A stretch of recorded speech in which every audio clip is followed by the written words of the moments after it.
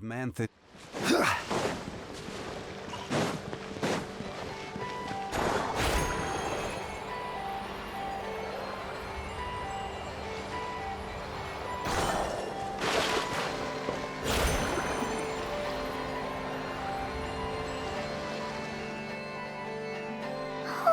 Do you think the others are making good progress? Hope it's all going smoothly. Oh, hey look! They made it back as well! Flint's! Lama! How did it all go? All is well, thank you. Nefer and Yehuda had to stay at the curatorium to wrap things up, so they won't be joining us for now. I ran into Miss Nefa and Miss Aino on the way back. Their work is still in progress, so I suspect they won't be back for a while either. You seem rather cheerful today, Mr. Flint's. I certainly am. I achieved what I set out to do and came away with more than I bargained for.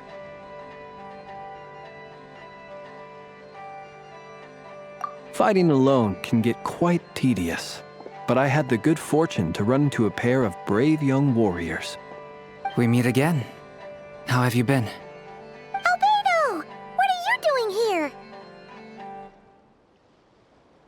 That would be a natural assumption to make. It's also the correct one. These two courageously lent me a hand while I was fighting the wild hunt. When they told me they were Servarka's colleagues, it all made sense. And given how people of outstanding talent tend to cross paths, it's no wonder you're already acquainted. So, who's your travel buddy, Albedo? Why don't you come and introduce yourself?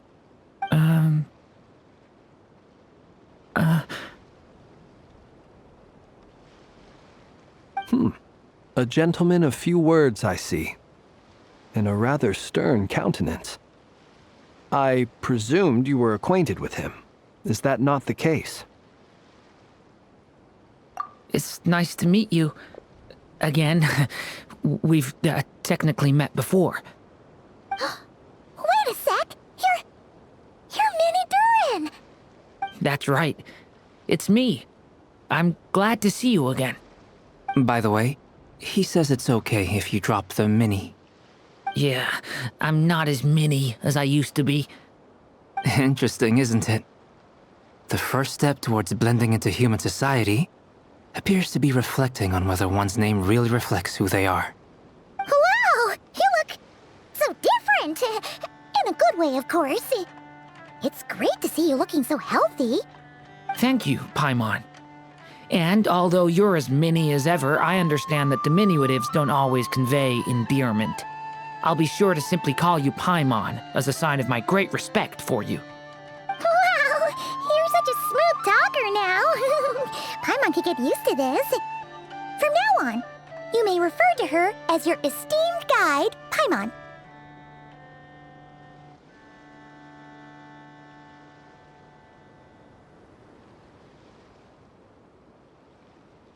Personally, I think our little Paimon is the perfect size. When people call her Little Paimon, it's just because she's so adorable that they can't help themselves. If that's not a sign of endearment, what is? You're absolutely right, Miss Lauma. My brother still has a long road ahead of him when it comes to understanding human relationships.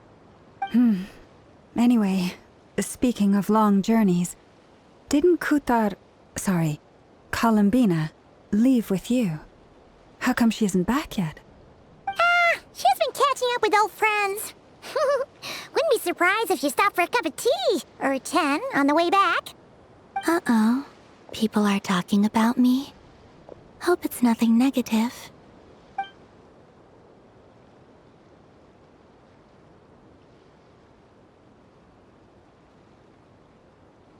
Judging from your expressions, I'm guessing it all went well? It's getting crowded here. I'll go grab some chairs. No need. This is a job for an alchemist. I'll whip some up momentarily. Thank you for your hospitality, ladies and gentlemen, but I was merely escorting my friends back. I'll be meeting Sandrone shortly, as we still have some things to discuss. It's been a pleasure, everyone. But this is where I'll say goodbye. We really appreciate your help. come on. Spare the formalities. I'm just glad I could help out some true friends. I understand. Well, bye for now, Harlequino.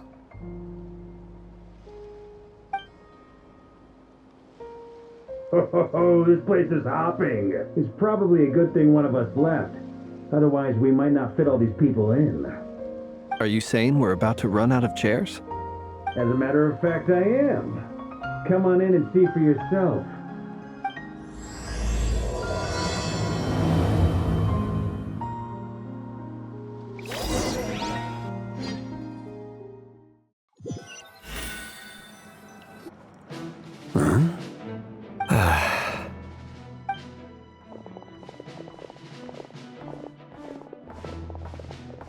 I overheard your little chit-chat outside, by the way.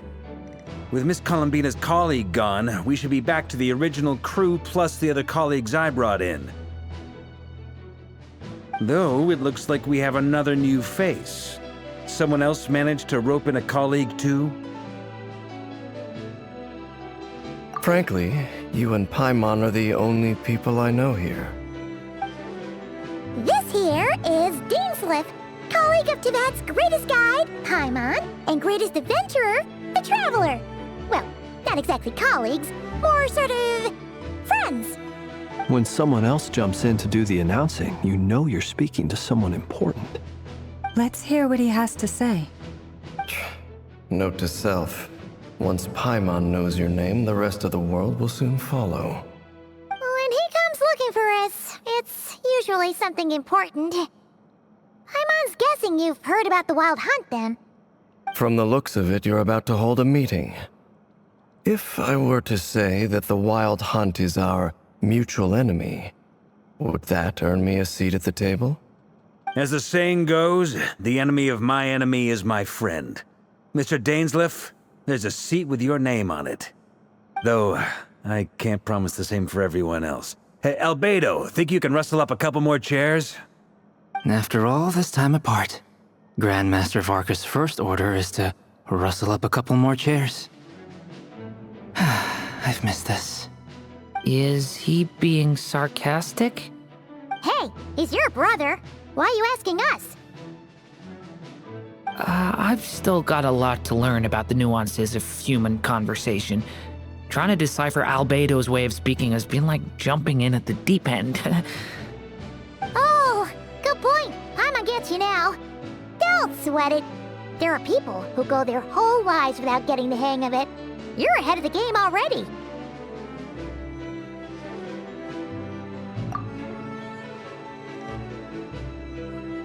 I wonder what's taking Nefer so long.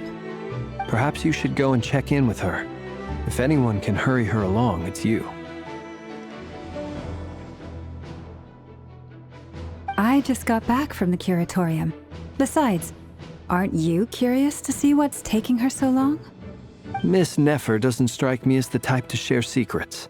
And since gathering intel is her specialty, I'm guessing she'd prefer to keep her methods confidential. Under such circumstances, would it not be tactless for me to impose? Oh, but it's fine for me to impose. What can I say?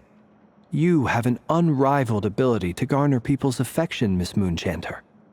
Besides, you have far more in common with her than I do. All right then. Impressive. She barely fought back at all. I admire your powers of persuasion, my friend. As I'm sure Miss Lauma will realize soon enough, the trick in life is to always pitch in with other people's responsibilities so that you can be selective with your own. Another trick is to simply hide in the background. Spoken like a true sage. Anyway, looks like we've got some time to kill before the meeting. Let's take a little breather, folks. And feel free to chat amongst yourselves.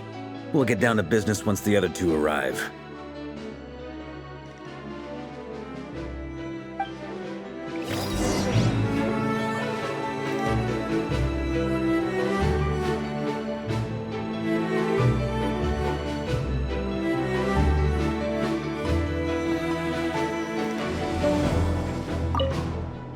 You're both awfully quiet.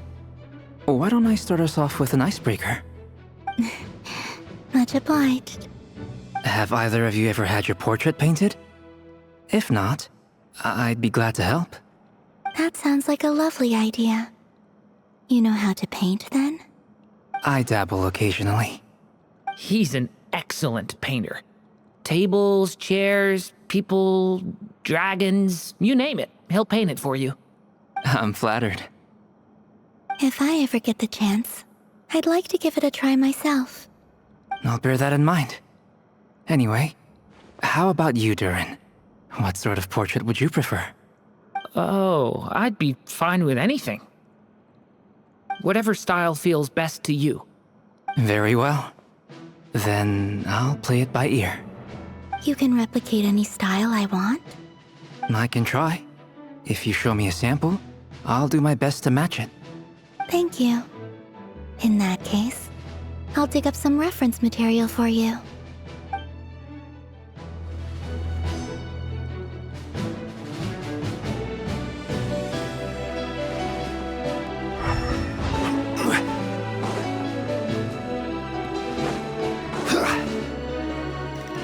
Is there something you'd like to say to me? Yeah! For starters, why'd you just show up here without even giving us a heads up? If you think back to our previous interactions, you may recall that that's hardly out of character for me. You do have a point there. Oh yeah! You'll need to find somewhere to stay the night too, right? Want to tag along with us? You never know. We might get a group discount. Sure, let's do that. Great! Paimon will handle it! And in return, we can get Dainslift to be our very own personal bodyguard. If that's what you had in mind, you should have said so sooner. I'd be happy to help. Oh, okay then. Paimon was only kidding, but good to know. Anyway, since we're all here together, we might as well watch each other's backs. That's just what friends do, right? Indeed. Thank you.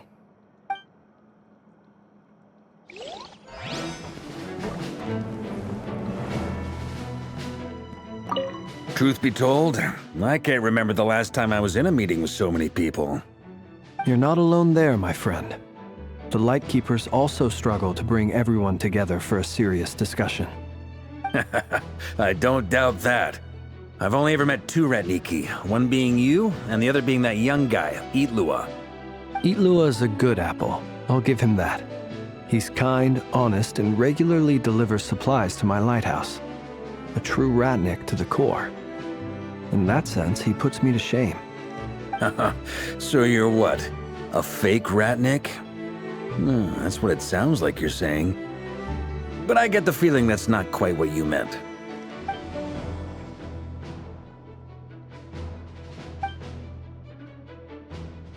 Come on, why the awkward silence? Sorry. I'm not even gonna bother trying to hide it. You've known all along, haven't you, my friend?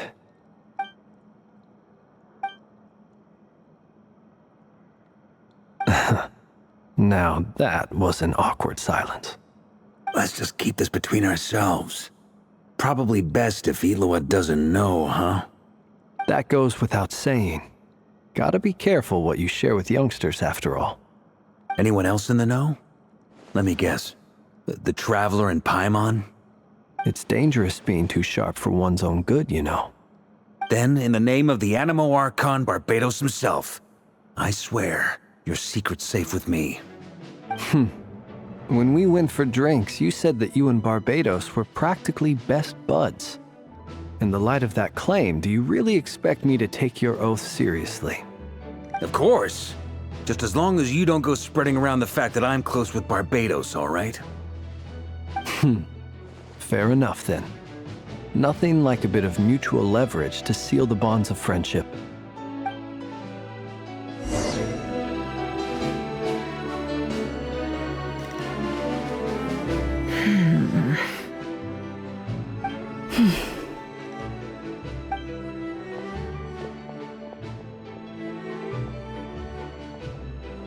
Ah, Miss Nefer. You made it after all. But what about Yehoda? I'm here to give you an update on how things are going on our end. Once this is over, I'll be heading straight back to continue my work. I left Yehoda back at the curatorium to watch over things while I'm gone. Huh. So much for just this once. Shh! Not so loud! We're on a roll here. What if she remembers and suddenly decides to back out? Did you say something, Mr. Varka? Huh? I didn't say anything. Right, Flint's?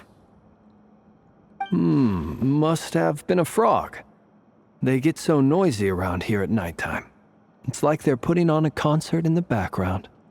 Anyway, before we begin, there's a few introductions to make. Let me start by saying that it's an honor to be speaking before so many distinguished colleagues and collaborators. First up, we have Miss Lauma. As Moon Chanter, she's the leader of the Frost Moon Scions, a local religious community in Nodcry. Then there's Miss Nefer, boss of the Curatorium of Secrets, an intel gatherer extraordinaire. Nefer is leading the investigation into RAZER's background, assisted by Yehoda and Lauma. From the little I've heard, they're making some great progress. Over here, we have Mr. Flint's, a ratnik and guardian of the abandoned lighthouse. In our last operation, he courageously distracted the wild hunt to buy time for the rest of us. For those of you who've never met, this is Mr. Albedo, a renowned alchemist and captain of the Nysa Favonius investigation team. By his side is a new face for us all, myself included, Mr. Durin, who has come to lend his aid. Next up, we have the Moon Maiden and former Fatui Harbinger, Miss Columbina. Then we have the Traveler, who's earned more titles than I could possibly hope to list out, so I'll spare you the rundown. And Paimon, the ultimate travel companion and quite possibly the best guide in all of Tevat. Wow! That's a lot of people! Great turnout! Miss Nefer, it looks like you might have another job coming your way, so, congratulations on the booming business, I guess. You think I haven't got enough on my hands as it is? Who's looking for me now? That would be me, Miss Nefer. I have a commission for you. And you are? Who I am doesn't matter right now. What does matter is that I'd like you to gather more intelligence about the RAZER of Solnari. Well, it's not as if we never take on anonymous commissions, but in your case, I'll have to decline. I'm gonna take a wild guess and say your job's probably more hassle than it's worth. Something about you seems like bad news. It's my eyes, isn't it? Conrian, I assume. And what's with the mask? Are you trying to hide your identity? In any case, the fact that you're even still alive raises an awful lot of questions for me. My name is Dainsleif.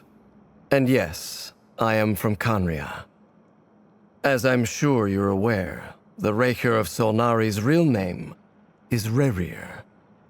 He was once an acquaintance of mine. Really? Then you must have been quite an influential figure yourself. You flatter me, but none of that matters anymore. My point was simply to clarify why I have asked Miss Nefer to investigate Rerir's background. So you're both from Conria, and it sounds like you used to be friends? What am I missing here? Surely you already know how he became one of the Five Sinners. I'll tell you everything I know. The history of Conria, the names and identities of the Five Sinners. I remember it all like it was yesterday. I have never spoken openly of this before, but the truth was exactly as people say. The Five Sinners were each driven by their own desires, and it was by playing upon these that the Abyss tempted them to their fall, tearing Conria apart in the process. The visionary, Vedifenir, who wished to foretell the future. The wise, Haroptatir, who sought limitless knowledge. Gold, Rhindaughter, who desired to create life. The foul Sertologi, who pursued supreme strength. And last, but not least, Raker of Solnari, Rerir, Ravager of the Moon. Of the five, Rerir is the only one who remains a mystery to me. He never harbored grand ambitions, so what changed in the space of a single night? How did he come to fall like the others? In other words, you're saying that his change came as a shock to you, and you have no idea what actually happened? That's right. You mentioned how the Abyss tempted them, which led to their fall. But what did that look like in practice? And what other context can you give me about the events of that time? The more detail you can give me, the better. Strangely, now that it comes to it, I hardly know where to begin. The fateful night took place during the era of the Eclipse Dynasty. One day, my elder brother, the visionary, Vedafenir, was summoned to the palace by the Vinster King, only for the king to gouge out his eyes and cast him into the dungeons.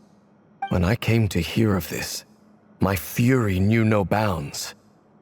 I gathered together every ally I thought I had, and together, we set a night to storm the palace and free Ved.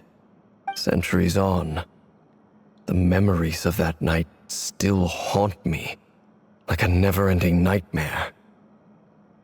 We broke through the palace gates, just like we had planned, each striking towards our separate targets. But then, I was betrayed. Even Vedafenir, the very person I had come to rescue, abandoned me and partook of the Abyss's power. So, it's personal after all. Then tell me, Mr. Dainsleif, what price are you willing to pay? You, of all people, must know that nothing comes for free. I cannot say what price would be worthy of such a commission. But know this. Rerir was not always a madman. Believe it or not, there was a time when he was just an ordinary man, working for the Conrian Intelligence Service. Uncovering the truth of Rerir's past is the only way to unravel this mystery. But before you decide if you will accept my commission, I will tell you more about him. Enough, I hope, to help you plan your next move. Sounds pretty good to me. Feels like we just flagged down a random passerby, only to discover he's actually a master strategist who has a score to settle with our enemy. Can I borrow your halo? It could be useful in the lighthouse. Hey, enough with the wisecracks! Besides, isn't that lamp of yours bright enough already? Relax. It was meant to be a compliment. If that was a little over the top for your liking, I'll make sure to tone it down next time. I'll give your proposal some serious thought, Mr. Dainsleif. Let's speak in private once the meeting is over. Before that, there's a few things I'd like to share.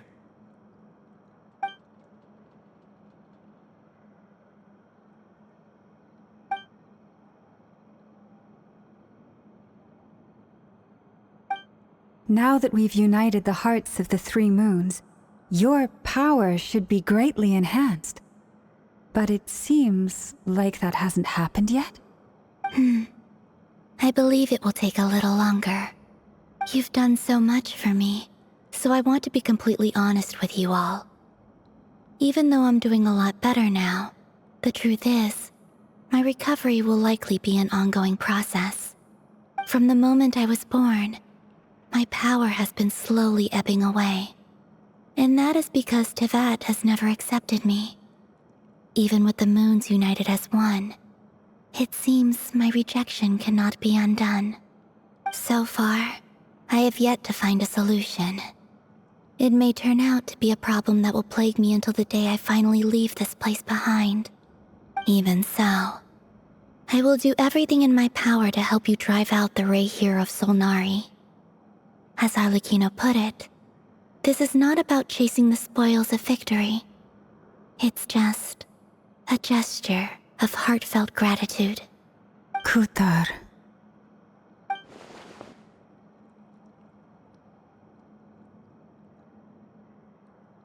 Defeating the Raher of Solnari will be no easy task. While my strength slowly recovers, we'll also need to gather more intel. Naturally. We should take all the help we can get if we hope to defeat him. We've considered several viable plans now, but our choice hinges on the answers to a few key questions. Is it even possible to kill RYZEN? What experiences shaped the person or monster he became? And what's he really after? Given Albedo's expertise in alchemy, I think we should leave him to try and answer the first of these questions. Understood. As for the other two, I'm afraid we'll have to count on you again, Miss Nefer. Believe me when I say it's not my wish to burden you. But right now, relying on your skills is our only option. So you're placing all your hopes on me, huh? We can't thank you enough for agreeing to help us. Honestly, I can hardly believe how lucky we are. You sure have a talent for changing your tune, Miss Moonjanter. Timid like Yehoda one moment, then flinches insincere flattery the next. Ladies, please. I must object to your portrayal of me. That's all. Feel free to keep bickering. Just pretend I'm not here. I almost don't want to leave this room. I'm curious to see how this plays out. I have faith in you, Miss Nefer. Something tells me you'll stand by us until the very end. Oh? And what makes you so sure of that? What if I suddenly decide that my compensation is insufficient? This isn't about the money. I can sense that you've got a deep-seated distaste for RYZEN. And knowing you, that alone is motive enough. Look at them getting along so well. Like two peas in a pod. And I'm the one they accuse of insincere flattery. There is no justice. Miss Lauma, you have to understand something. Unlike you, I don't actually enjoy having everyone's hopes on my shoulders. Is that right? Well, maybe the fact that I'm willing to put my hopes in other people says more about me than you. But the fact is, I also trust you. And that's because I know that you're someone we can count on. Anyway, we've got our plan, so let's get moving. Mr. Dainsleif, let's talk. And Traveler, once we're finished, if you've nothing else planned, I'd like you to come with me. This whole experience is teaching me a lot. For instance, I now know that when other issues come up in the future, I'll have far more luck getting Lauma to convince Miss Nefer than trying to do it myself.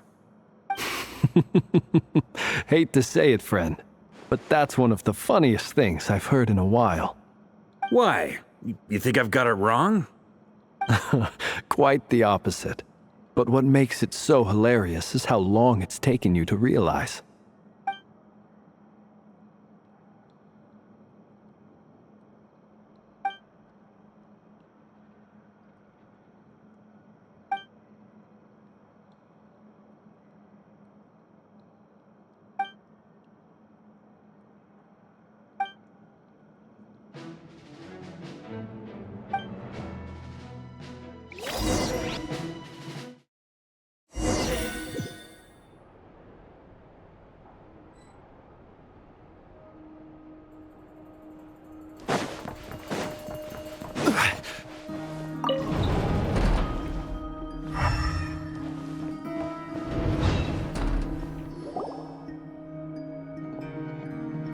Thank you for waiting. It's okay. We actually used the time to help Dainsleif get a room at the hotel. That's very considerate of you. Now, I trust you share my curiosity about RYZEN's past, and you seem fairly familiar with Mr. Dainsleif already. We spoke at some length after the meeting. He was the one who suggested I should invite you to join this operation. He feels confident that these secrets will be safe with you. Dane has a lot of faith than us, that's for sure. Likewise. I appreciate that you got right on board without interrogating me about why I invited you. It shows that you trust me to explain everything in due course. That's because we know what you're capable of. We appreciate you too, Nefer. You might have been forced to help in the beginning, but this time, it was your choice. That's one way to put it. Another is this, that once a decision's been made, it's set in stone. After that, my only goal is to see it through. Alright, so here's how it is. I'm going to access RYZEN's thoughts again using my confidential method. Now, I'm sure you've seen things like this before on your travels, so you're surely well aware of how dangerous it can be. The reason I've gathered you all here is to ensure my safety during the proceedings. I plan for us to enter the fragment of his consciousness together, and once inside, I will focus on searching for information. Think of this as a diving expedition into someone's brain. If I'm the diver, you are my safety equipment, tasked with keeping me alive while I'm under the surface. Once the ceremony begins, we will all be spying on privileged information. But in the interests of safety, you must remain absolutely silent at all times. We will discuss our observations after the ceremony has concluded. Lastly, any individuals of a weaker constitution are advised not to partake in the ceremony. In any case, Paimon has her own job to do, which requires staying in the room but not joining the ceremony.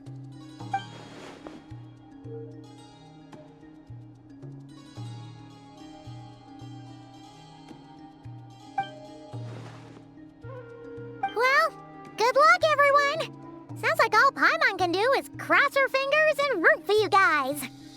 There's a little more to it than that.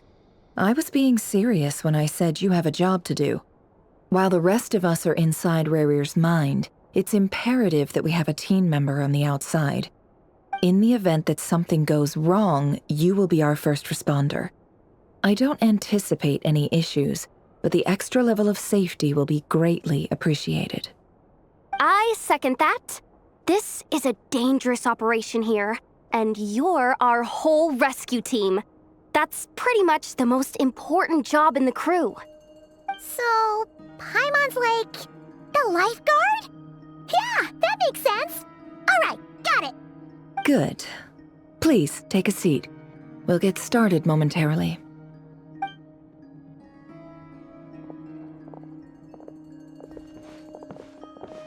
So, did Mr. Dainsleif tell you anything else? He told me that he believes RYZEN kept some big secrets in his life. He's not sure that they were the cause of his eventual downfall, but he's asked me to uncover what those secrets were all the same. But surely you're not planning to go through with this, no matter the cost. If you think that, you'd be overestimating me. I'm a businesswoman, not a mercenary. But I do have my own professional reasons for taking this job. You think I'd turn down the opportunity to get a first-hand glimpse into Conrian history? No chance. Well, as long as you don't let morbid curiosity get in the way of safety concerns, we're good. We'll do whatever we can to help you. You're such a killjoy.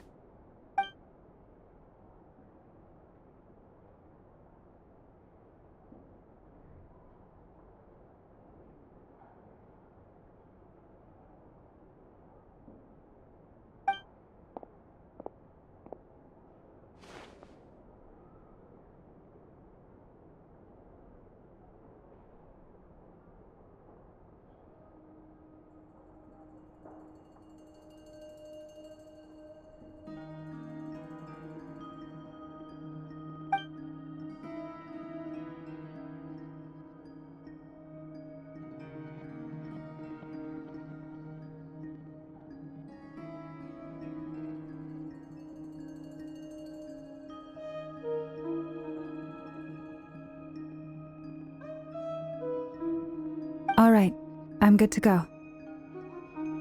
All set over here, too. Promise, Paimon, you'll be extra careful. All right. Let your whole body relax. We're about to begin. Close your eyes.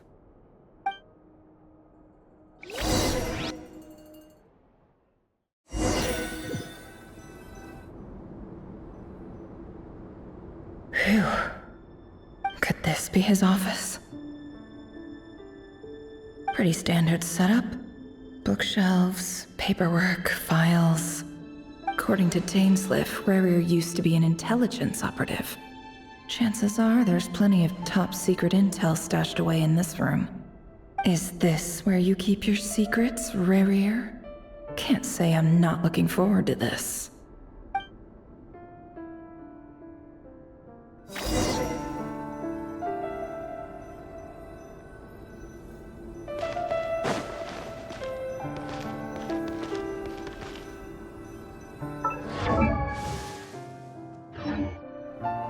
He looks even gloomier than last time.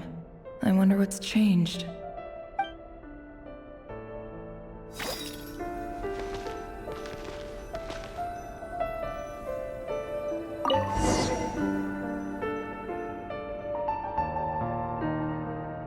Today's files are in. Time to wade through them just like usual. Male, 51. Occupation, cook. Confirmed Crimson Moon descendant.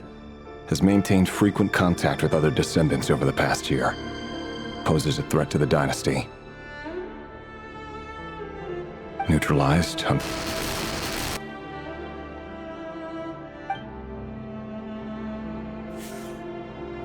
This one should be archived under purged targets.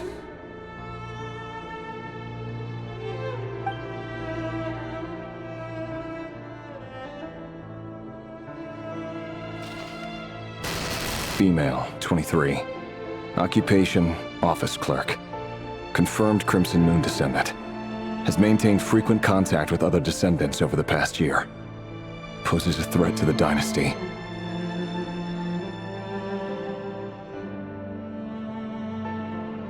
Neutralized.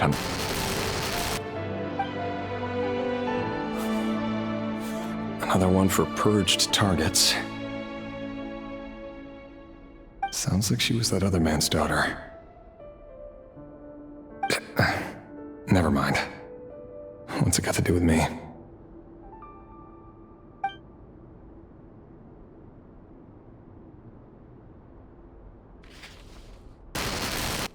Male, 40.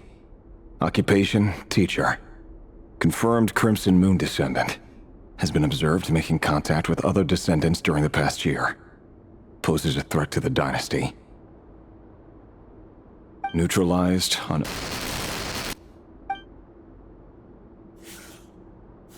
Just another nobody for the archive. Come to think of it, I remember surveilling this man. A case like his never would have been considered a priority in the past. Huh. He barely even interacted with other Crimson Moon descendants.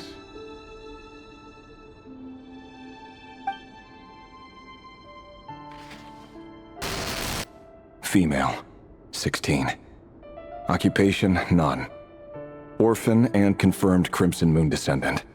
Has been observed making contact with other descendants during the past year. Poses a threat to the dynasty. Neutralized on...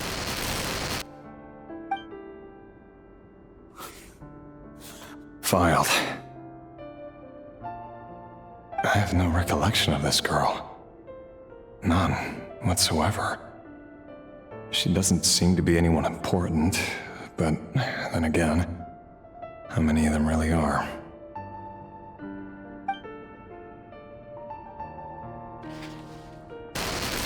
Female, 13.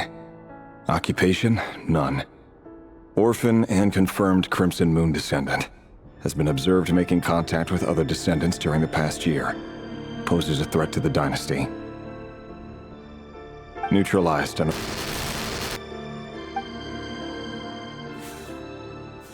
Filed.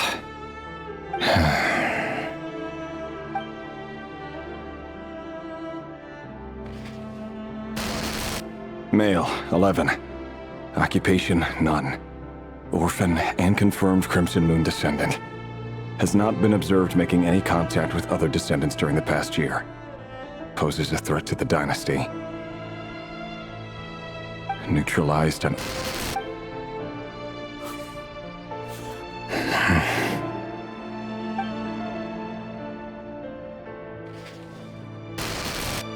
Male. 6. Occupation, none. Orphan and confirmed Crimson Moon descendant. Poses a threat to the dynasty.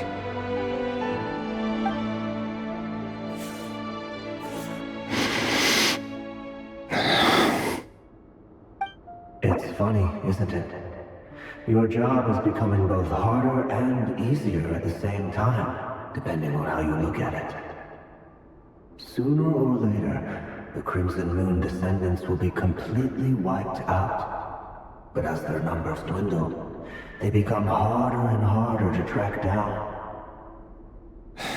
That's not how it is. Fortunately, however, most of the able-bodied adults have already been taken care of. The remaining weaklings will be increasingly easy to deal with. No! No. My job is to ensure the survival of the Eclipse Dynasty. And the only way to do that is by eliminating any and all potential threats. It's a perfectly legitimate line of work. Every single one of my colleagues can attest to my fairness. And if my friends were aware of the facts, I know they'd back me up too. Assuming, of course, that they were aware of all the facts.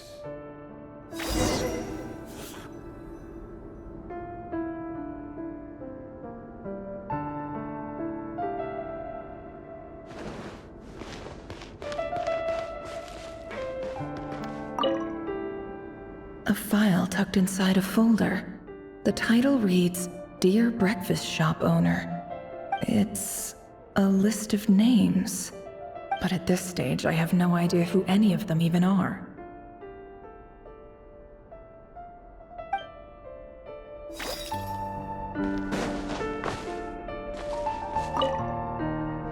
Wonder what kind of encryption technique this is. Seems like it has to be inserted into that camouflage device nearby. Aha! It's an audio recording. Please, hear me out. I can't shake this feeling that someone's been spying on our house. No, I'm not being paranoid. It's true. I saw someone dressed in all black. It was a couple of days back, but that was on another street, not near my house. I swear, I know what I saw! There's a note in the margin. Surveillance of the Runfarther residence has concluded. We apprehended the target and filed the mission report last night. Could the voice in the recording belong to one of RYZEN's targets?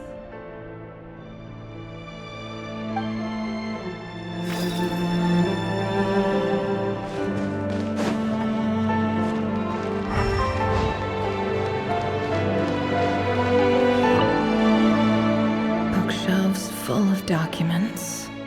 Looks like these are all files, packed with the personal details of individual Conrians. The Crimson Moon dynasty preceded the Eclipse. Since RYZEN worked as a secret agent during the latter, it stands to reason that he was tasked with purging remnants of the old dynasty. Yep, lines up exactly with what Dainsleif told me.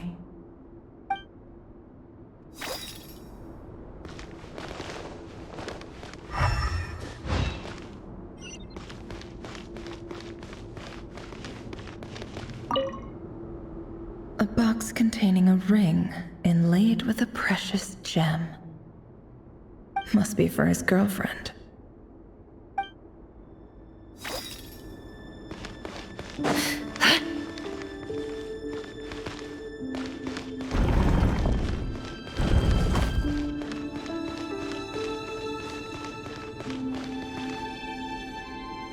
Mr. Vedifalmir, it's been quite some time since we last met. RYZEN, I trust you're here because you have something important to discuss. Forgive me. I wasn't tuning out, it's just, I noticed you didn't even phrase that as a question. As if you knew I was coming. Tell me, does someone in your position ever feel the need to ask questions at all? It is indeed within my power to foresee certain things. Things like your arrival. I was just thinking. It won't be long before I'll be inviting both you and Dane to my wedding. That isn't a lie, but nor is it a fact as such. It's a wish, isn't it? No fooling a prophet, is there? Ever since that day we met for drinks, I knew it was only a matter of time before you came looking for me. Does it feel good? Knowing how the future will unfold. I'm afraid the notions of good and bad fail to capture the complexity of what such a power entails. Once you've seen what will come to pass, it can be all too easy to succumb to fear and melancholy. Unless, of course, you learn to abandon these feelings.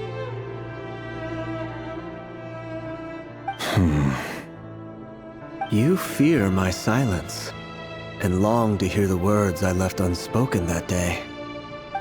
That's right. You must have noticed my reluctance to broach the subject.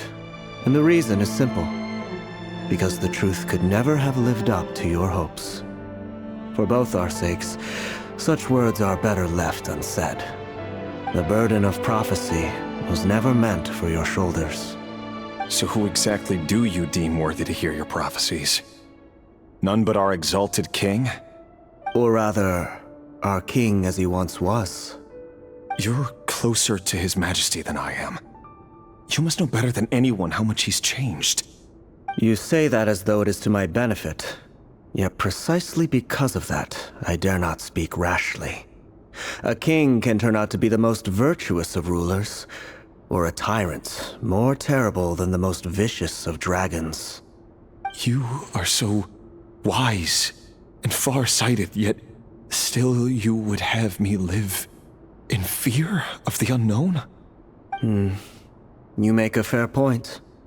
Especially given my silence alone was all it took to send you spiraling downwards. Very well then. Let me offer you some advice. And I say this not as a prophet or a visionary, but simply as the brother of your friend. For many reasons, there is very little chance of your marriage ending in happiness. If happiness is what you seek, you should find another fiancé.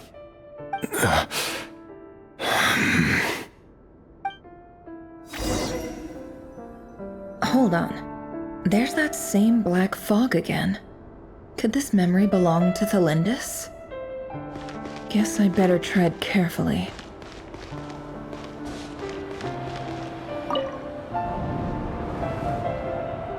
Wait. Hear me out.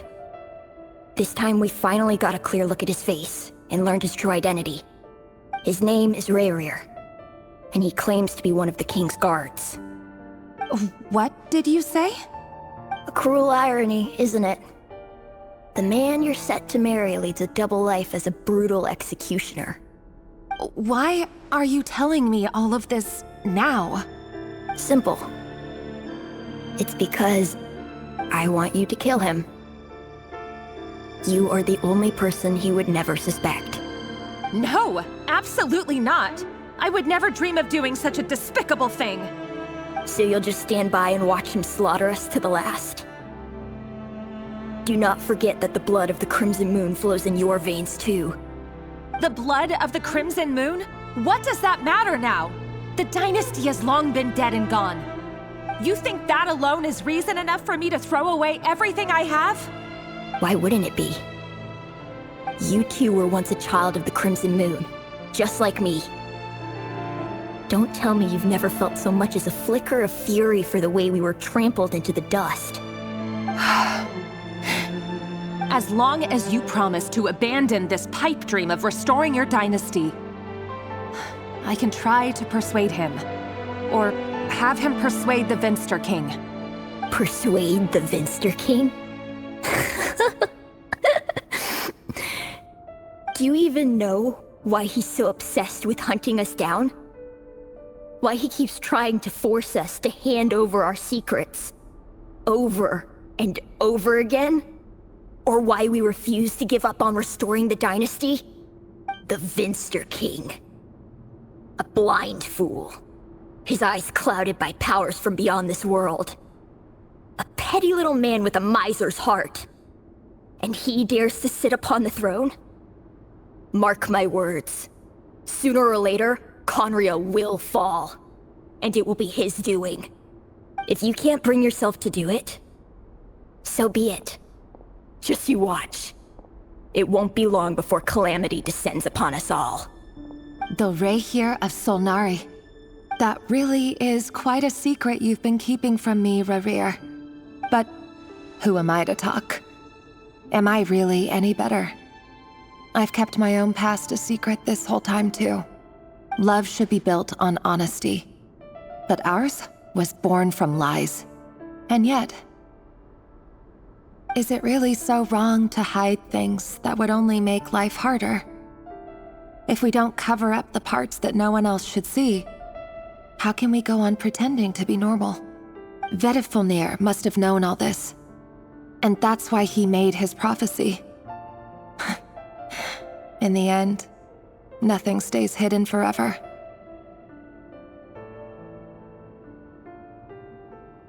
But I won't just sit by and watch this disaster unfold. I'll do everything in my power to protect what I cannot afford to lose, no matter who I have to face.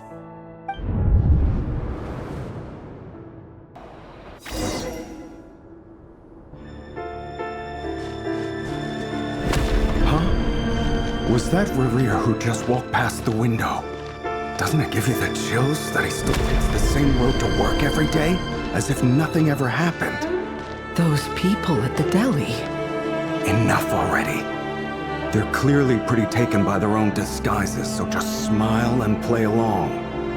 Pull the rug from under beasts like that, and you'll risk having your throat torn out. Deli. Oh. They're talking about those people from the opposition. Right. I'd almost forgotten they used to run a deli. People of no consequence always vanish so easily. And no one even remembers them.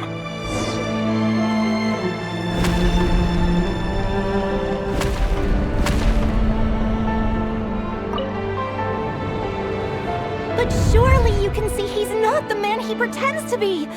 So many have died already, and they say that the king's madness grows with each passing day.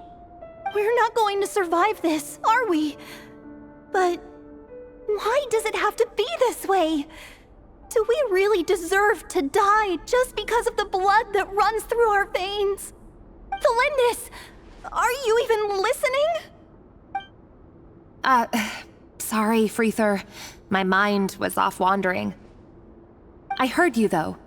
You're talking about what Rarir said. He's just following the king's orders. He's a secret agent, and it's his job to hunt down rebels and dissidents. By the time you first met him, he'd already taken lives. Maybe he was using you from the very beginning. No. Rarir has no idea I have anything to do with the Crimson Moon. My family are only distant relatives of the main lineage, and besides, my eyes are perfectly ordinary. Truth be told, apart from my teacher, pretty much no one knows I have any connection to any of it. It's been a long time since my family severed ties. But as Orlog said, who could possibly talk sense into that raving lunatic of a king? No one. I'll work something out. Trust me, I'm with you all. But for now, you need to keep yourselves hidden. Don't let anyone find you, anyone at all. Don't forget that Rarir is an Eclipse operative. You need to be extra careful when he's around. And when I am too. For now, don't come looking for me. And if anything happens to me, just act like we've never met. If even you can't escape this, what hope do the rest of us have? But after all this time together, surely he wouldn't lay a hand on you. I won't speak in his defense, nor can I give you a clear answer to that question. But I'll do everything I can to put an end to this. Here, hold on to this. If an opportunity to escape presents itself, take it. You'll be glad you took some spare change. You call that change? But what about you? I've got a job, and there's still money coming in. But you can't go anywhere right now. Please think about yourself for once.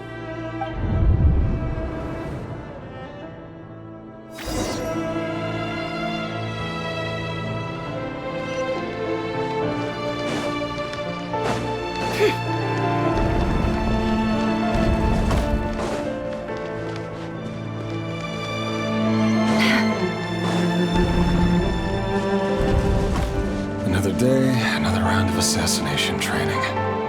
Training ground is just beyond this hidden passageway.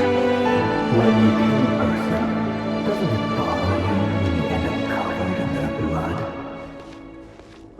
Why would it? Aren't we all just walking blood bags? But not everyone is accustomed to hunting down others like prey. You've been a hunter for so long now, you seem to have forgotten that most people don't just go around killing one another. Leave me alone.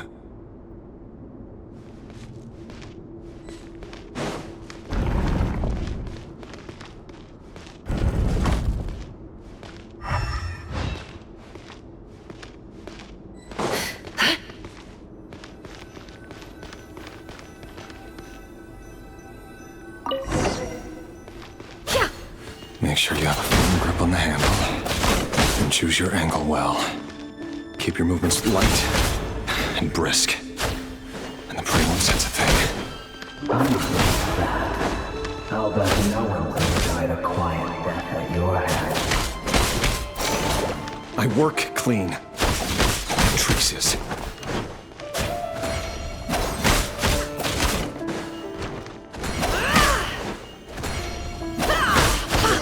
That doesn't make it open and above board, though.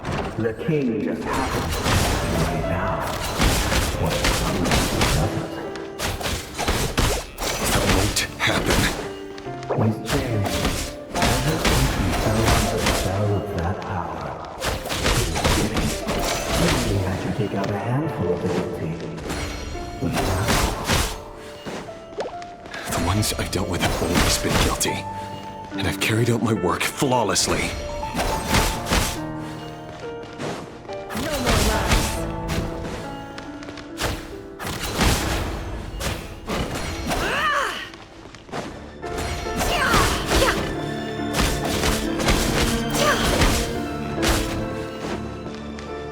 Can't hide the truth.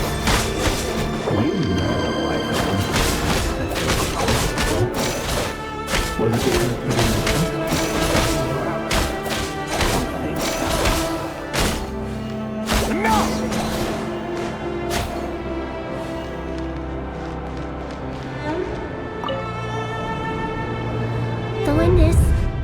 Do you still remember Orlog? Orlog?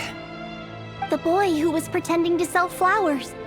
You spoke for quite a while, didn't you? Yes, we did. What about him? He was arrested 2 days ago. Chances are he's already dead. He... I just don't get it! After everything he's done, why do you still stand by him? Or does it mean nothing to you that people keep dying? No, that's not... Just hear me out. I need to go now, Thelindis. They're looking for us. You take care too. If you ever need a place to hide, come find us.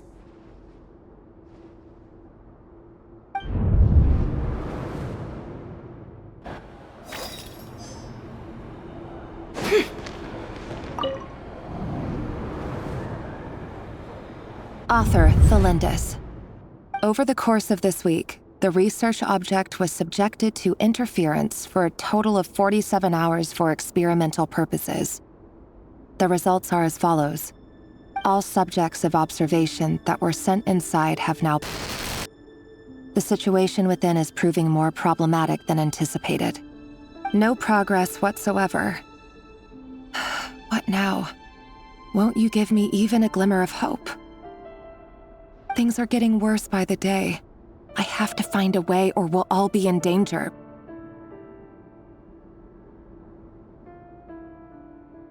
But I... If all this research comes to nothing, what then? Sooner or later, it'll be my neck on the line. But could he really bring himself to kill me? No. Surely he wouldn't have the heart.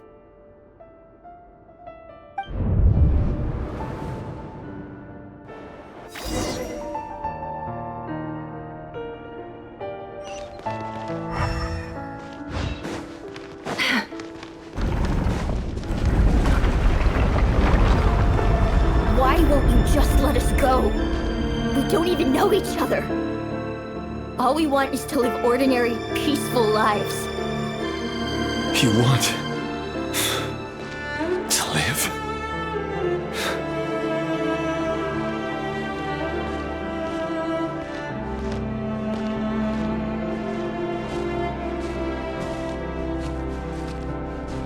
Yes. I just want to go on living. Is that really such an unforgivable crime?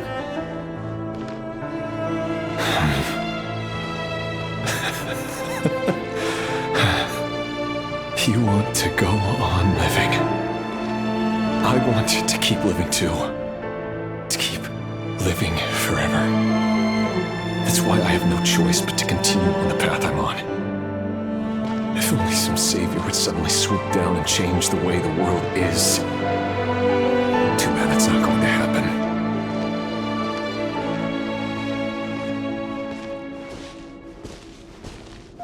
Imagine that.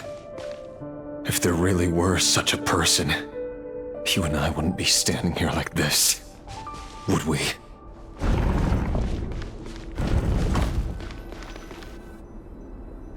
Today's files are in. Time to wade through them just like usual. No, I don't get tired of it. It's my job. And not only am I lucky to have it, I'm good at it too.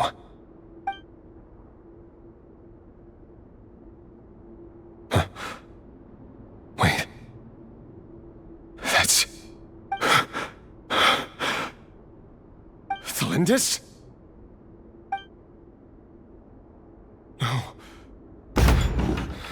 No! No! Why? But you bear no mark of the Crimson Moon. How could you possibly have anything to do with them? It cannot be! A diluted bloodline. Carefully concealed. I see it now. You've been living in the shadows just like me. What a fool I've been. Numbing myself with talk of justice. Even imagining my friends would back me up. But in the end, Irminsul. Finster King! How far are you going to take this? From the direct bloodline to secondary offshoots? And then what? Today it's the descendants of the Crimson Moon. Who will it be tomorrow? Will you not rest until everyone down here is dead? No. This cannot go on. This is where it ends.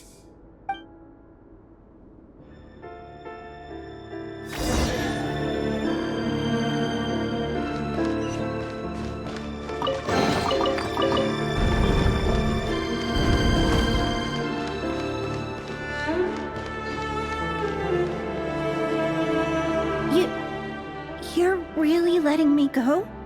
I am. As long as you can guarantee that no one will find you. Don't worry, I'll be extra careful. No one will know I was here. But what about you? Me? If you let me go, you won't be able to complete your mission, will you? Good point. In that case, maybe you should stay. No, please! I just want to see the outside world again.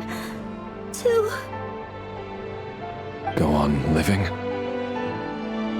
Yes. I know you're a man of your word.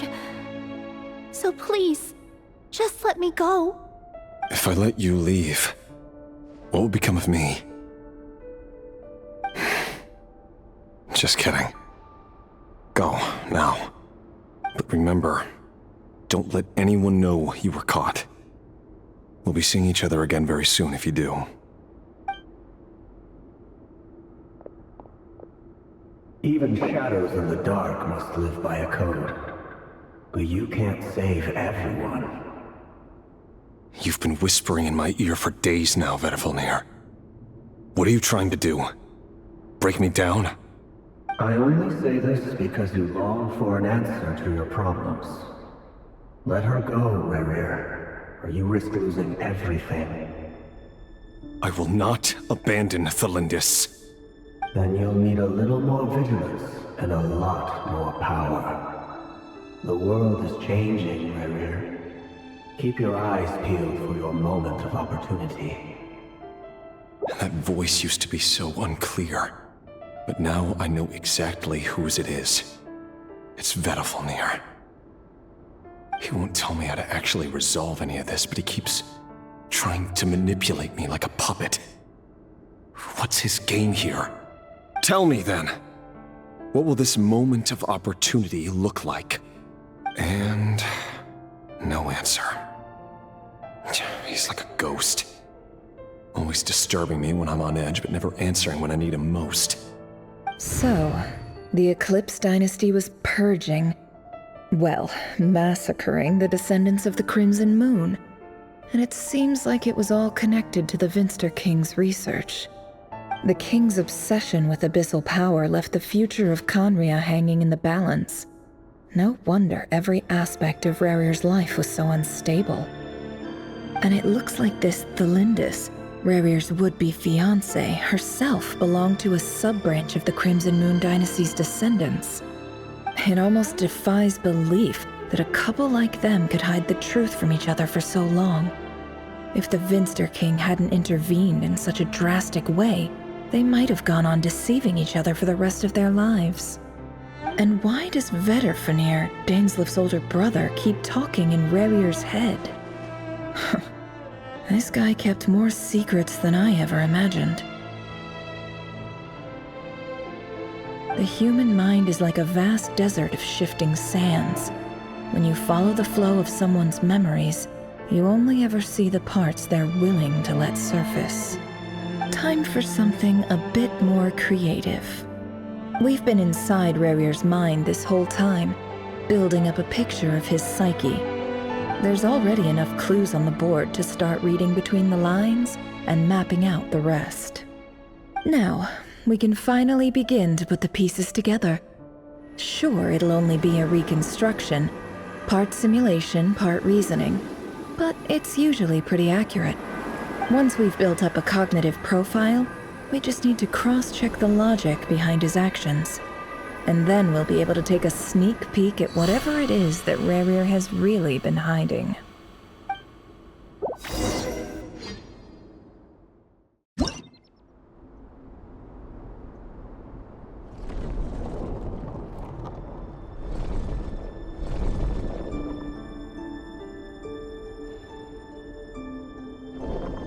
RYZEN, are you there?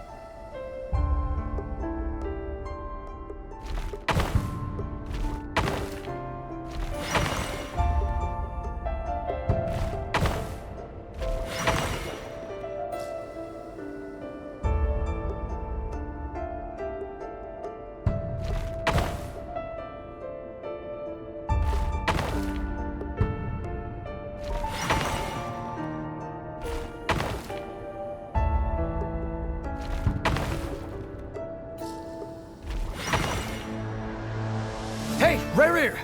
Come out, it's urgent! Dane? What's wrong? Quick, come with me. I'll explain everything once we've met up with the others. Okay. I'll come. But the Lindis is still over at the Universitas. I'll need to leave her a note. All right then, but make it quick. I've never seen Dane so worked up before. Whatever this is, it must be big trouble.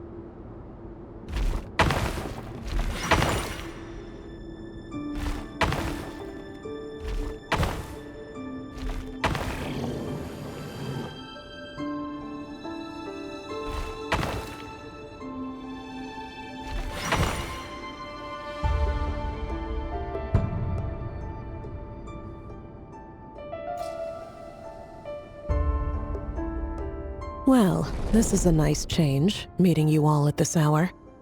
When men and women of ambition can speak face to face in broad daylight, I say that's a big step forward for our dear Conria.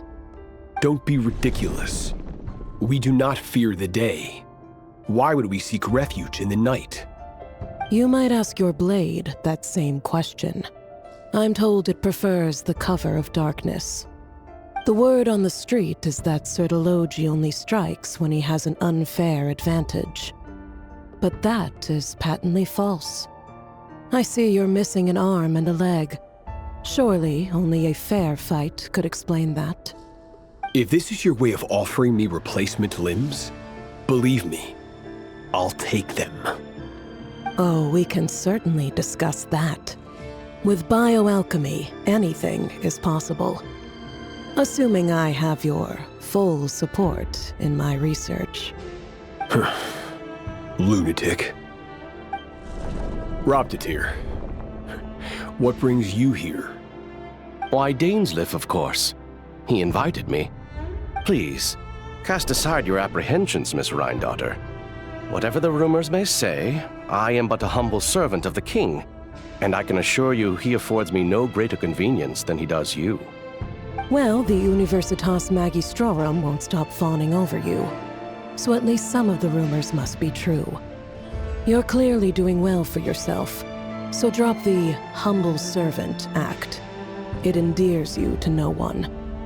You're president of the Universitas Magistrorum, the chief royal mage known as the Wise by royal appointment, and by far the most favored among the 4 pillars of Conria. Vice President Veit doesn't even try to hide his envy when he sees you. My success is the product of hard work and good luck. It's as simple as that. Were the king not such an extremist, I hardly think I would have received a senior post at my age. Of course, no job is without its gripes. Serving a king like ours can be a challenging task, as I'm sure you can imagine. And as for Efterveit, in missing out on the presidency, he's dodged a mountain of stress. Like everything else in life, it comes with pros and cons. You're all here. I apologize for the short notice, but it was an emergency.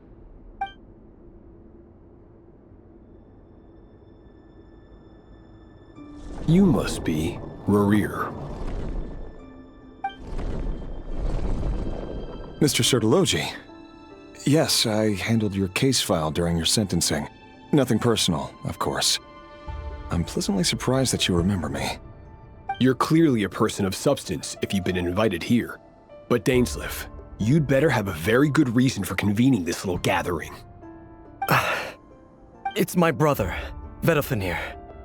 After he spoke at the court this morning, the king was so infuriated by his words that he had him blinded in both eyes and thrown in prison.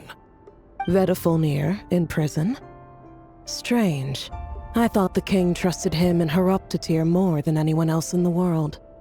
Does this mean the king's circle of trust just got even smaller? It has nothing to do with trust. It's about what the king wants, which is as clear as day to anyone paying attention. I simply appease him, because it's in the best interests of the Universitas Magistrorum. And also because you're slimy. Vedafenir, perhaps less so. But still, a visionless visionary? It rather inclines me to think that qualifications are not what get you ahead in Conria. Do you honestly think this is an important discussion to be having right now? Dane, what are you planning to do? Rescue Vedafenir, I assume. Correct. It will mean storming the palace by force. Tonight. I need all of you on my side. That's far too dangerous. And don't forget, Dainsleif, you're captain of the Royal Guard. You swore an oath to the throne. You've been planning this for a while, haven't you? I have no desire to commit treason. But whatever critique the king may have of Vedafenir, disfiguring your most loyal subject for putting the best interests of his court and nation first, this is not the conduct of a wise ruler. My blade will force the king to see the error of his ways. So, Vedafenir's prophecy enraged the king. I'm sure it wasn't what he wanted to hear, but if he won't take counsel even from the visionary, that is deeply troubling news. The extent of His Majesty's madness is now all too clear. The question is, how does a man like me get out of this situation unscathed? You have noble ambitions, Dane, but I'm afraid they don't do much for a guy like me. I'm not interested in saving the world. All I want is a letter of pardon. A letter of pardon? For whom? Thelindis? The chances of the Vinster King issuing a pardon for anyone connected to the Crimson Moon seem vanishingly slim.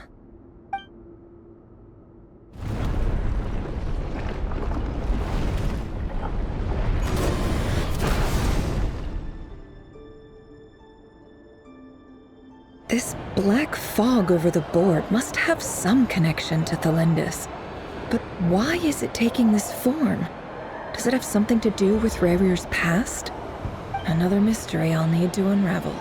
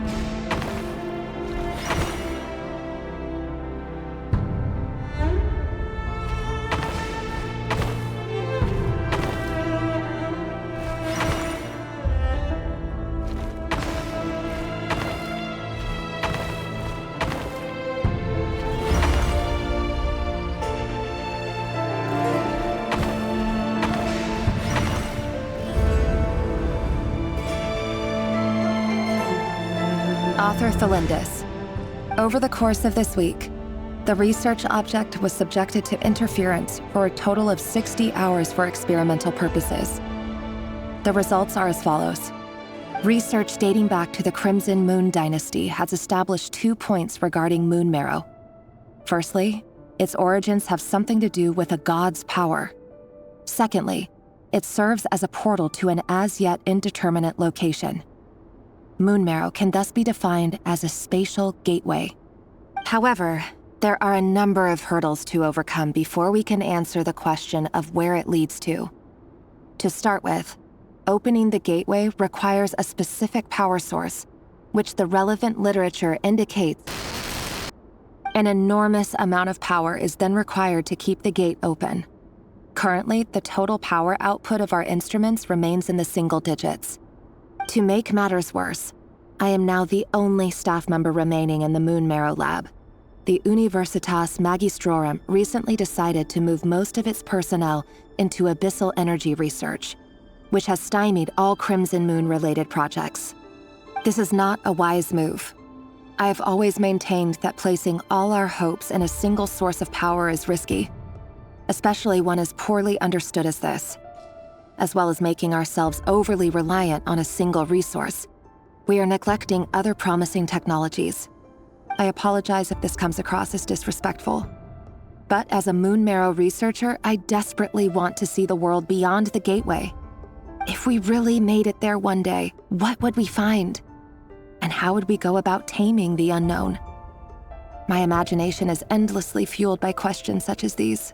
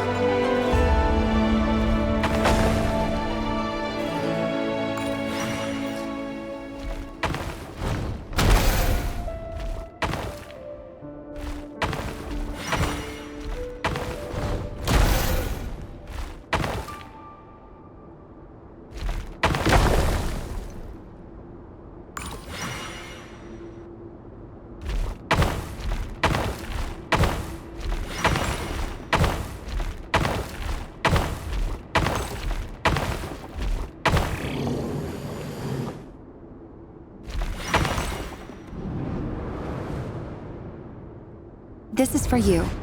I heard you're gonna leave the city with your parents. Thelindis, did you hear about what happened? I've heard nothing. RYZEN got back very late last Friday, and he was acting a little unusual, but he slept pretty well, so I'm guessing whatever he did was a good deed. You never saw him, and I don't know what he did. And this conversation never happened. You understand? What if he finds out that you pried into his secrets? Don't be silly. I don't know what secrets he does or doesn't have. All I know is he's just a normal guy who happens to run some errands for the king. Are you scared of him? I don't know. The RYZEN I know doesn't match the person you all describe. Logically, I should be scared of him. And yet, I don't want to lose him. But enough about that. You should get going, and be careful with the package I gave you. Keep it secret. Keep it safe. What's in it? A piece of the moon. All you need to know is that as long as you keep it safe, then in the future, everyone will be able to see a red moon. A red moon? You mean our moon? That's right. Our moon. Promise me you'll look after it. I promise, Tholindis. The Crimson Moon bloodline will never die out. Its light, the color of blood, will become like a fire that flows in our veins, no matter how long it takes.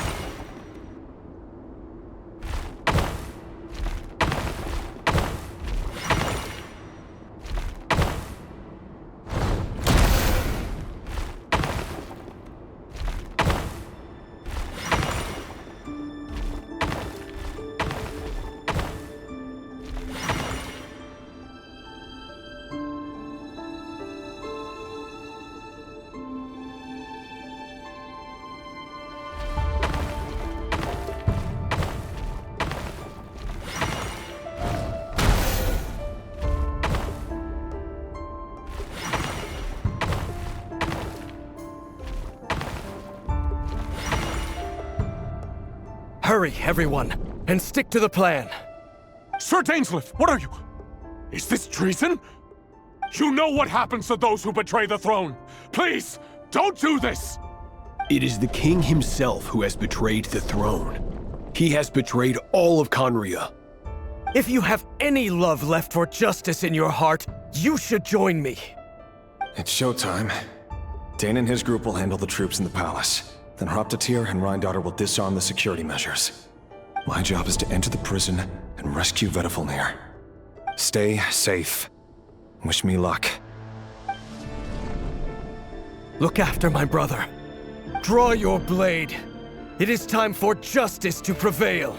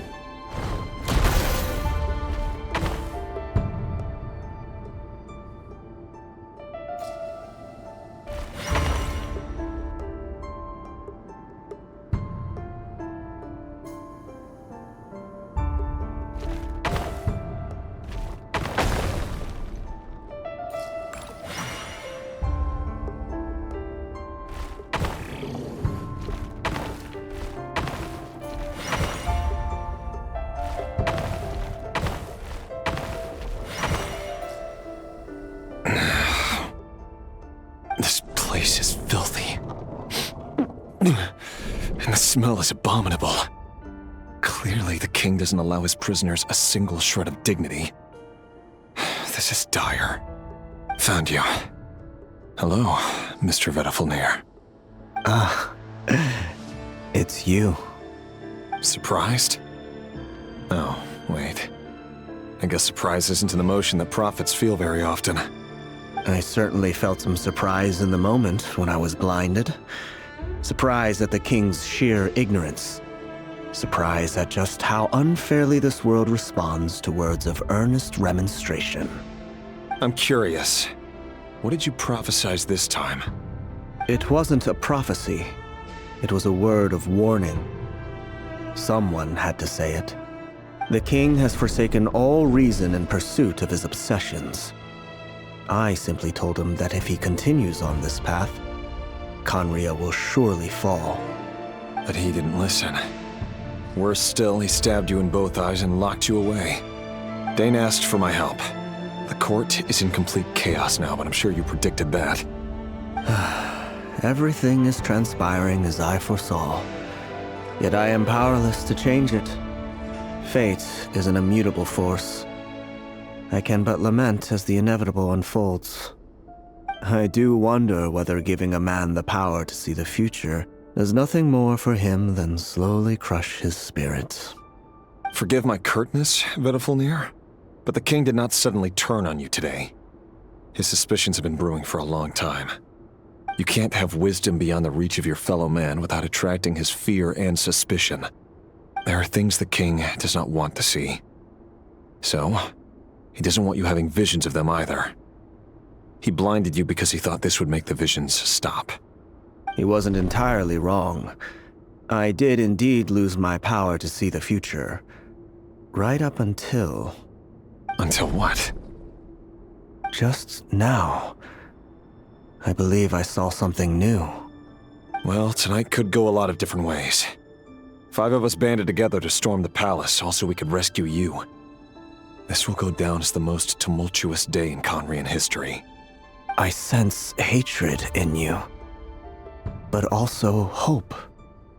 A desperate hope that with the tyrant deposed, that will be the end of the story. But this is not the end.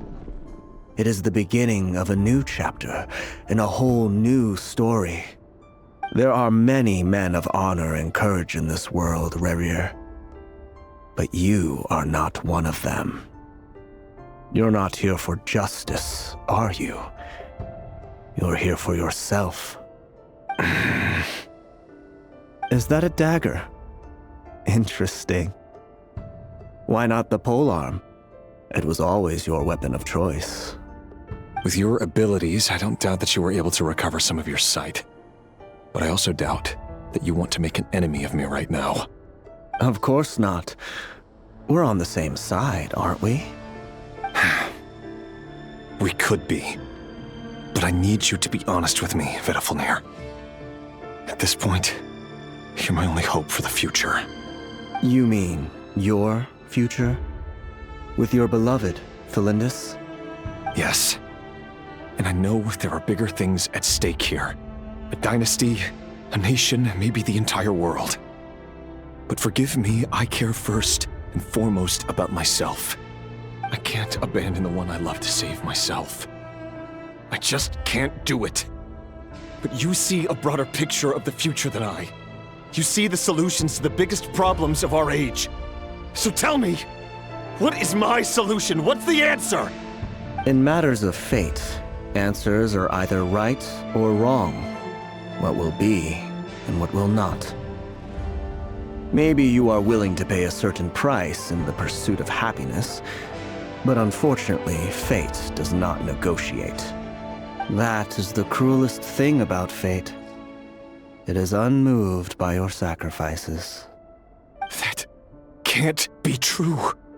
I know it's your voice that I keep hearing in my head, urging me to see how the world is changing, to seek more power, so I can protect the things I love. You show me disaster, but you won't show me how to avoid it? Why? Why are you doing all this? My voice. in your head.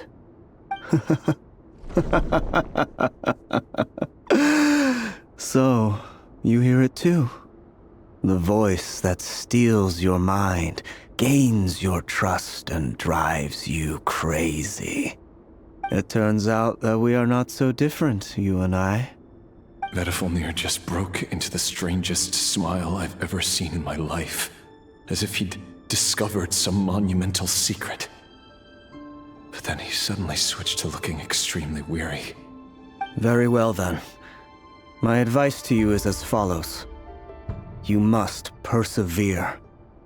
Whatever trials and tribulations you may face, be steadfast in the belief that they are your path to the future. For as long as you live, your story with Thelindis shall not come to an end. That is the only chance you have of fighting back against fate. It is up to you whether you believe my words. Regardless, that is all I will say on the matter. I have no right to intervene any further. I will hold you to your word. Thank you for setting me free.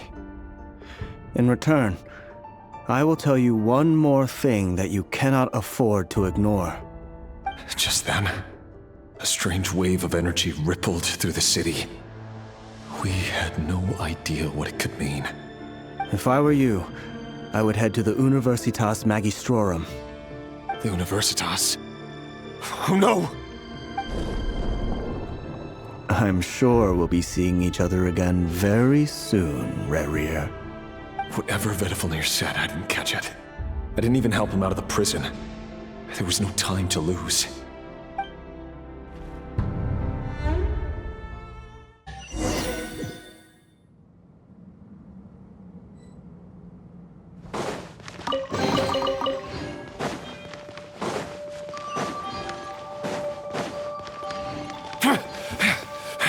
Monsters?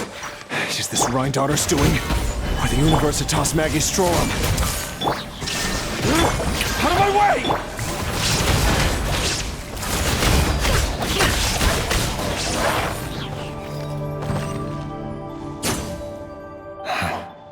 The Universitas. That reminds me of a rumor I once heard. Allegedly, the king installed secret mechanisms in the palace and around the city. No one knows where they are or what kind of power they hold. But if they were ever gonna activate, it would probably be on a night like tonight. Help! Help! Hold on! Don't let them anywhere near you! Save me! I can't! Ah! That sounded like an explosion. So, the rumor is true? The king really went through with it? What other means does the king have at his disposal? They must run on power from the Abyss.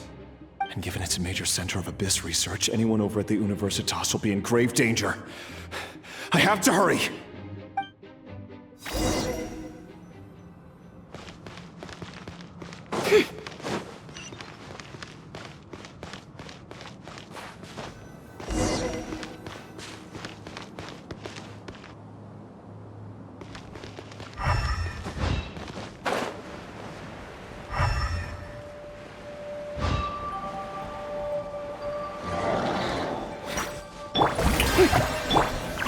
Stabilize!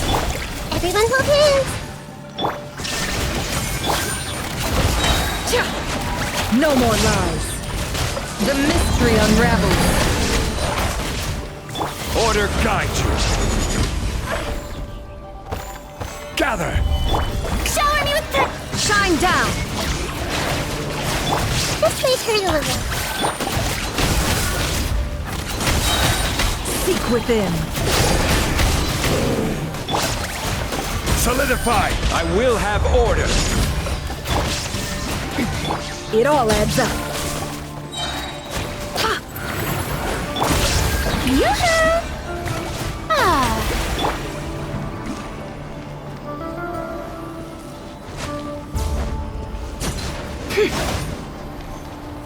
No more lies. Illusion shattered. Shower me with praise! Don't look at me like this. Stabilize! Am I free? Can I the truth? The deception ends here. No more lies.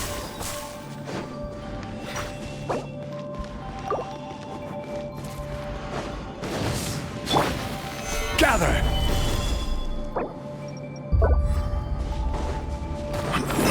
This is order. There is no escape!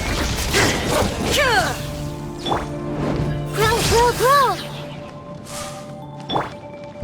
Can't hide the truth. It all adds up. The mystery unravels. No more lies.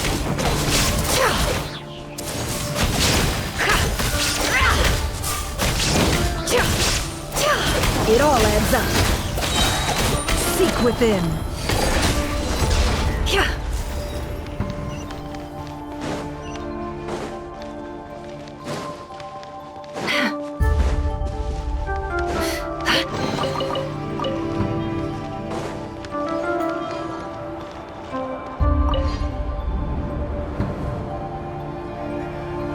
Monsters. At the Universitas Magistrorum? Why now? Oh no! They're coming! It's no use. The table won't hold out much longer. The weapons. Where are the weapons? Of course. All the lab equipment was upgraded after the inspection last week, but the new weapons haven't been allocated yet. I'm done for. Is anyone there? I need help!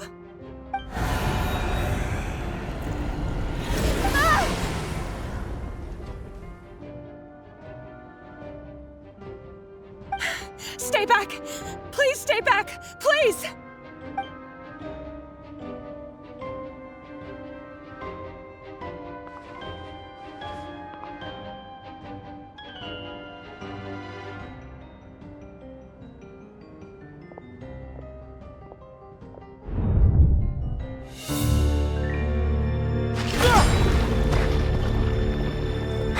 What's that?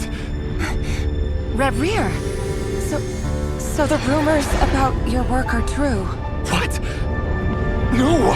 Listen, something happened at the palace tonight. We have to leave! You don't need to lie to me anymore. What do you mean?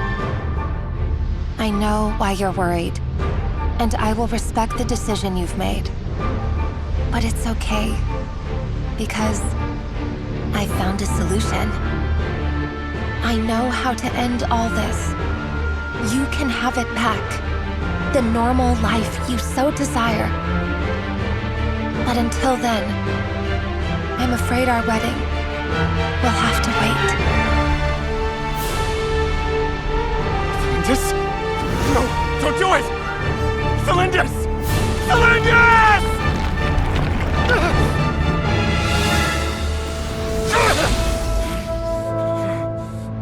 I told you, Rarier. Let her go. You will find someone better. No! No, I won't do it! I have to save her! By what means exactly? A lowly pawn. You lack the power and the strength of will. Do you know why? Tell me! Come to the palace. Join us.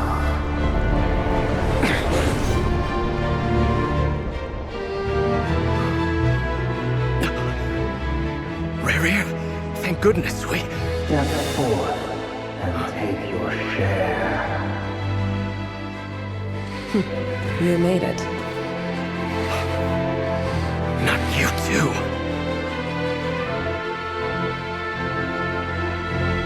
Hatred or grief, despair, desire.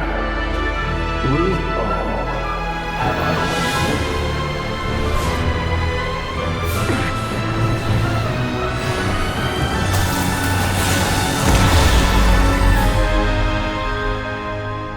Rarier, RYZEN. Thlindis? Were you daydreaming?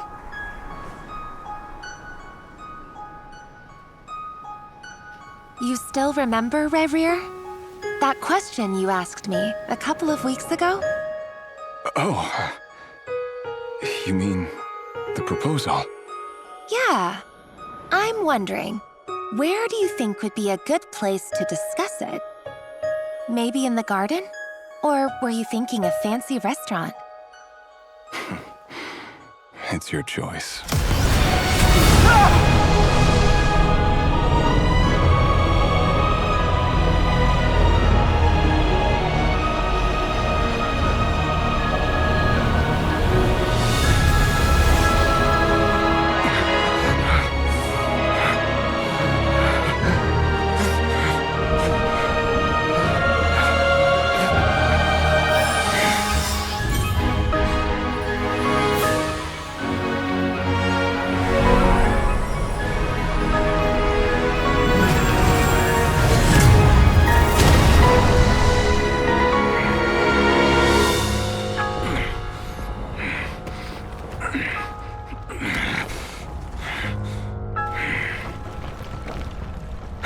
Find you.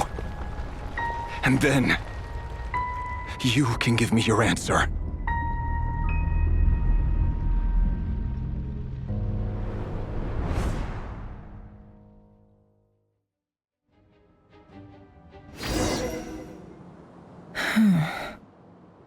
So that's how the Raker of Solnari was born. A monster created by circumstance is a monster all the same. Viewing other people's thoughts for too long can get uncomfortable. Right now, I'm feeling a strong sense of loathing. In a nutshell, the story of Conria is what happens when the truth falls by the wayside.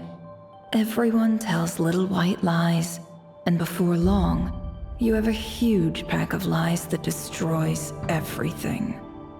Whew. Time to get back. His past is filled with sorrow, but the tale of any fallen civilization is one of endless tragedy. Cruel as it may be, that was Conria's fate.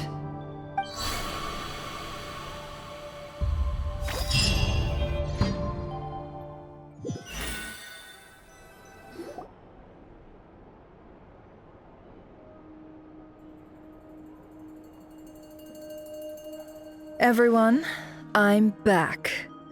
Can I get a standing ovation? Never! How are you holding up? Feeling okay? She's fine. Boss is a pro. Yes, I'm fine. You will have seen the events of RYZEN's life through my thoughts. It's now clear that he is just a regular nobody, driven by personal tragedy, as he said himself. I mostly agree.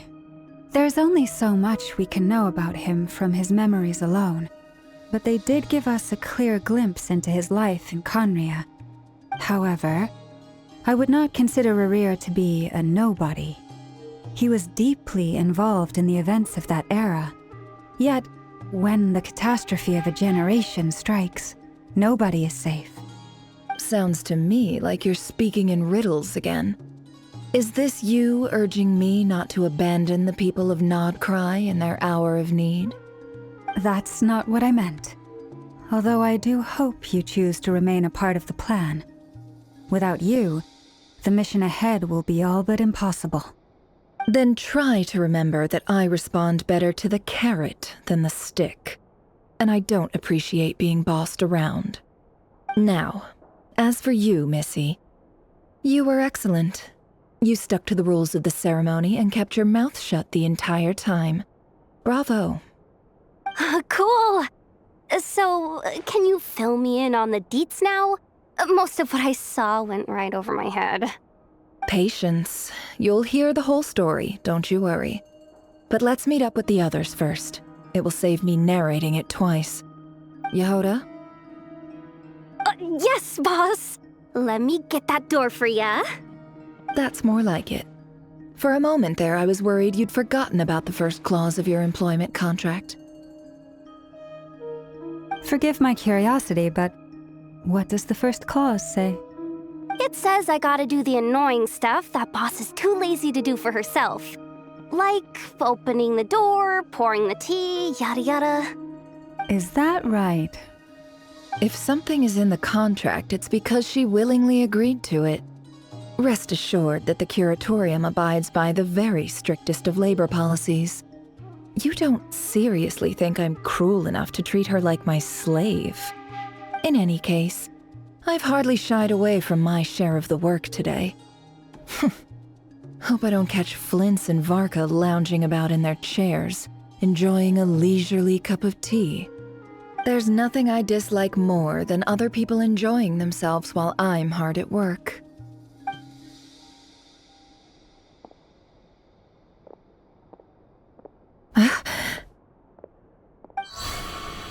Oh no.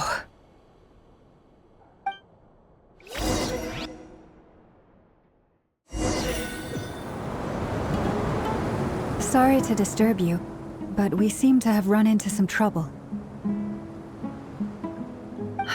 Evidently so.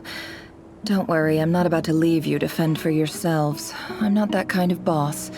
And it would go against the curatorium's labor policy. I'm sorry? What did you hear me say? I wasn't talking about labor policy. Wait. How long have I been standing here? Not long. You just appeared by the door a moment ago.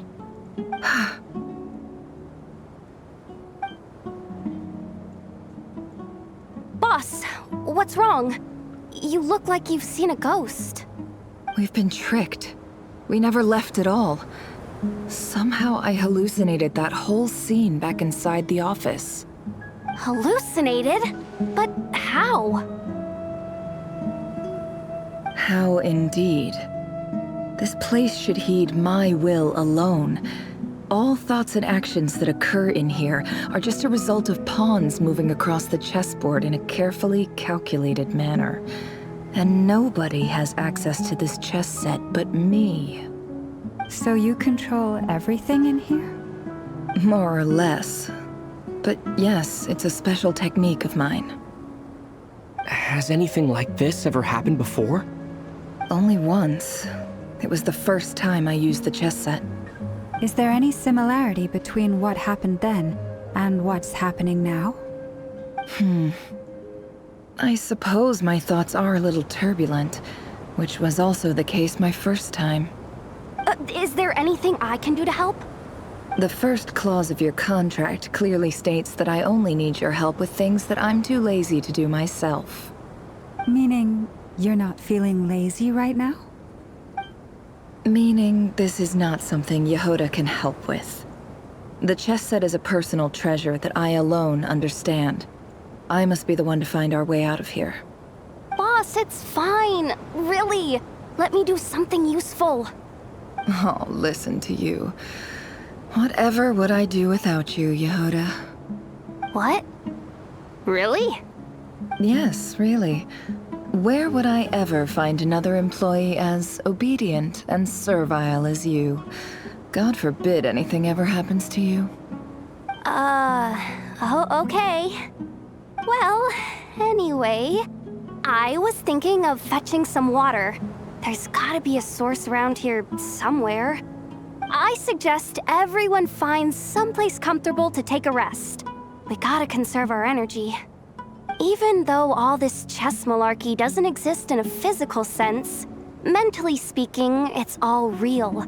And so is our tiredness and fatigue. You don't want to dismiss mental fatigue. Just because it isn't physical doesn't mean it's any less serious. But anyway, I got your backs, so don't worry about a thing. Don't I have the best employees? Jealous much? If we can find a suitable time, I'd love to borrow Yehoda for a day to help out at the Frost Moon Scions. Would you be amenable to that, Boss Nefer? Oh, Lauma. Have I ever told you just how pretty you are? Beauty runs from the tips of your antlers to the depths of your imagination. Time to rally, everyone. Follow me. As we continue our journey, the same rules will apply. That means stay focused and no talking no matter what we encounter. And don't disturb the chess pieces. You have my word that I will get us all out of here.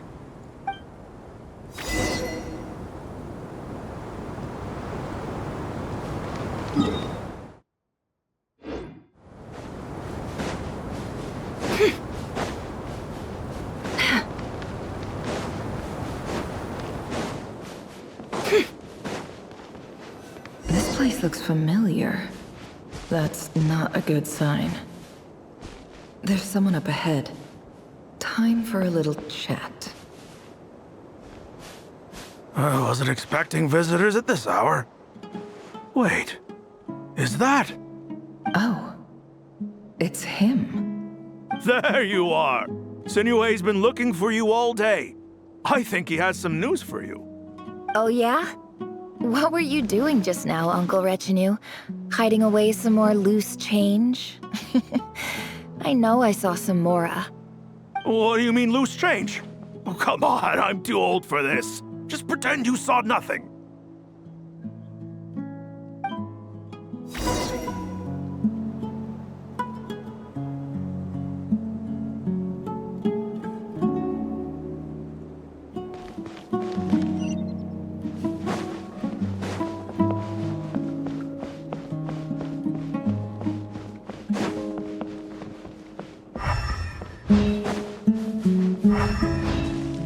Hey, kid.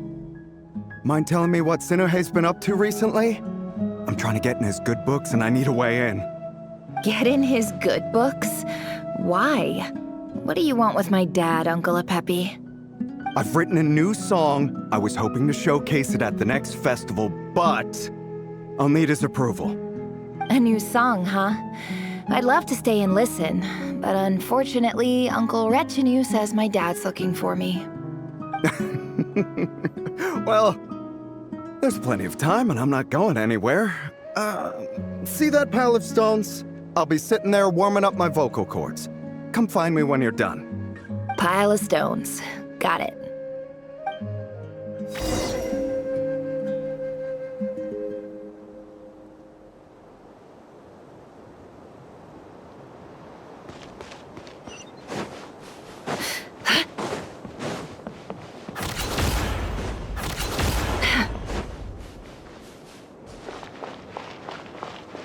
Hi, Dad. Uncle Retinue said you were looking for me. Ah, there's my little princess. If you'd gotten back just a little sooner, you could have shared the spoils of war with me. Spoils of war? Who were you fighting against, Dad?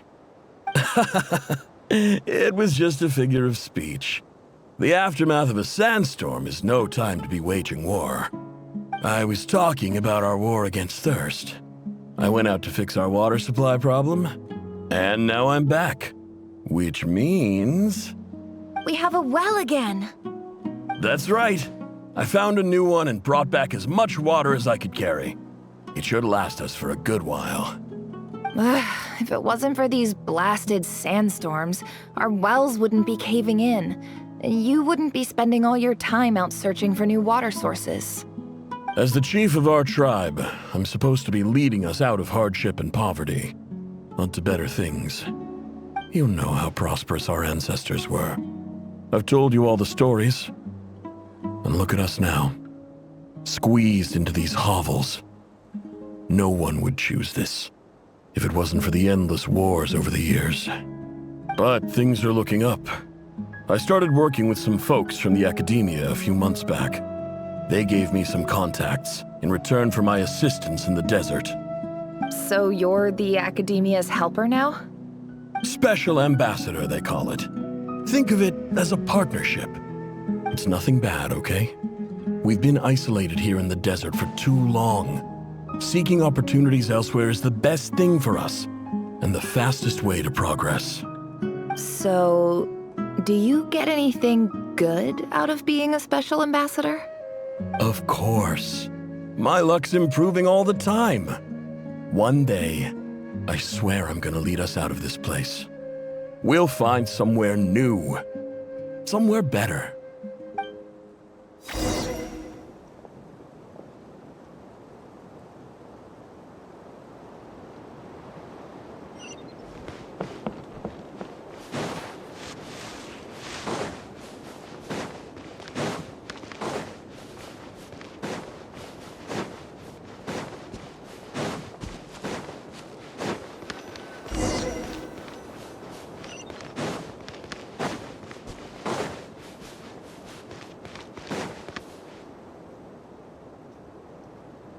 That's our well, and you know it! You stole from us! Well, you've gone from chief to thief, and now you have to face the consequences! Did you really think you could take our water without permission and get away with it? You're either brave, stupid, or both. And that Special Ambassador Act? Yeah, nice try! We spoke to the academia. They said it was all news to them. You're a liar and a cheat!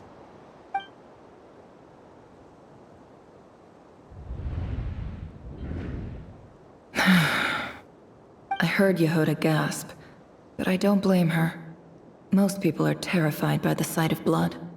Corpses strewn across the ground. The wounds are clearly from scimitars and daggers. The desert dwellers' weapons of choice. There's a handwritten note on the ground. Let's see what it says. Halil, this is Sinuhe, chief of the Shimti tribe. Surely you remember me. I was the one who helped you and your colleagues avoid the quicksand in the desert. This is my second time writing to you. I assume my last letter must have gotten lost in the mail, as I didn't receive a reply. I hope this one makes it to you safely. I'm writing to you because I need some help. That sandstorm the other day completely blocked up our well, forcing me to look for another water source in Iab and Unut territory. It was a matter of survival. Praise the gods. The well of the Iab tribe was intact. It was my last resort. I drew what water I could and left, but not without being spotted. I fear they will retaliate. You told me to write to you if I ever needed help. You said you'd be my ally in the academia. I urgently need you to formally recognize my title of Special Ambassador and send some of your people to assist me for a few days. It's the only way I can convince them that this was the academia's decision and prevent them from retaliating. This is an emergency. Please send help as soon as possible. Looks like this letter never got sent. The writer died a grisly death, and the letter was trampled into the ground. It's badly defaced. Some parts are barely legible. What a ridiculous lie the surviving Shimti tell. Their whole village was butchered over a sip of water.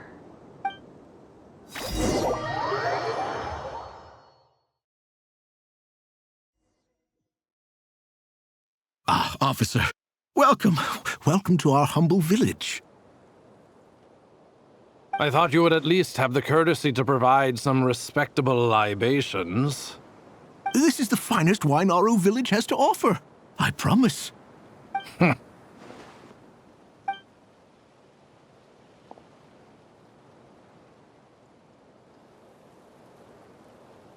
The Academia has agreed to reserve a single space for a candidate from your village. But I remain skeptical of this entire endeavor. I highly doubt anyone in this desert possesses serious academic potential. Please, have faith. If not in us, then in our God. The child we found shows great promise. I beg you, take her away from this place. Give her a chance. Don't let her talent go to waste. I don't recognize her. New arrival? She showed up here a few days ago and we took her in. She's a really bright kid. Please help. I'm begging you.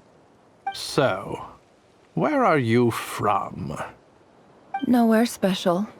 Just a sand dune. What about the rest of your family? How many of you are there? Just the one. It's only you? Correct. So, no brothers, no sisters, no mother or father? Any who have slept on a bed of sand, I call my brothers and my sisters.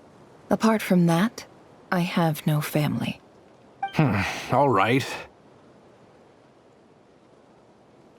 Get over here. Sign your name on the form.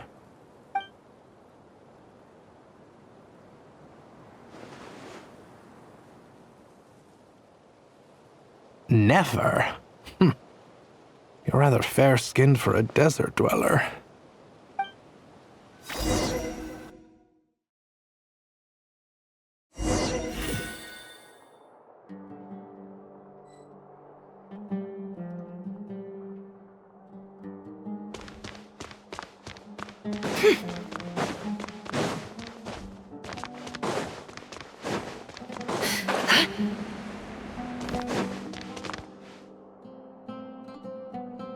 Nefer, this term's assignments have been issued already. Please read through the materials thoroughly, conduct your own additional research, and then write an essay on the topic. Yes, Professor, I'm aware. I just had a couple more questions I wanted to get your perspective on. Oh? Please, ask away. Well, I saw the other students' problem sheets, and I couldn't help but notice that my assignment is much easier than theirs. Do you really think I'm a weak student? A weak student? Goodness, no. Quite the opposite. You have a sharp mind. Almost too sharp. I think what you're saying is, a weak student wouldn't have noticed the discrepancy.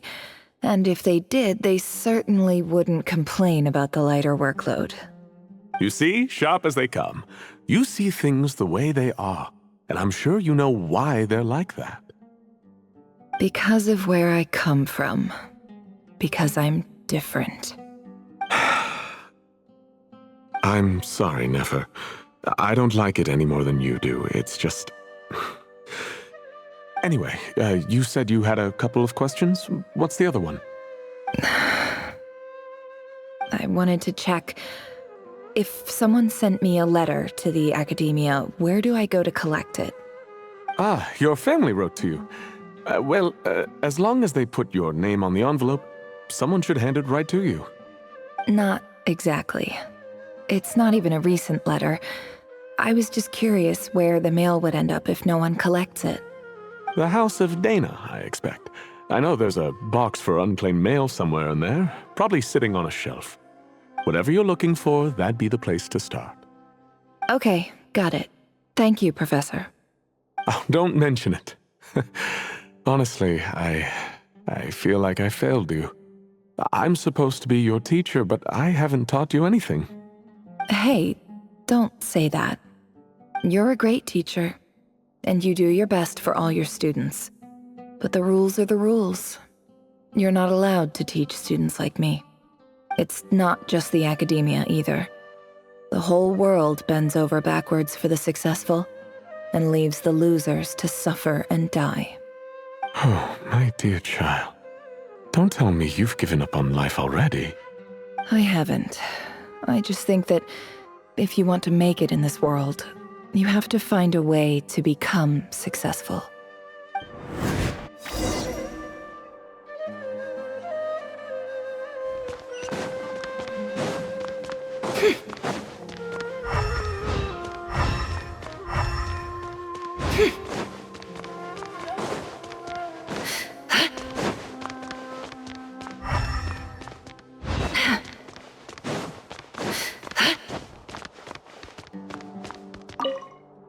This must be it. A big cardboard box full of unclaimed mail. And probably some letters that ended up here by mistake, too. Let's take a look.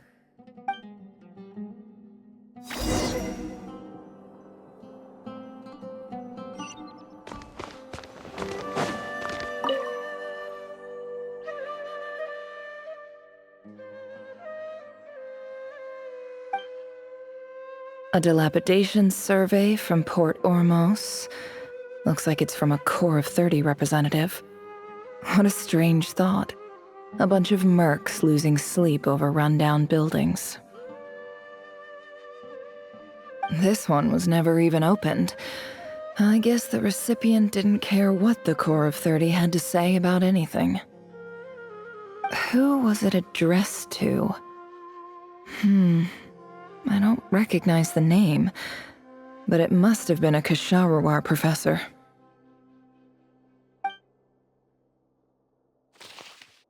This one is addressed to the Immorta Sage. The title is Changes Observed in Satyavada Life Symptoms. Why do all these letters read like full-blown dissertations?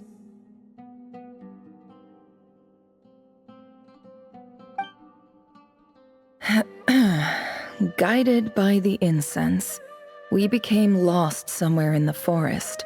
All the barriers between levels of consciousness disappeared as our minds soared around in circles, looking for a branch to seek refuge on. In clinical terms, these symptoms fit the description of incense poisoning. The Immorta Darshan strictly prohibits the use of hallucinogenic substances, but I believe there are still people getting away with it. For example, my neighbor who always breaks out into song and dance after using incense. This seems like something the academia would want to know about. Why wasn't it collected? Wait, what's this written on the back? It's so small.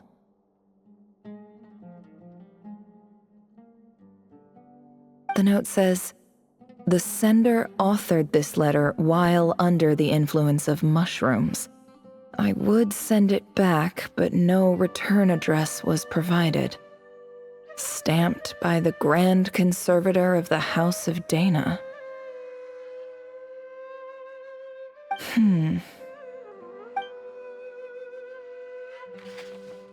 This next one is addressed to Grand Sage Azar. A few words of protest regarding recent changes in Sumeru's educational policy. In recent years, the academia has taken on a small number of students from the desert region, as per the policy to this effect.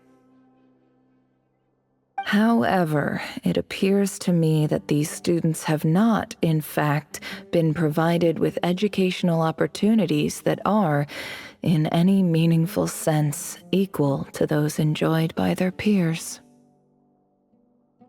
As well as receiving dumbed-down assignments and perfunctory tutoring, they do not even have full access to the Akasha system. Education is the fundamental purpose of this institution, which should go without saying in a nation whose founding virtues are knowledge and wisdom.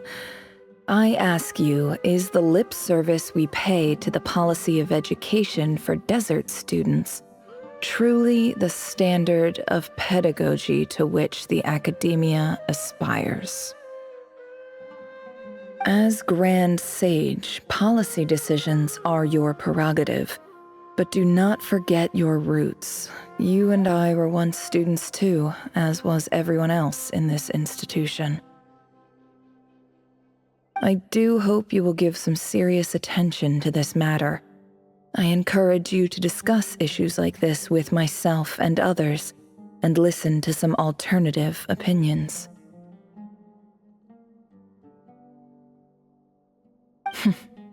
Great letter. Shame it didn't get to where it needed to go. And the sender is... Sage Cyrus of Spontamod.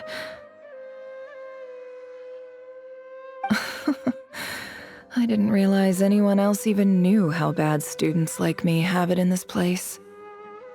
So this is where letters from the Sage of Spontamod end up? Nice one, Grand Sage. Really enlightened leadership. Whatever. This isn't what I came here for. Moving on. I'm not exactly holding out hope that a letter sent from the desert would even make it here. But if it did, where else would it end up if not in this box? I can't believe how much discarded mail there is. Must have been years since someone last went through it all. And this is just one box. The whole house of Dana is boxes on shelves. I don't believe for 1 second that any human being has sat down and read through all the documents in this place. Who has that much free time on their hands? Wait, could this be it?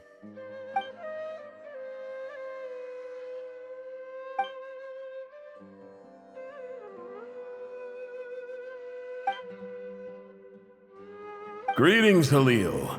My name is Sinue, chief of the Shimti tribe. I was the one who came to you and your colleague's aid when you ran into trouble in the Great Red Sand. I don't know how well you remember it now, but I brought you to safety and gave you some water and other supplies. You seemed very pleased and told me your name.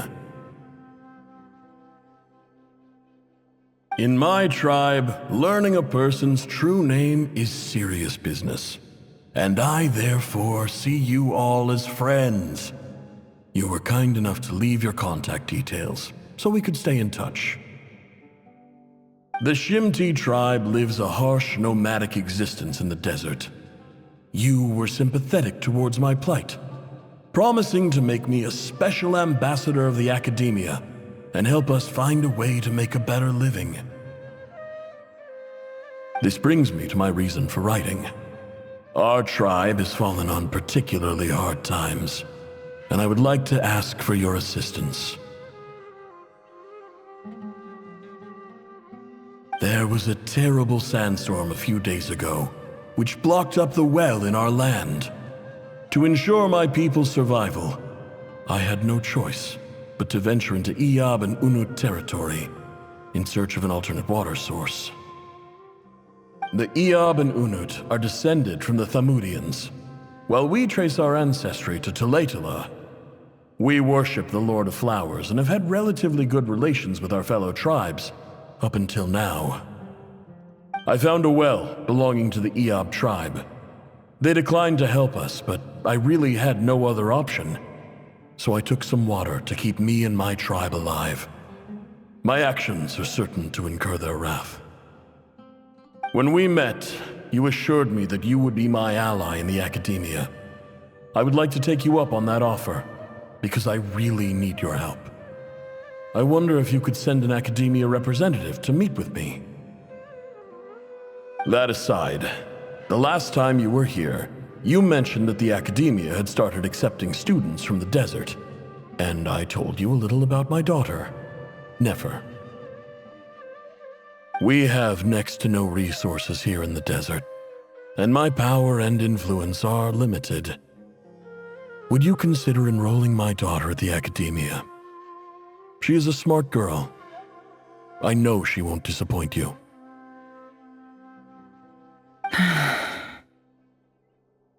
From the outset, the academia never took you seriously. Those things they promised were just empty words. I doubt they even remember the name Sinue. And you were so emphatic that your luck had finally changed for the better. You swore you'd lead us to a better place one day. You spoke with such conviction, like you were the most powerful chief in the whole desert. You liar. You lied about everything. You promised the world and delivered on none of it. And who fell for it? Just me, by the looks of it. Which makes you a pathetic liar. You weren't even any good at it. I think I'll take over from here. Let me show you how it's done.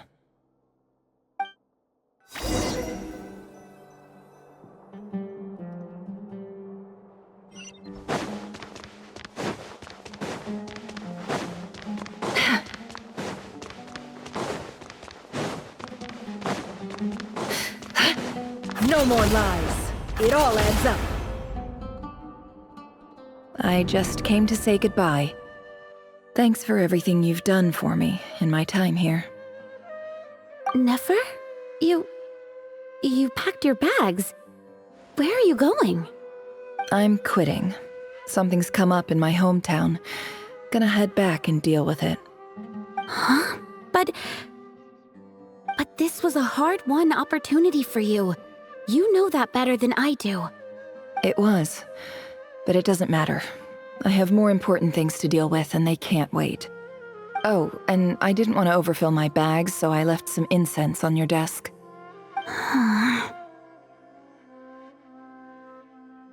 What's wrong? I thought you liked incense. Although, I did read somewhere in the House of Dana that it has hallucinogenic effects. Don't use it all at once, alright? Isn't this the stuff you brought from your hometown? You're just letting me have it? But you said it's a rare and valuable commodity. Yeah, about that. I lied. It's not rare at all. There's this bunch of ruins near my hometown that are practically overgrown with this plant. It's not worth much. Keep it, it's fine. But Nefer... Alright, that's all from me. You take care.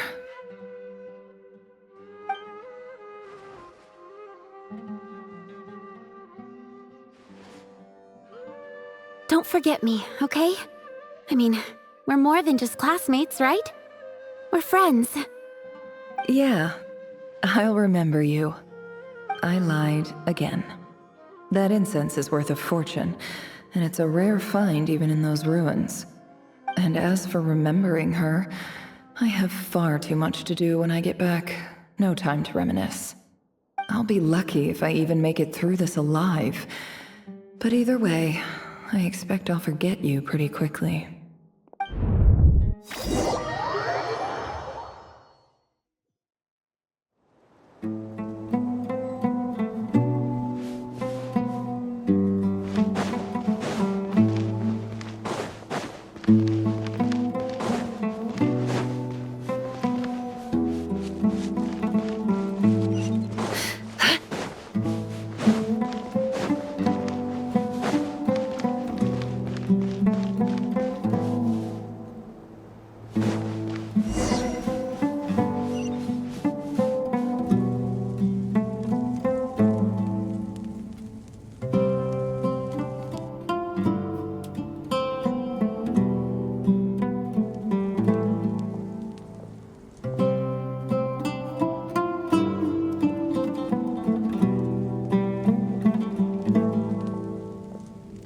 It's a pleasure to meet you, Mr. Arif.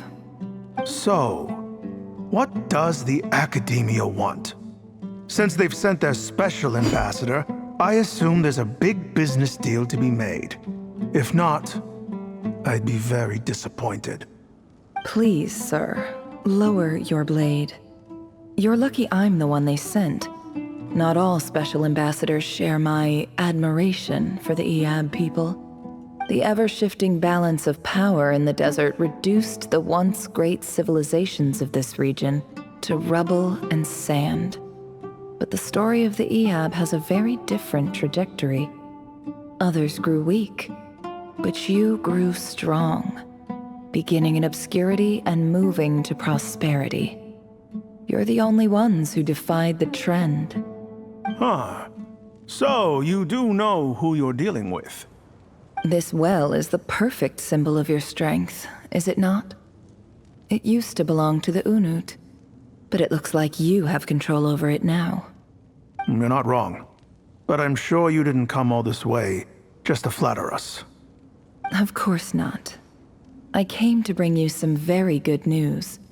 Some information that recently came to light, which might just be your ticket to freedom. Records uncovered by the Vahumana Darshan show that a certain well currently under Iab control is built on top of some ancient ruins. These ruins are of great archaeological interest to the Academia. I checked the map carefully on my way over here, and I'm confident that this is the well in question.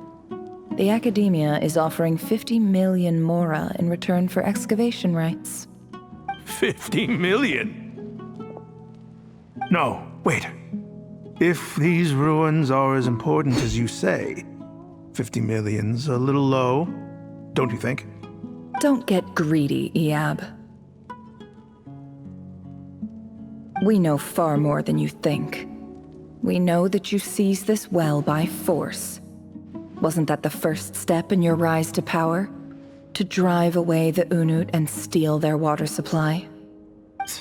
So what if it was?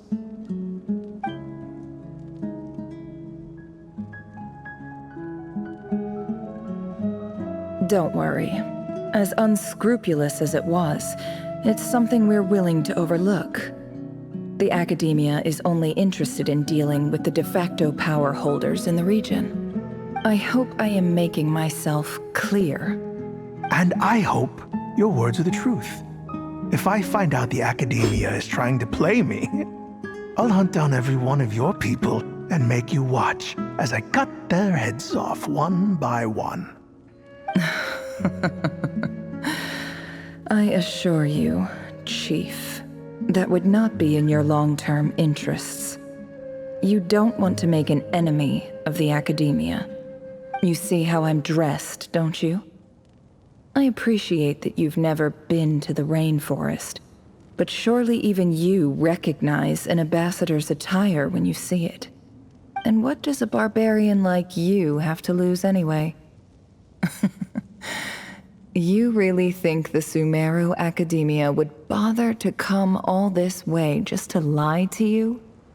We have more important things to worry about. All right, I take your point. The Academia is the highest authority in the land. I'm sure you're trustworthy people. In that case, we have a deal. We will sell you the excavation rights. I'd like to thank you, Ambassador. This is good news indeed. Excellent news. In fact, it calls for a celebration. Would you do us the honor of staying a while and enjoying some Iab hospitality? Gladly.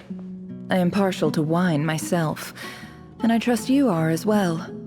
So let's indulge in a few drinks together, in celebration of this momentous occasion.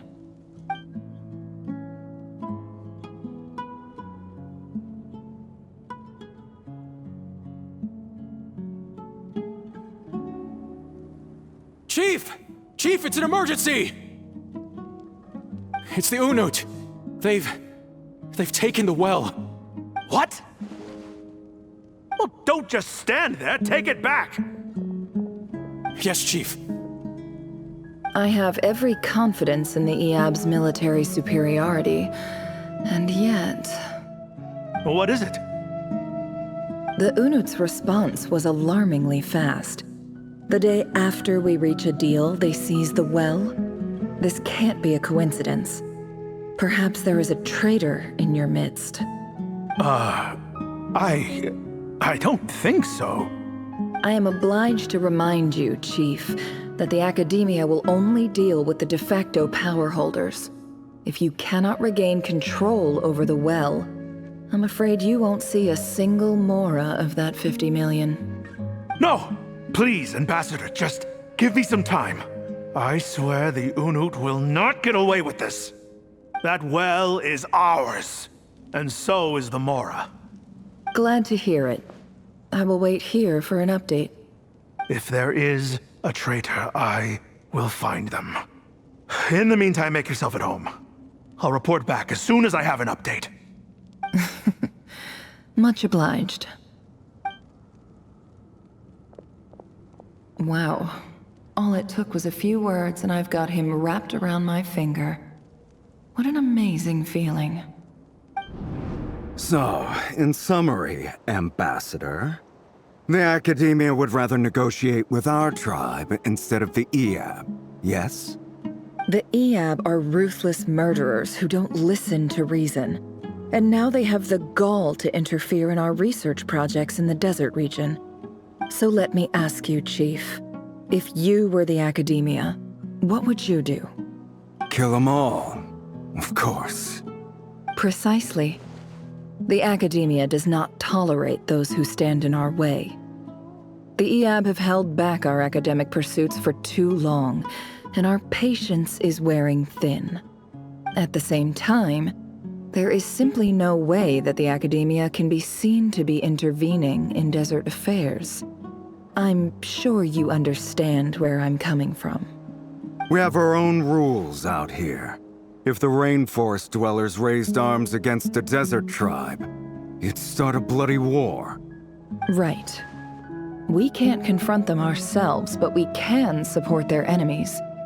The Unut have always had strained relations with the EAB, which makes you our natural allies.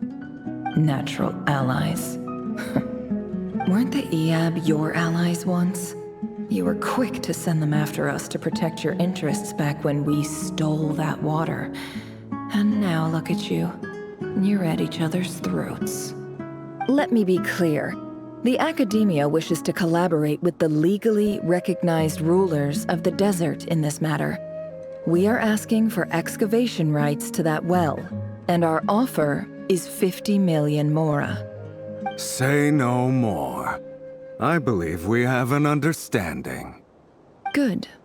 Then I suggest you get to work. Get us access to that well, and the mora's yours. You see, Dad?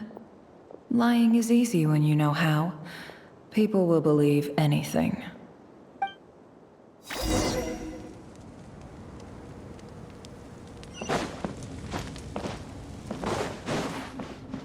Can't hide the truth. No more lies.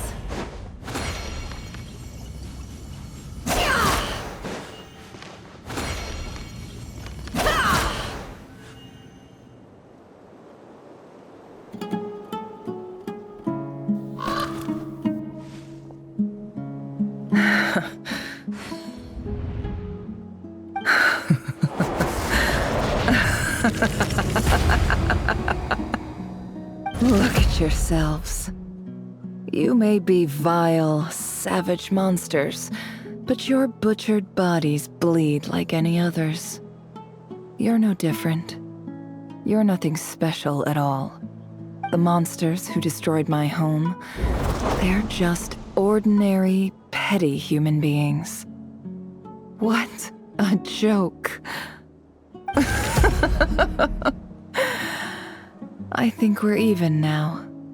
Maybe I've even done the desert a favor. It's a better place without all these people around.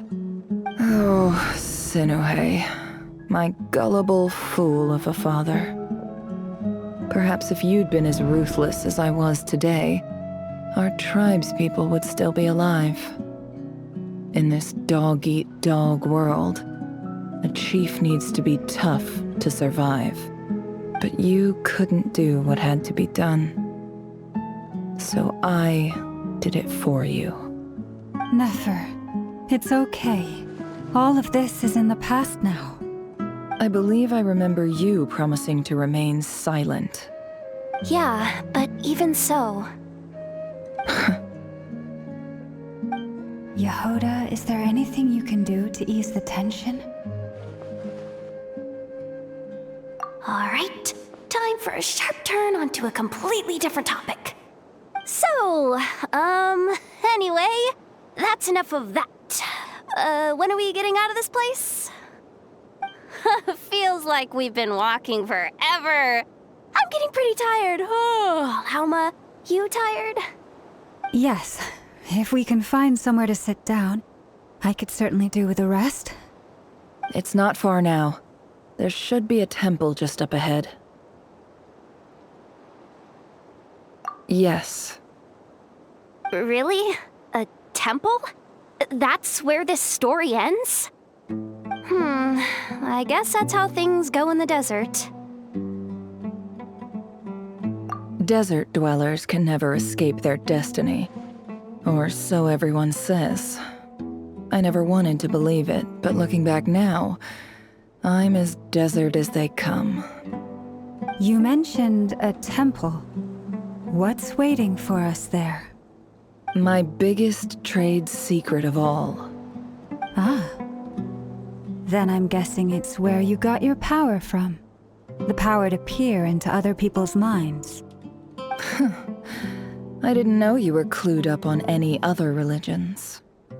I'm no expert in the history of Sumeru, but since you come from the desert, I would imagine it has something to do with King Deshret.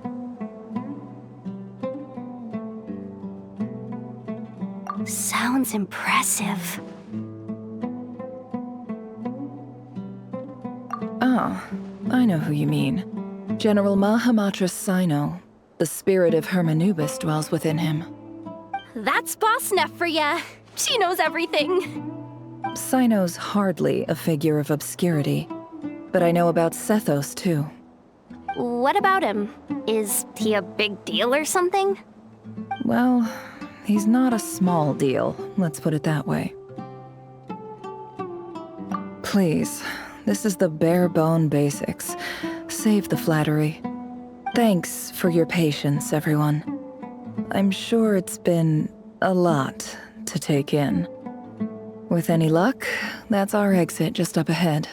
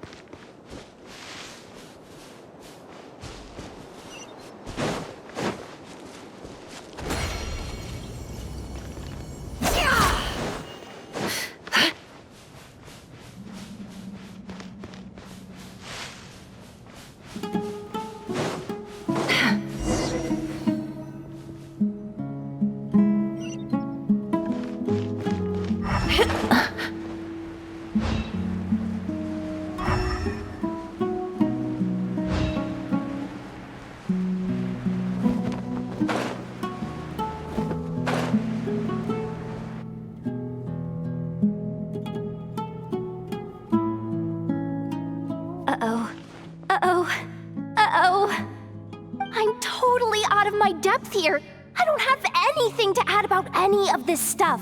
Like, look at that statue, for instance. I want to do the whole name-dropping, this girl knows her stuff thing too, but I've never seen anything like it before.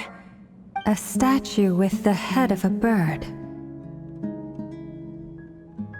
That's Thoth, the Ibis King, one of the 7 pillars of King Deshret. The legends say that he, the Crocodile King, and the Goat King were the 3 retainers of King Deshret. Let's take a look.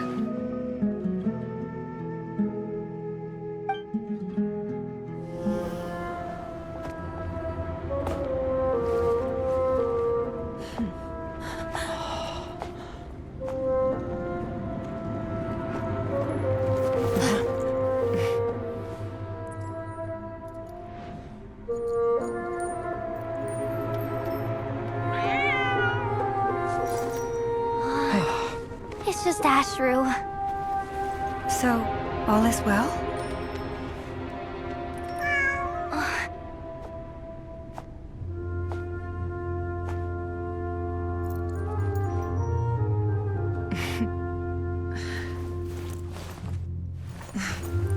Typically speaking, at this point, the world disintegrates. Then we find ourselves back in the outside world. Besides, these are my memories. There's nothing to fear. You're sure? Of course. It's almost over.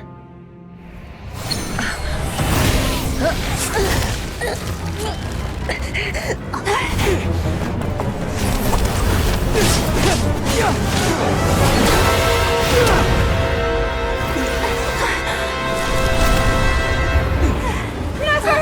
Hold on!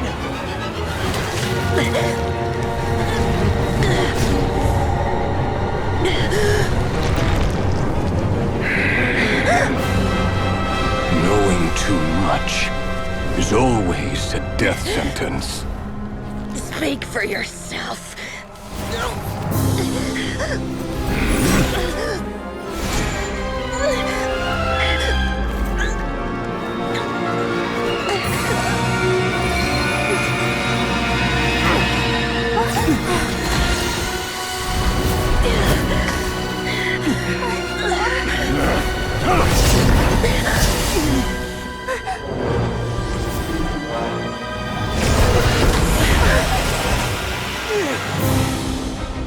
How repulsive.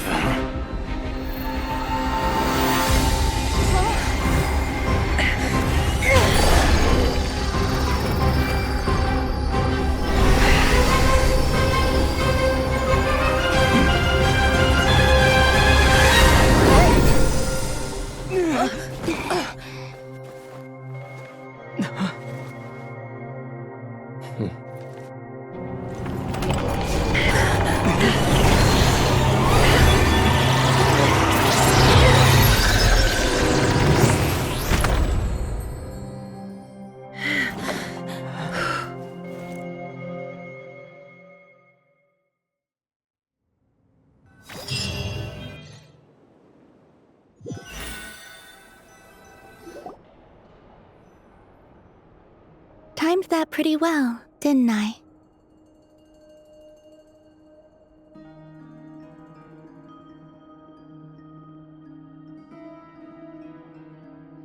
It's okay. I'm just glad no one was hurt. Paimon noticed you doing something too, Dainsleif. Were you helping get them out? Of course.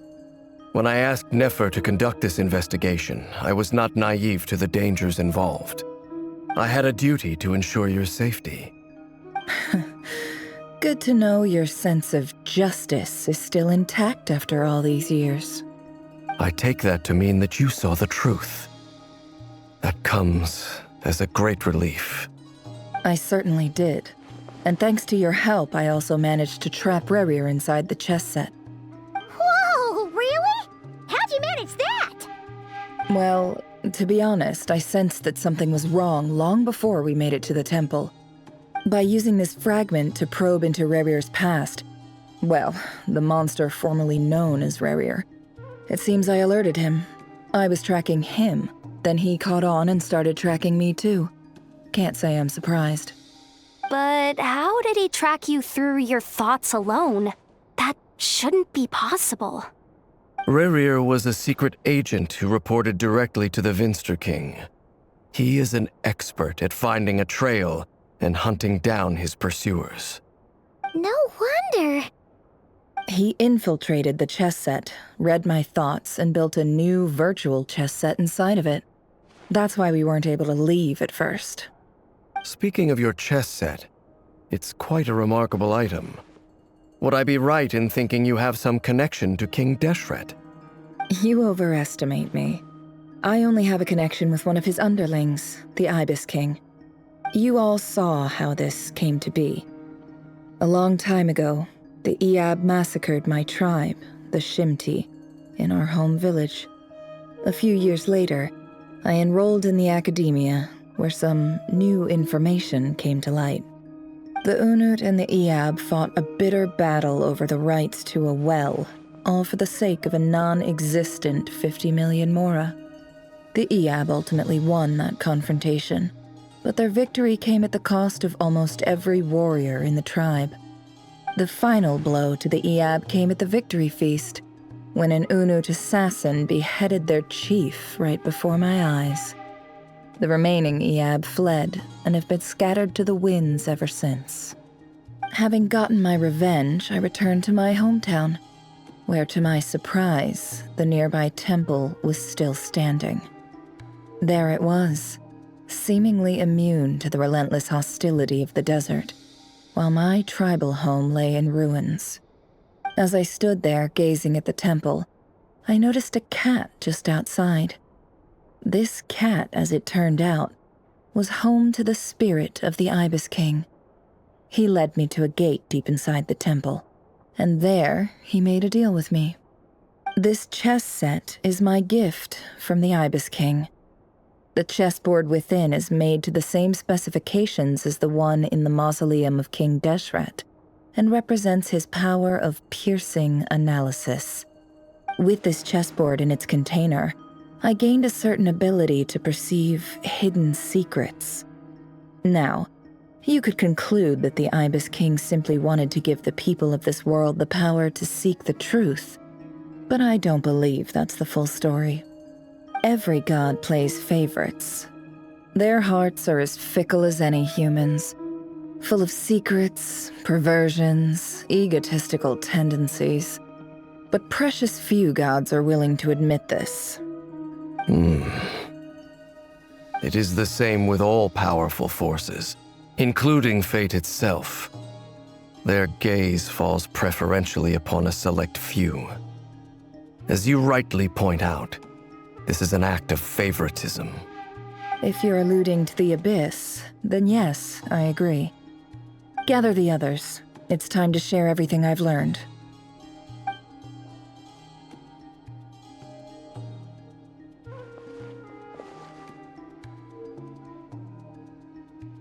Thank you all for being here.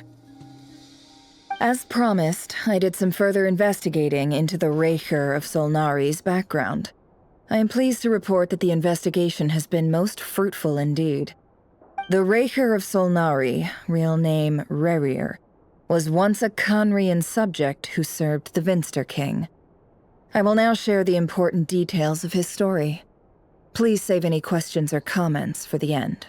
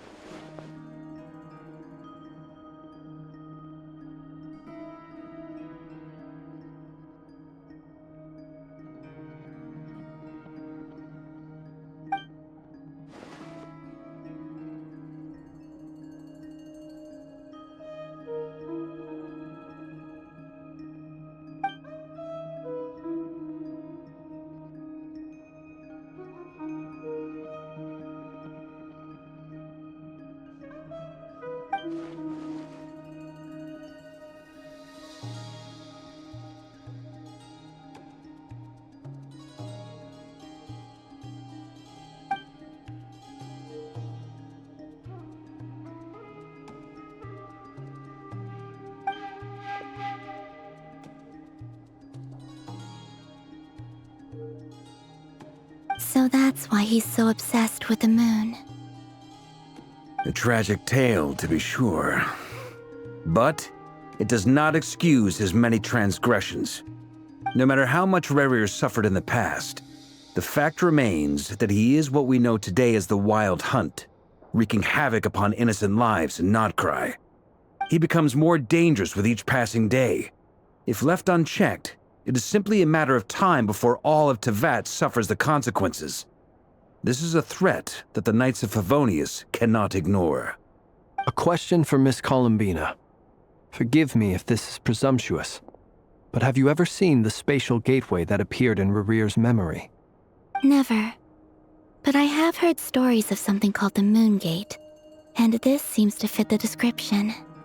Miss Lama, any thoughts on this? In the lore of the Frost Moon Scions, the moon is believed to hold many secrets.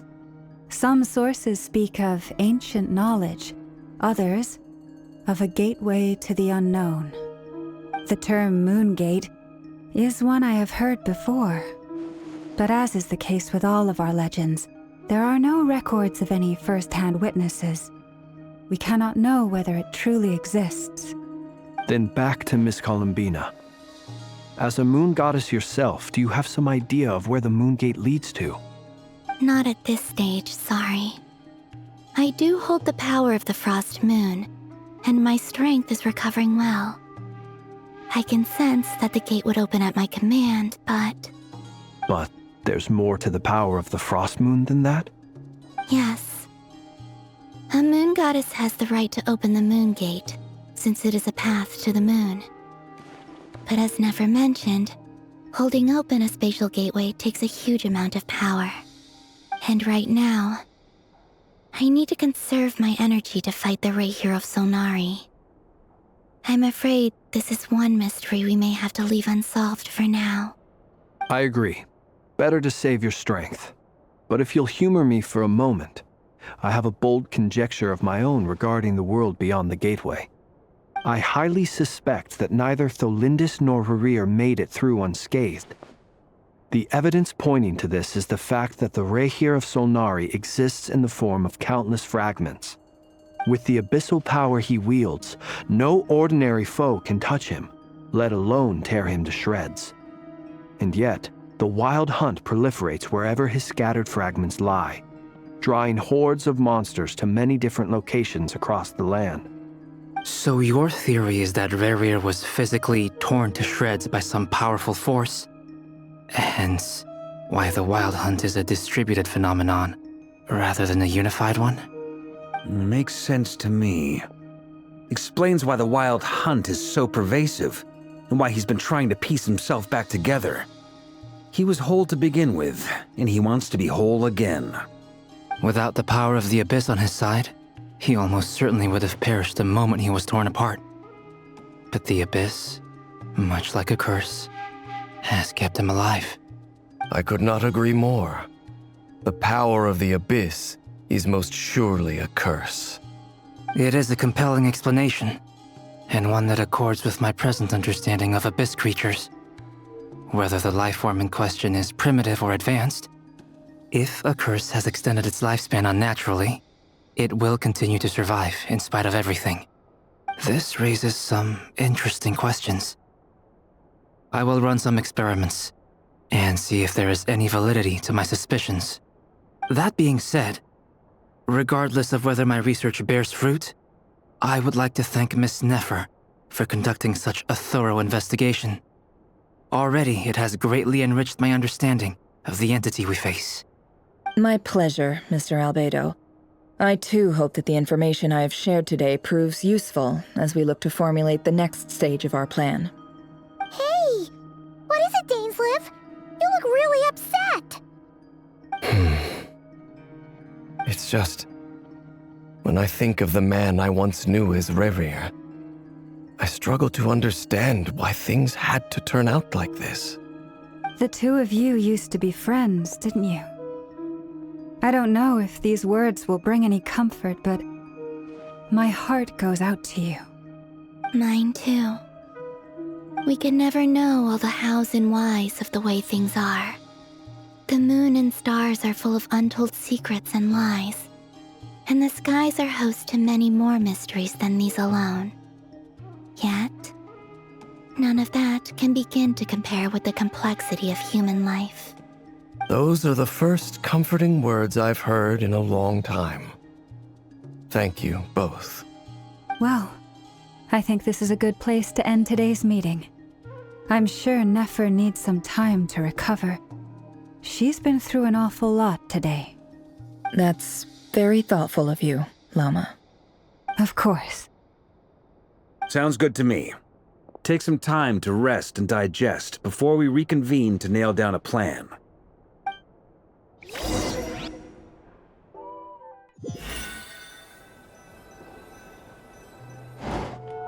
Hey, is this a bad time? Hope I didn't kill the conversation.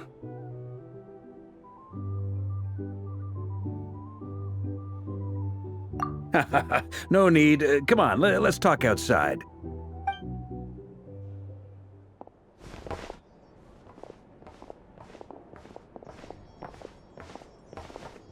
Anyway, Nefer went back to the curatorium to get some rest. But before she left, she shared some things with me that I thought you should be aware of. Firstly, although she managed to trap the Raker of Solnari inside her chess set, there's no guarantee that the power of the Ibis King is any match for one of the 5 sinners. Their powers are beyond our comprehension. It's only a matter of time before he finds a way to break out. We have to come up with a plan and take care of him before that happens. Honestly, my mom figured that might be the case. So, how long have we got? Well, I asked her that same question. She talked for a long time, but for the most part, it seemed like she was trying to convince me how precious her chess set is. What a long and storied history it has. It felt like some kind of sales pitch, you know? The kind where you end up handing over Mora against your will? Anyway, after all that, she finally answered the question. 2 days, at most. 2 days? Holy moly! Can we even recruit enough help in that time? That remains to be seen. Which brings me to the second issue.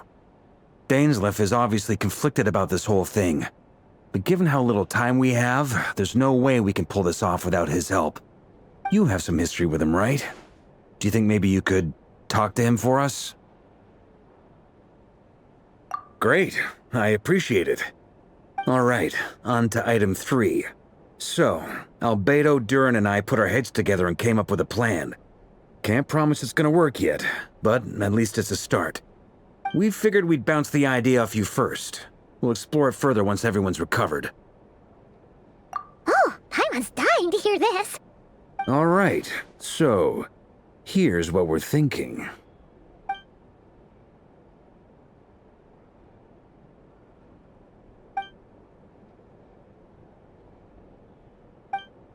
We felt a little uneasy about roping you into this. I mean, firstly, you're not locals, and secondly, none of us are your boss. You're well within your rights to refuse if you so choose. Roping us in? Why would you even say that? We know the stakes here. It's all of us against the RAZER of Solnari, or none of us stand a chance. I choose my words very intentionally, I'll have you know. I like to think there's an art to striking a down-to-earth tone even when the stakes are through the roof. Sir Varka, I have a few thoughts about this plan. I'm all ears. I think we can be more flexible with how the roles are allocated. In my view, the most sensible lineup would be like this.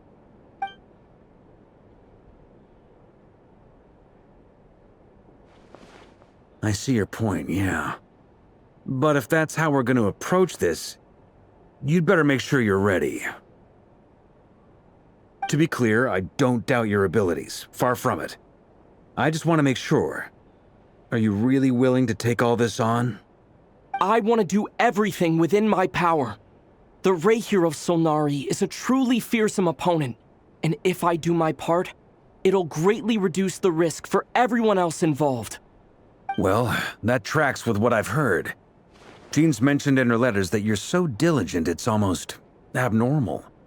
As in, most people weigh up the risks and rewards in situations like this. But you seem to just march towards danger without a moment's hesitation. Of course, everyone appreciates a fearless pioneer. But all that aside, I'm the Grand Master of the Knights of Favonius, and you're our honorary knight. I want to make sure your courage doesn't come at the expense of your safety. Thank you, Sir Varka. I should be the one thanking you. It means a lot to have you on board. I'll give some serious thought to your suggestions.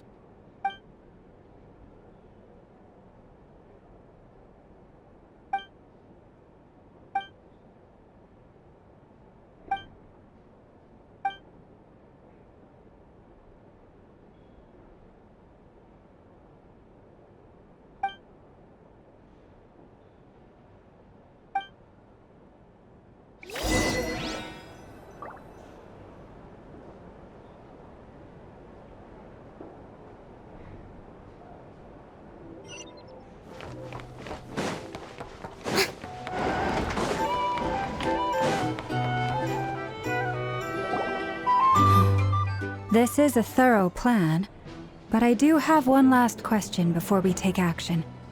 How can we be sure that our enemy won't leave the designated area? Great question. Albedo's been hard at work analyzing RAZER and the Wild Hunt's behavioral patterns. His conclusions are as follows. Firstly, from the earliest known confrontation until now, RAZER has never displayed any ability to manipulate the dimension of space. So it's unlikely he has any power in that domain. Secondly, he seems to have a particularly strong vendetta against our group. If we put him in a fight-or-flight situation, he'll choose to fight every time. Thirdly, finally, and most importantly, he is consumed by hatred, both for the moon and for his enemies. Turns out, we tick both of those boxes. We have a reincarnated moon in our ranks, and a spy who accessed his private memories without permission. He'll be baying for blood, not looking to escape. As someone who's had their fair share of interactions with the Wild Hunt, those all seem like valid observations to me. Understood. Then I will defer to the verdict of the group. Well, everyone, that's the plan in full detail. Albedo and Durin are carrying out their part as we speak.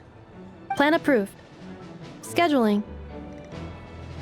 Okay, any firepower you need, I got you covered. Let's light this baby up. The Frost Moon Scions are behind you as well. And the rest of you?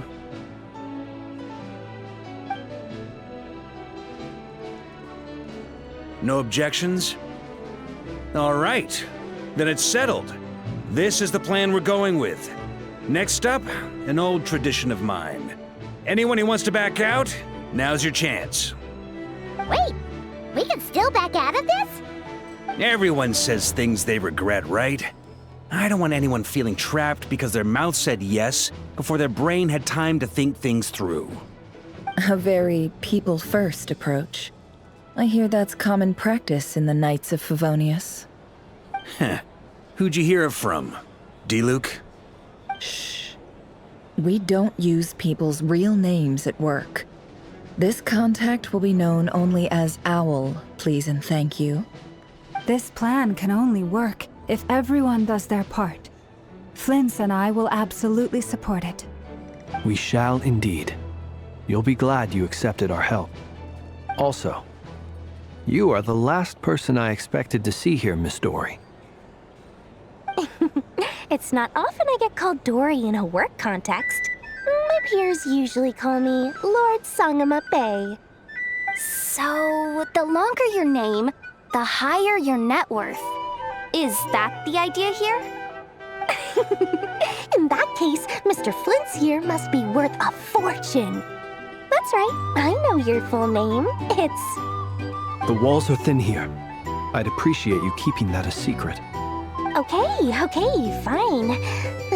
I'm actually only here as a favor for someone else.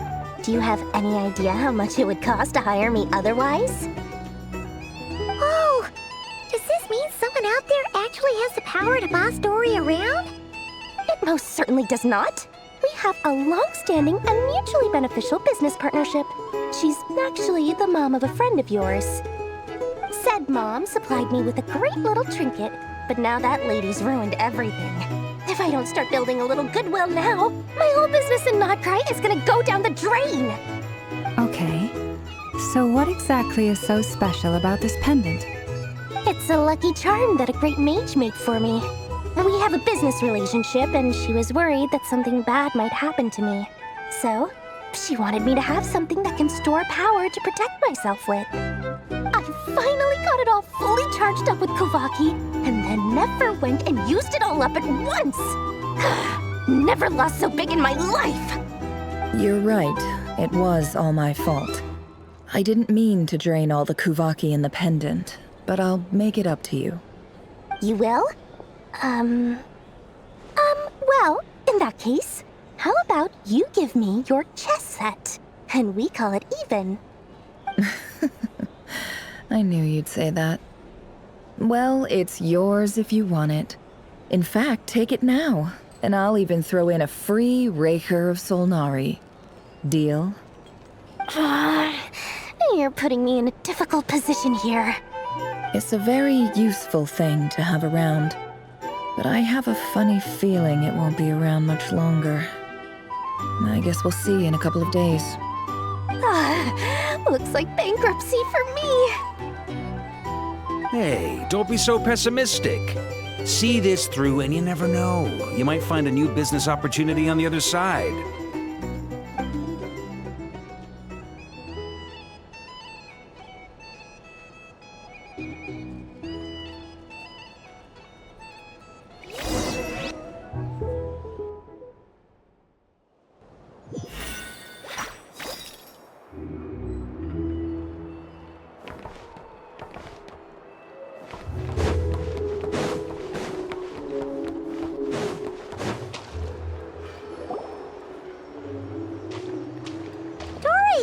How are things going?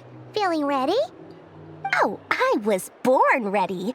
We only have 2 days. You think Lord Sangama Bay would let an opportunity like this slip by?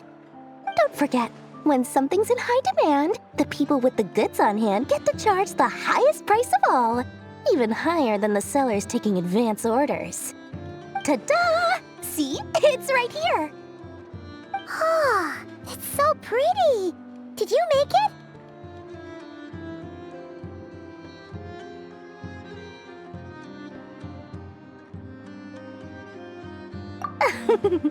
No, I have a supplier. We go way back, so he made me a very attractive offer. Aha! No wonder you were talking about Lucky Charms at the meeting. You've been getting Kaveh to make them for you. That's not the full story. It actually started a while back as a project between me and the Dendro Archon. Mage Alice once warned me that this world won't stay safe forever. There may come a day when everyone faces a great crisis. I passed this on to the Dendro Archon, and she secretly brought together a research team made up of Sumeru's top scholars to invent a technology that could keep people safe. I won't go into the details because it's all very complicated, but if you want to know more, you can ask the Dendro Archon about it sometime. Anyway, point being, it was the Dendro Archon who asked Kaveh to build this little contraption. As one of the top Kashara War talents, he was the obvious choice. Took him long enough. He stressed over it for ages. Must have gone through at least a dozen designs before producing a final product. But that's Kaveh for you. Marak delivered it to me a couple of days ago, along with a letter from Kaveh. Could I ask why I'm sending this technology to you? What's your proposed use case? Has it been approved by the relevant authorities? So nosy. My fault for sending him the research permit to begin with. Surely Nahida must have told him you were involved in this project. He was probably just nervous because you're always so secretive about your business. Could be. Anyway, I just replied, let's hope there never has to be a use case, because it would involve grave danger. Fair enough. But it sounds like he was just being cautious. He probably felt responsible as the one who made it. Or maybe he was asking as a favor for his housemate. He's done that before. Not sure why, though. His housemate doesn't seem to really care that much about this kind of stuff. Either way, all's well that ends well. I'm just glad to finally have my hands on the product. I wouldn't want to be without it, given the potential dangers that lie ahead. Huh? What does that look mean? Paimon's just super surprised. This must be the first time we've ever seen you actually get serious about something.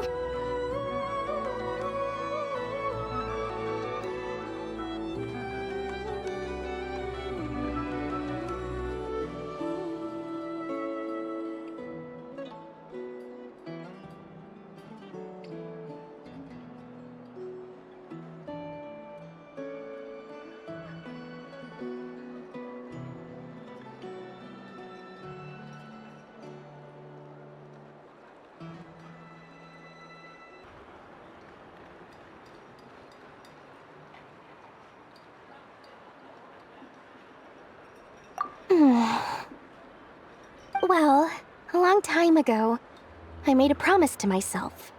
I promised that I was gonna live every day of my life with a big beaming smile. Obviously, Mora plays a big part in that. But there are always gonna be times in life when you have to give something back. That could mean paying back a debt, returning a favor, or showing some kindness. Alice has been a huge help to me over the years. She was the first investor I ever had. And I want my investors to know that Lord Sangamabe is the best in the business. And more than that, no one knows what the future will bring. Whatever happens, I want to make sure the Dendro Archon and all of Sumeru is prepared to face whatever comes. Oh, that? I was just making sure Nefer and I are square. Don't be thinking it was some sort of benevolent act. I'm no saint, so don't treat me like something I'm not. My priority is doing the business that I want to do, so long as my conscience lets me, but it usually does. That's the Lord Sangamabe business model. All right, if you say so. I do say so, and that's the whole point. I'm a businesswoman. Don't go trying to figure out what kind of person I am. You'll exhaust yourself. Much easier for everyone involved if you just take my word for it. Oh, and could you two help me get this stuff where it needs to be? Thanks so much. You're my favorite assistants.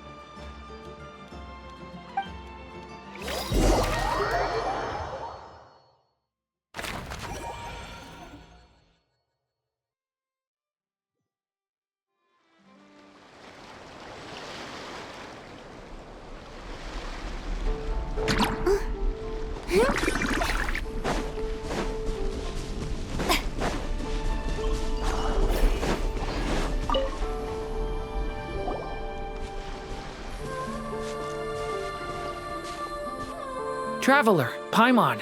It's good to see you. Everything going smoothly over here? Sort of. As you're probably aware, Varka, Durin, and I captured some abyssal creatures from the Wild Hunt. Per the plan, we dissected and analyzed some samples of these creatures. The process went very smoothly. The findings, however, come with some troubling implications. What? You can actually dissect the Wild Hunt? That depends on your definition of Wild Hunt and dissection. Harmless, lifeless. These words are accurate descriptions. The Wild Hunt is an interesting phenomenon. In and of itself, it doesn't seem to possess anything akin to a human personality. But taken as a collective, the medium through which the Wild Hunt is summoned does appear to have a soul. Master griped a lot about the wise Horoptotire, and seemed somewhat fascinated with the Faust Elegy. But she barely mentioned RAZER at all.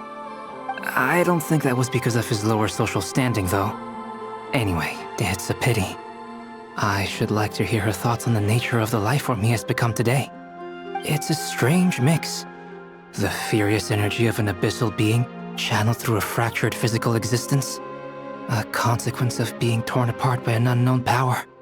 Perhaps the only explanation for his survival in this state is that he sacrificed a degree of individuality in exchange for a continued existence. Oh, sorry.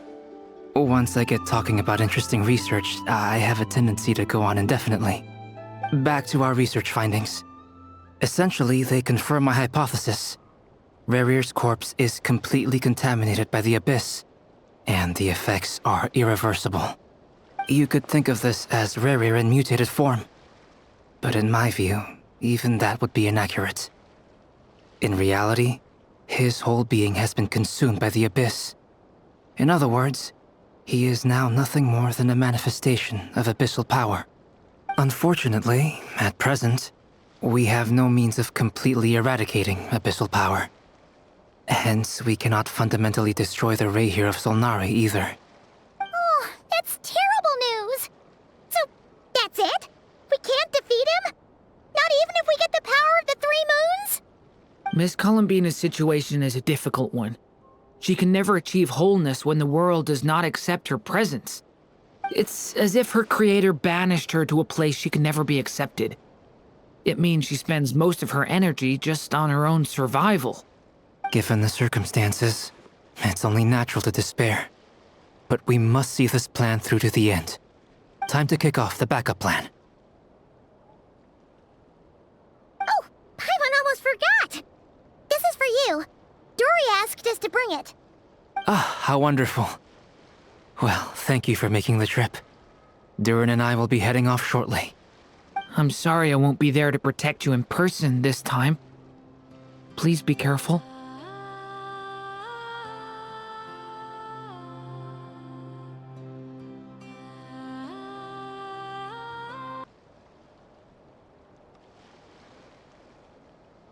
All right then. Stay safe.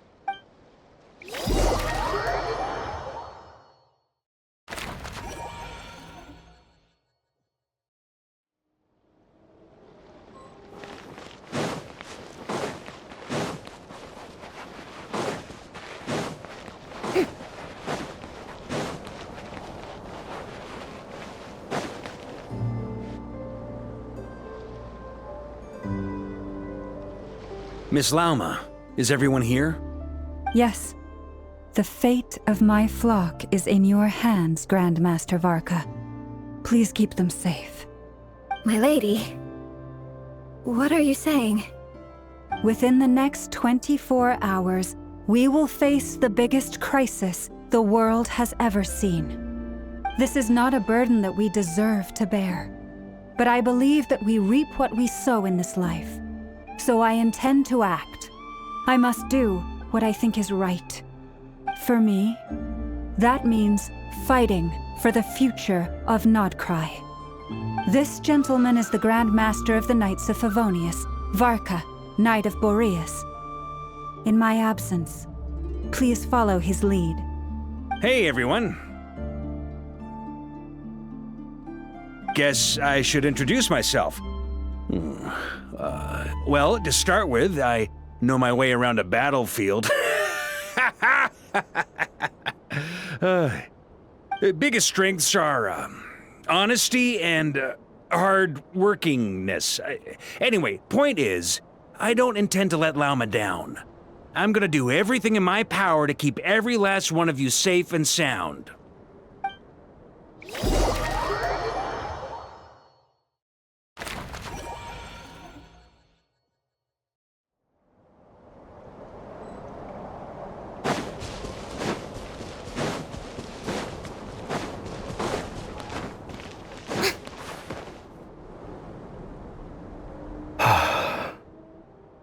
Something on your mind?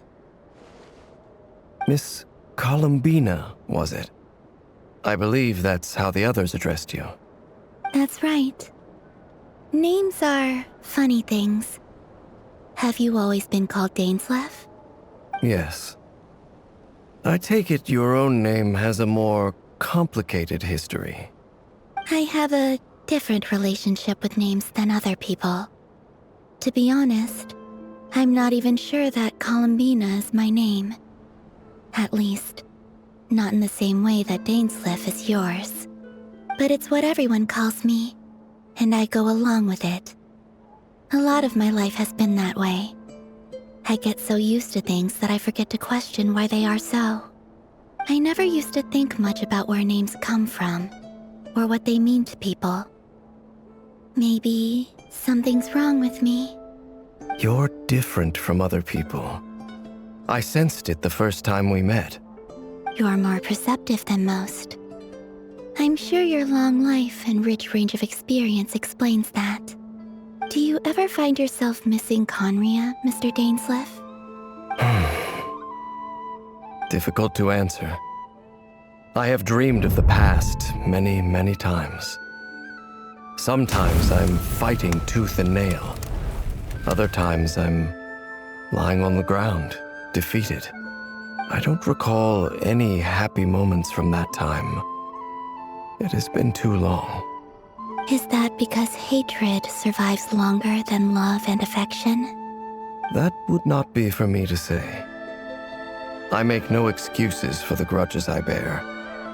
But whatever the reason, I remember little that was beautiful or sentimental.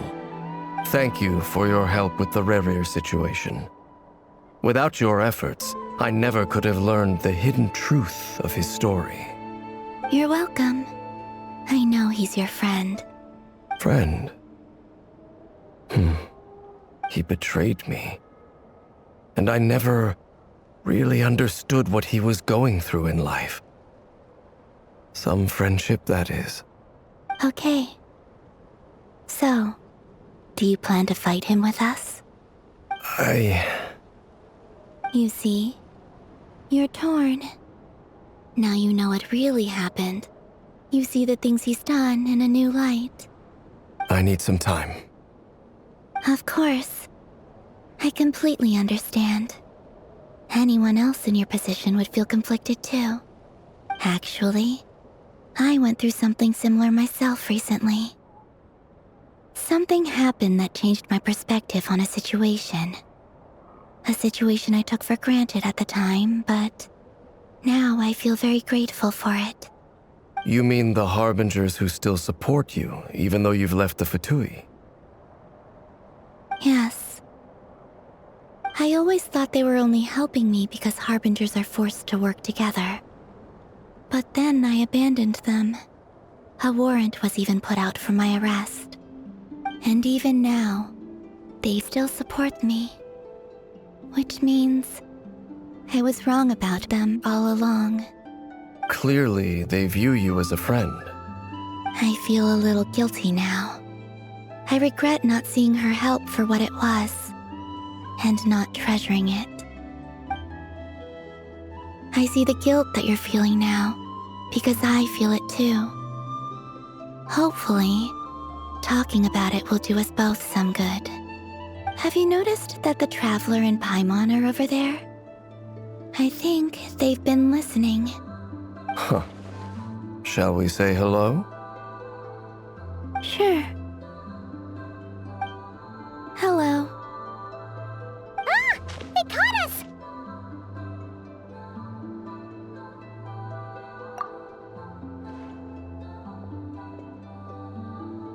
I apologize for making you worry. No doubt you wish to know where I stand on the plan to take down the RAZER of Solnari. I'm afraid I need a little time, but I will seriously consider joining you. You will? Oh, thank you so much! Everyone will be so grateful to hear that! They needn't be. This was something that I was going to have to face up to eventually. That doesn't matter to them. They're grateful to you regardless. You can't control their gratitude, so just accept it. And then, have a think about whether you're willing to join us.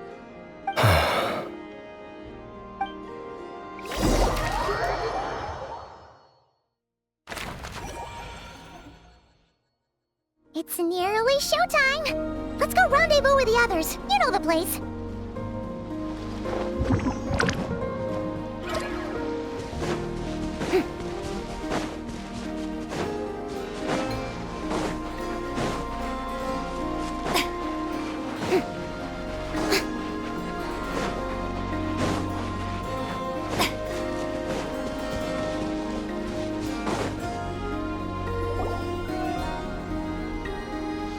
Ah, you're earlier than I expected. Hey, Flint's! Been waiting here long? Not too long. I came a little early so I'd have some time to think. Are you nervous about the battle? Quite the opposite. I'm reminiscing on my past battles. When I was awakened by the Radniki, I had not touched a weapon in many years. I felt like the battlefield was not where I belonged. But after waging war against the Wild Hunt for so long, I came to realize something. A life of absolute peace is simply not a possibility for me. My restless flame indicates that somewhere inside of me, there is a deep yearning to root out the evil in this world. Oh, that doesn't sound like such a bad thing. Well, in the past, when I was a Fae whose primary concern was hibernation, it was hardly ideal. But it certainly serves me well here in the present. And I am delighted to be able to join forces with you in this endeavor. Looks like I'm not the first to arrive. Ah, Miss Lauma. Did you sleep okay last night? I struggled to settle down at first, because of the nerves. But don't worry. I got enough sleep in the end. I'll be just fine. Please, I'm just doing my part. Never! Over here! Aino asked me to relay a message. She said Anefa will be on high alert and keep a close watch over all secondary districts where defense is required, providing support as necessary. Meanwhile, Aino herself will provide range support to us directly, using her latest invention. Excellent. My thanks to all involved.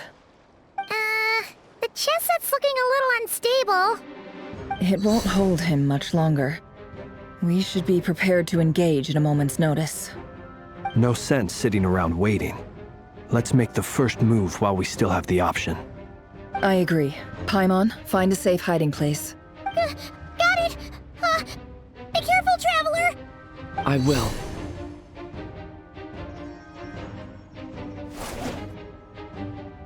Everyone, take your positions as soon as the battle starts. Every ounce of strength we have in our bones, let us bring to this fight. Ready? Let's go. I've seen all your futile ploys before. You have become the authors of your own demise. I wouldn't be so sure about that. You are merely a moment of sport before I tear down the moon.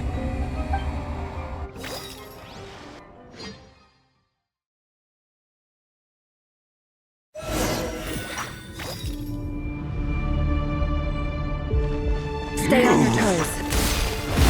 Yep, you too. How unfortunate. Let me me help you guys. Moonlight. This. Pathetic. Hunt him down.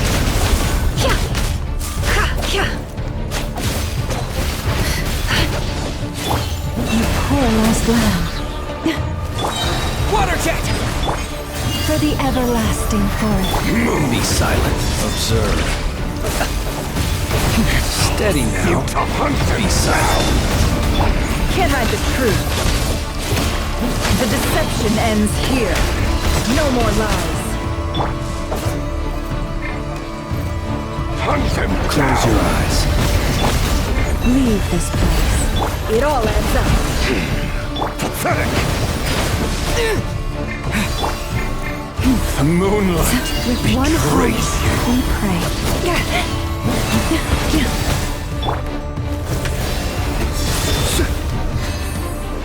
Night falls. It's all futile. Be silent.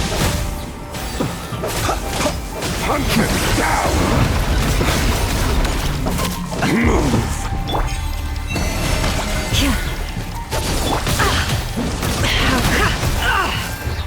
No more lies. The It all moonlight adds up. Seek betrays within. Observe. Hunt him Be silent. down. To dust. Move.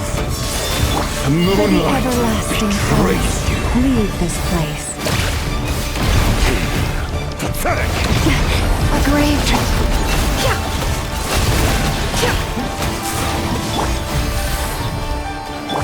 Water jet! Bombs away!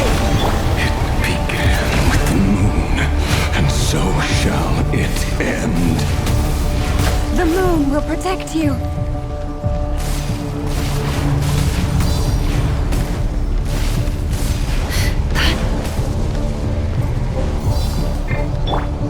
Lush as the moonlight.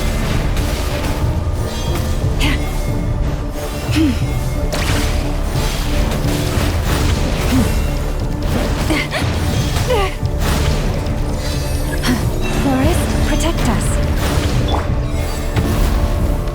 It all adds up. Do you see now?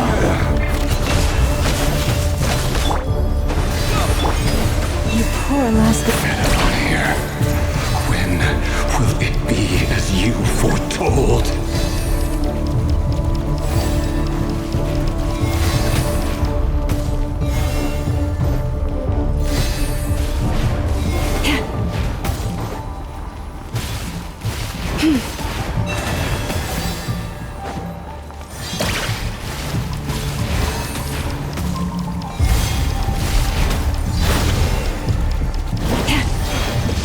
Have I brought this on myself?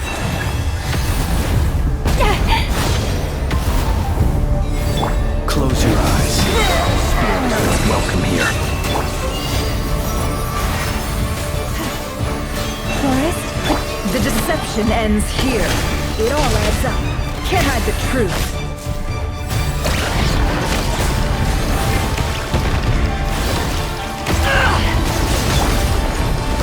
The moonlight betrays. Move.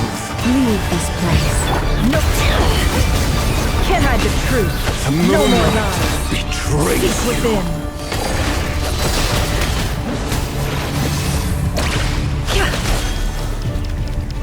Can't hide the truth. Pathetic. Branches a song with one heart. The long sleep beckons. It's silent. Futile. Keep your distance. Observe.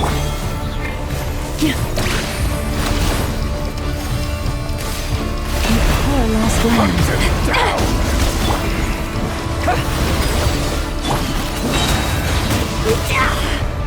The deception ends here. Can't hide the truth. Pathetic. How unfortunate. It all adds up.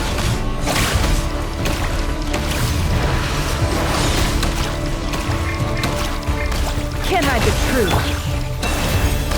By the frost moon of old.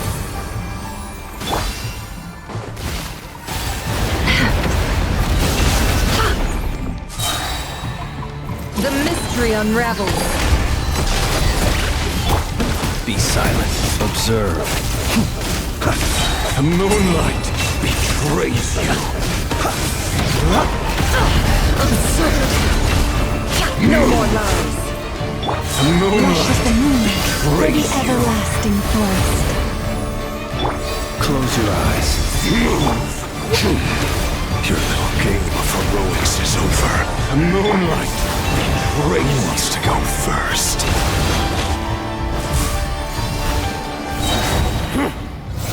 Now, get out of my sight! No! We've been Death is within separated! my grasp! You okay? Never! Where are the others? Stuck outside the barrier. I guess he really doesn't like us. I told you before, knowing too much is always a death sentence. Be careful what you wish for.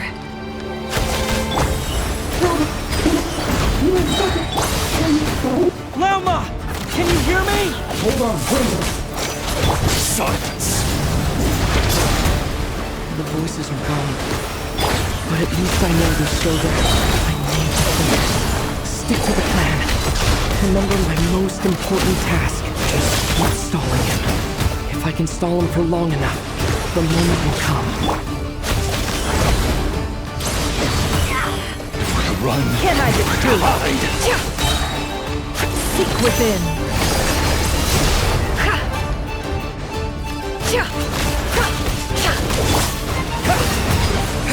Destroyed. Absurd. It all adds up.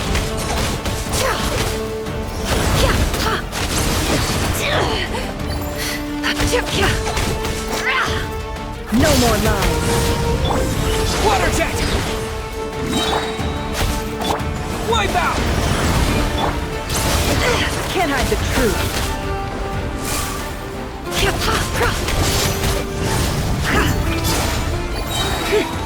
The mystery unravels. It all adds up.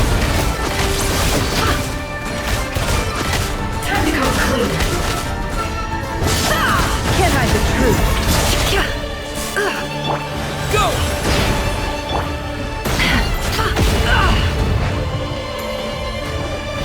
It all adds up.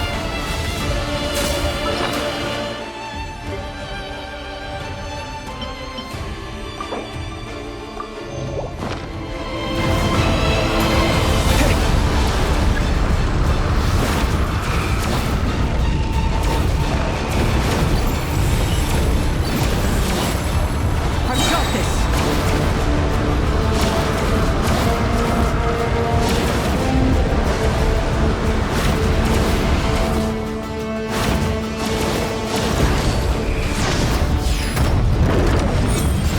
The shield's broken.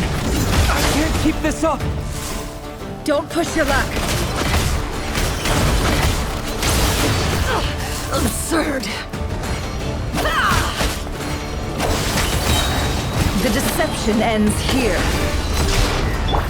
Go! Your death is within my It all grasp. adds up. Get down.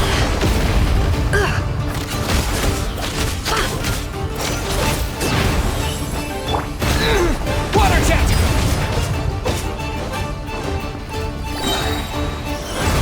Bombs away! How much power will it take? Nowhere to run, nowhere to hide.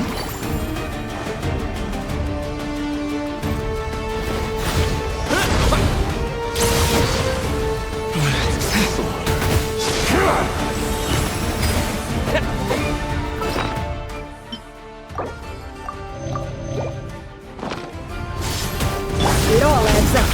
Can't hide the truth. Seek within. It all falls into place. It all adds up.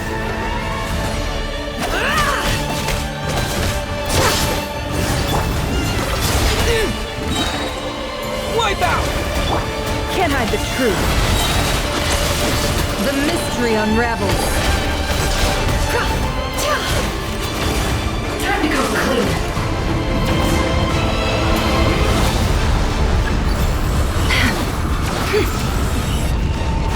Curses! There's no other way.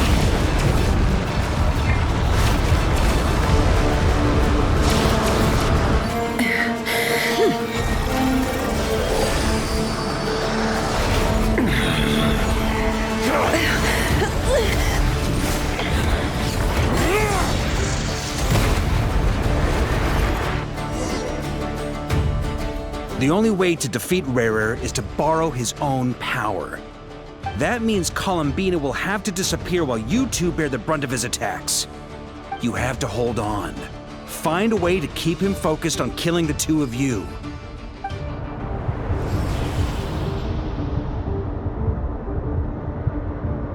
Never! Your eyes are bleeding! Soon you will be powerless to resist. And then, I will reduce you to dust.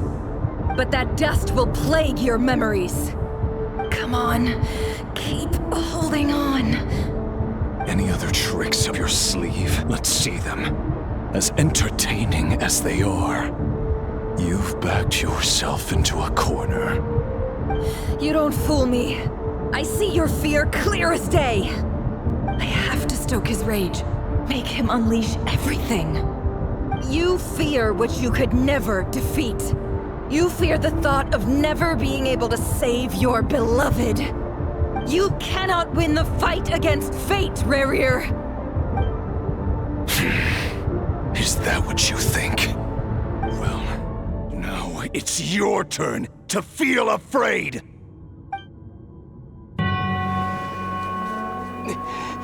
You fear the sound of your own name? Is it us you hate? Or is it what you've become? Let's see what becomes of you!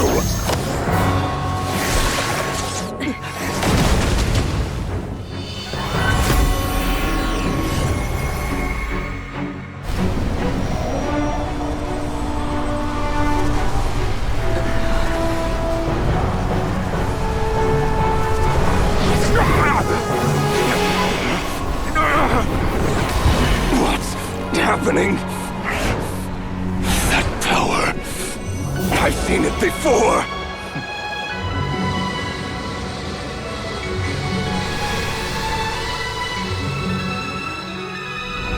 His power is on another level.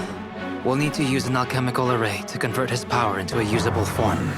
Then quickly channel it into Columbina, rendering her powerful enough to compete with him. I'll join you. I can help. If I release enough abyssal energy into a confined space, it'll create a potential difference, allowing us to extract a huge amount of elemental energy. Next, I'll synchronize with everyone's minds using Pyro, then give you temporary access to their abilities and fields of view. But it won't last long.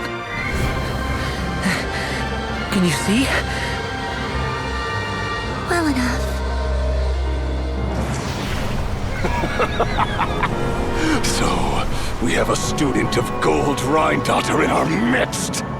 How about that?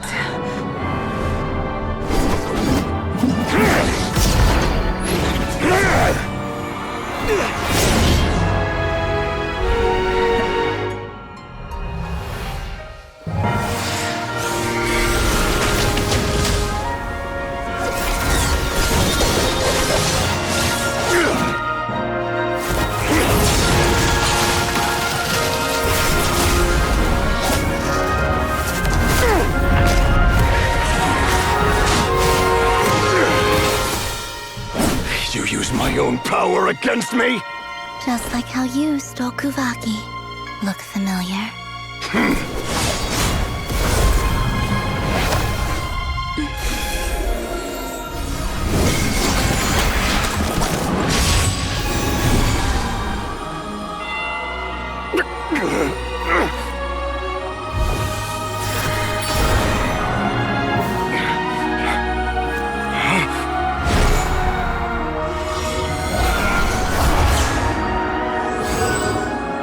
Don't you realize?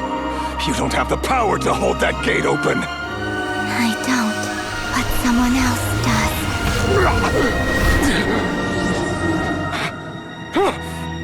Goodbye, RAZER.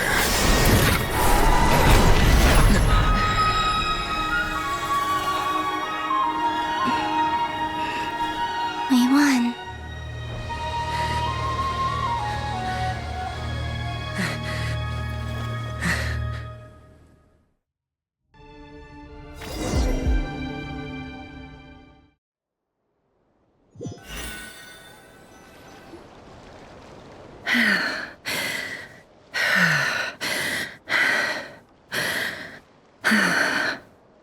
Nefer, how are your eyes? They're fine. Apart from the blindness, of course. It's not too late. Let me handle it.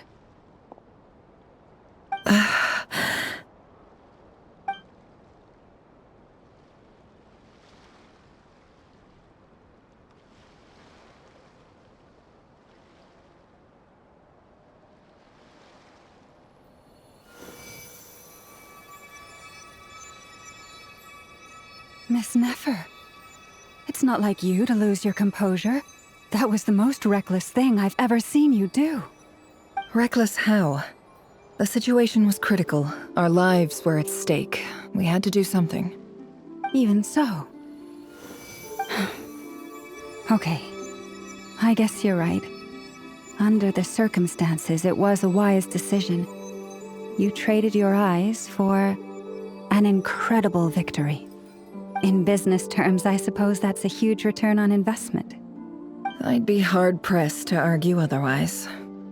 Still, I don't like this outcome, and I don't want you to lose your sight for good.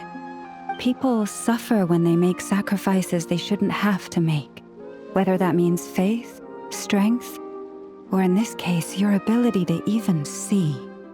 I had hoped you could win without sacrificing so much as a single hair on your head. Thank you. Really. All done. Don't try and open your eyes just yet. We'll see how you're doing in a couple of days. Until then, please follow your recovery plan to the letter. I'll send full details through Yehoda. For now, just get yourself home, relax, and rest. My dear friends, we have fought bravely and achieved a spectacular victory. A dark cloud has been lifted from the skies of Nodcry. All in this land will be grateful for what you have done.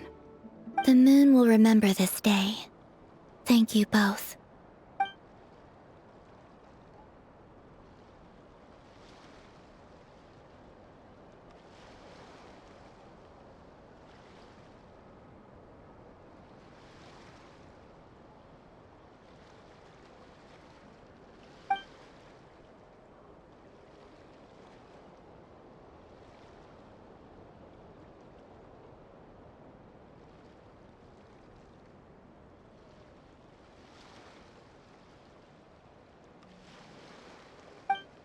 There's something I want to let you know.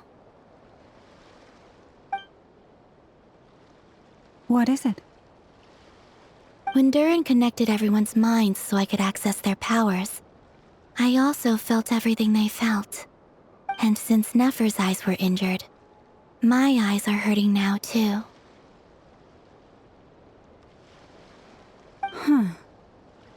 Hold on. Let me try. I only feel the pain. There's no actual damage. I just thought I should tell you. You're right. There's no damage. That's a relief. But I must say, I'm surprised to hear the Kuthar share something like this with me. In the past, you never used to open up about yourself. Things are a little different now from how they were. I'm learning to share how I truly feel with my friends.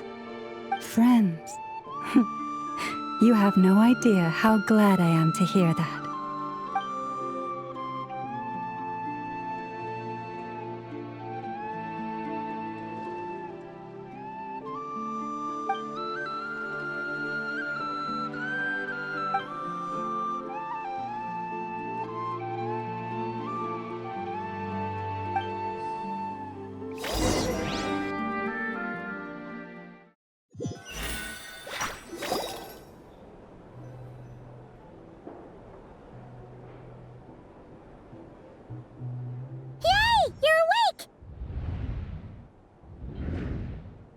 you feeling?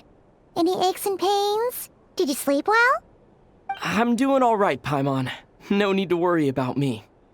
Phew, well that's good. Paimon's been sitting on the edge of the bed worrying about you for ages. You slept a whole day and night. Poor Paimon had to eat all by her lonesome. Glad to hear you didn't starve. How was the food? Well, it wasn't the same without you there to share it. Honestly, Paimon just can't relax when you're not your usual self. She couldn't enjoy the food and settle down to sleep. Well, I'm back to normal now. Oh yeah, and Albedo swung by earlier. He said to tell you to head to the tavern when you woke up. Varker and the others are organizing a victory feast and they want to celebrate with you. He also dropped off some medical supplies, but you seem fit as a fiddle, so guess you won't be needing those. If you're feeling up to it, let's head over now. Wouldn't want to keep them waiting.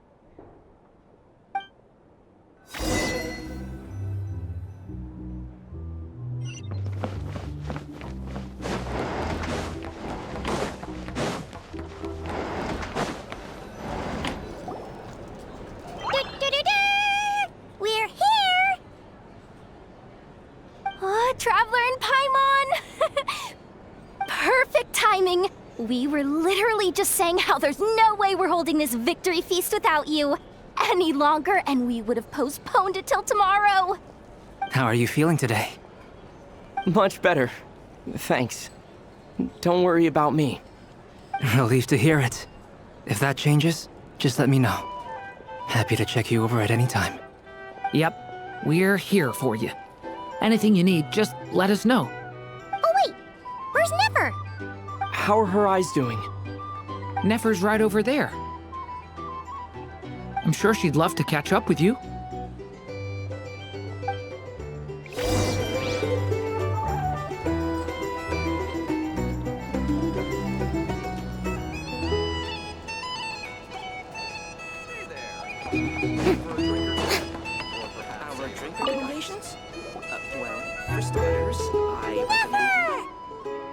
Traveler, Paimon, are you recovering well?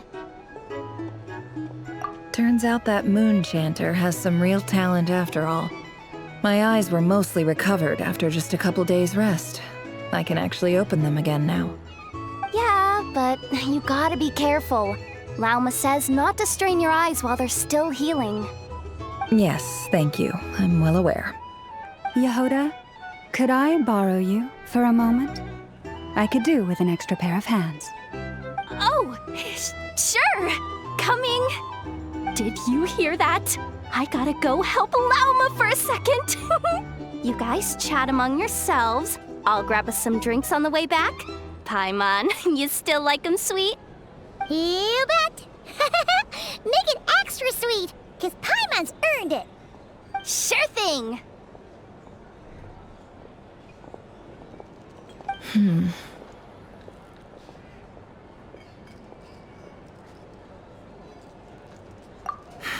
The Raker of Solnari.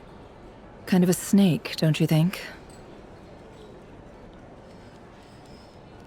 No, definitely a snake. A poisonous one who spewed his venomous hatred everywhere. Anyone who seeks revenge out of hatred for other people has become a snake. That's something my dad used to say.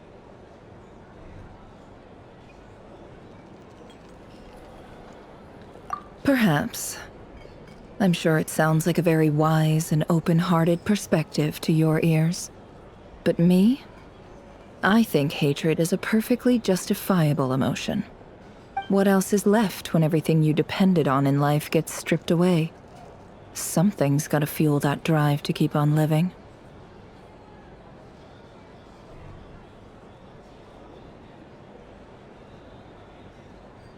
If you're worried about me, you can nip that in the bud. I'm not someone who gets stuck in the past. It's just... I suddenly feel like I was wrong to call my father a liar. He was just a fool. That's why the academia turned their back on him, and why the other tribes ganged up on him. Oh, Father. How much better things could have been if you were a skilled liar. Look at the Ibis King. Thoth is a fiendishly cunning liar. And yet, strangely, he feels more like a father to me than my real dad ever was. He's never brought it up, but I'd bet he feels the same way. Why else would he give me the power to perceive the truth, while at the same time training me in the art of deception?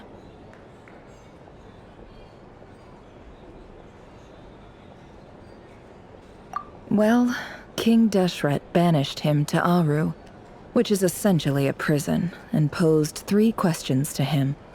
He promised that he'd have his freedom if he could find the answers.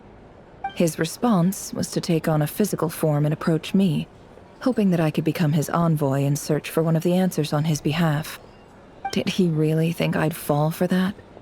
He's stuck there. He can't make me return what he gave to me.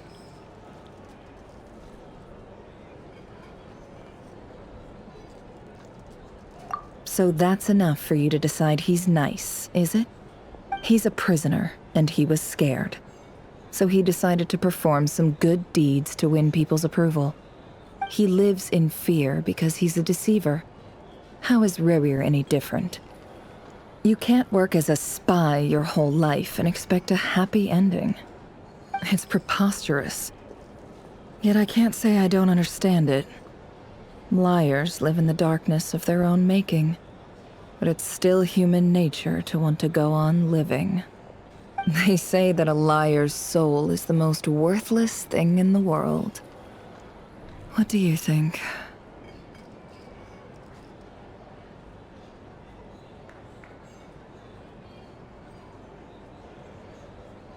Good. If you understand that, it means you're smart. And you see things objectively. If you ask me, the soul of a liar really is worth nothing. Because all they care about is themselves. For example, when something good falls into my lap, I don't go sharing the news around. Stops other people trying to steal it from me.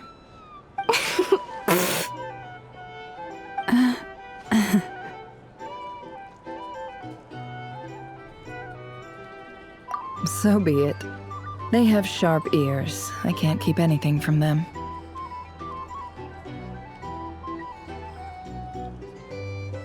Oh, is that what it looks like?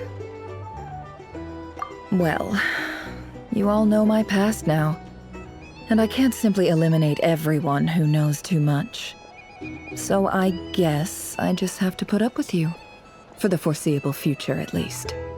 When you find yourself in a situation you can't control, the safest play is to keep calm and start monitoring everyone involved like a hawk. In the intelligence world, you need to have a sense of perspective and play your hand accordingly. If you understand what's at stake, please ensure my secret is safe with you. I trust you'll respect my wishes as a friend. But don't forget, I will also be watching you like a hawk. Very good. Oh, wait! Now that the panic's over and we've all calmed down, Paimon suddenly remembered something. After all that build-up, our mystery ally never showed up even once!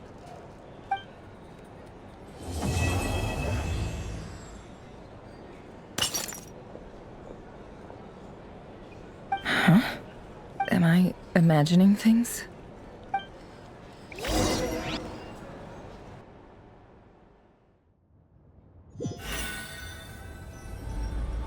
So, that close colleague who stayed behind with you? What's he been up to recently? Don't know, don't care. I get more normal human interaction from hanging out with Bosco too than him. Although, now you mention it, he hasn't bothered me in a while. I wonder if... If he's disappeared without a trace, it's the biggest gift he ever gave to the world. But I somehow doubt that's what's going on. He won't lie low forever. So we'd better stay on guard.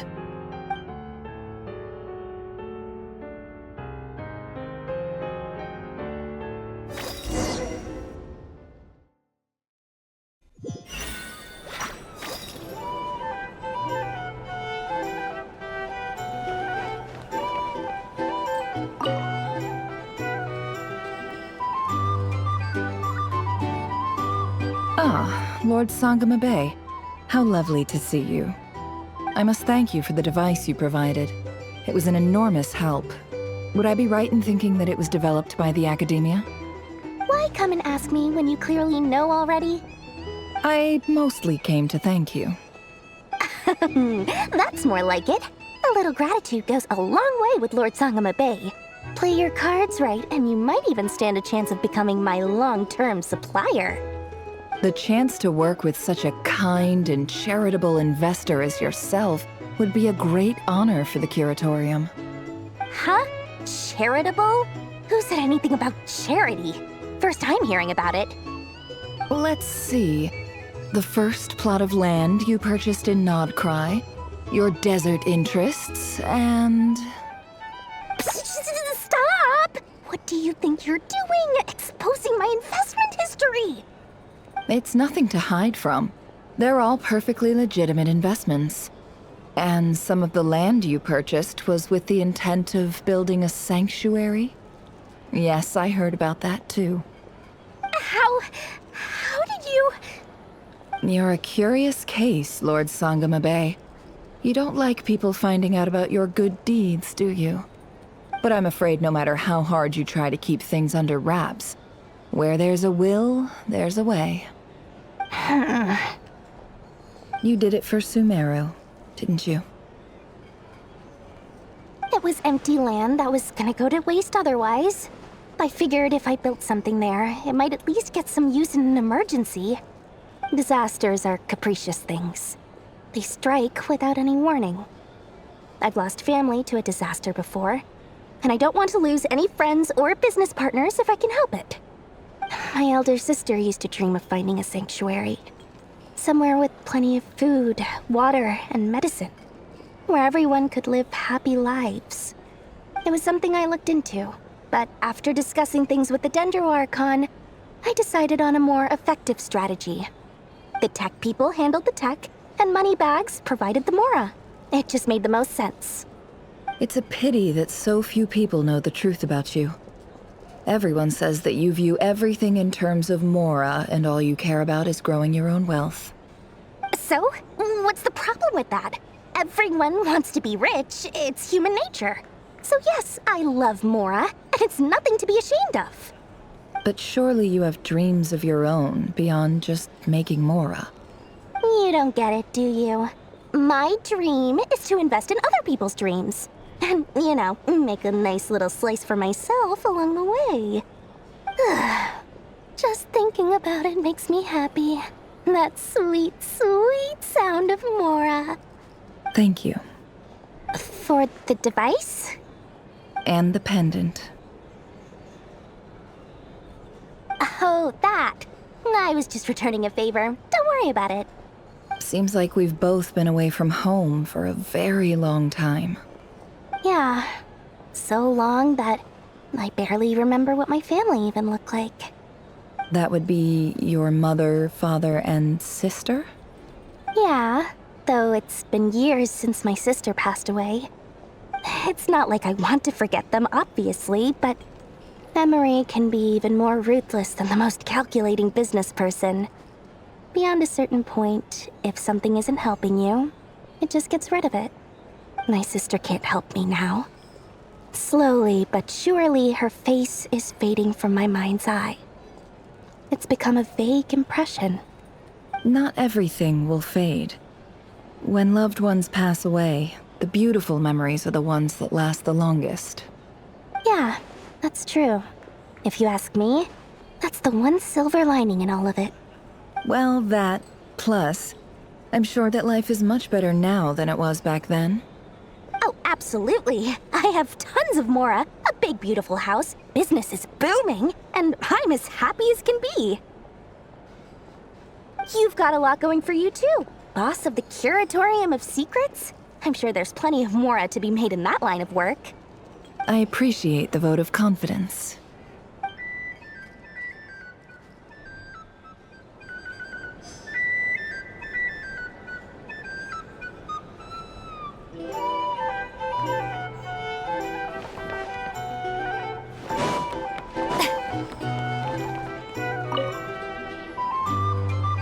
How have you been holding up?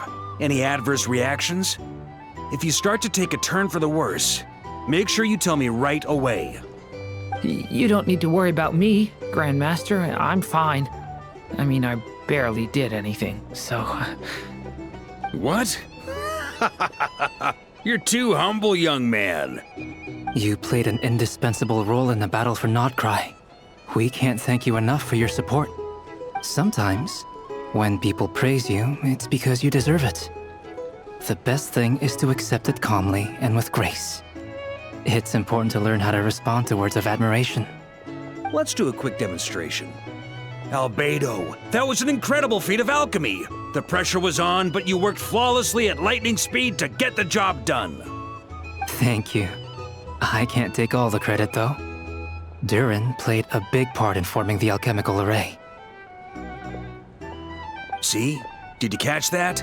A masterclass in how to take a compliment. Okay, yeah. I did work pretty hard to help prepare for the battle. No point denying that. Hey, you guys!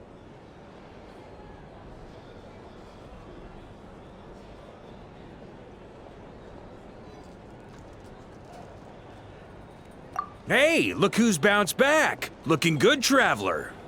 Seems like you've recovered. You won't need to take any more medication. Can I get you a drink? Huh? You know how to order at a bar now? You've sure learned a lot recently.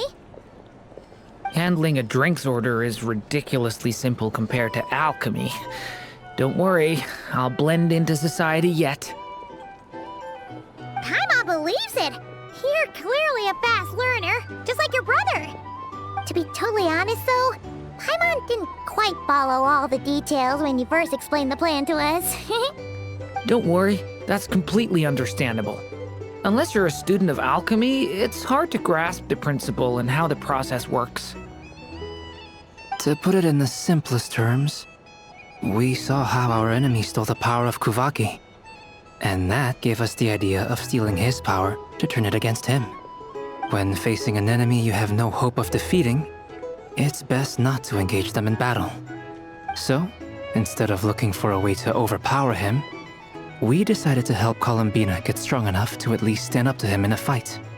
For this to work, we had to analyze his modes of attack, confirm who his main target was, and make sure that he wouldn't go beyond the range of the alchemical array. For added security, we prepared a total of 4 arrays. But to mitigate the impact of the battle, we identified one location in particular as the ideal spot, which is where the confrontation took place. The alchemical array absorbed his abyssal power.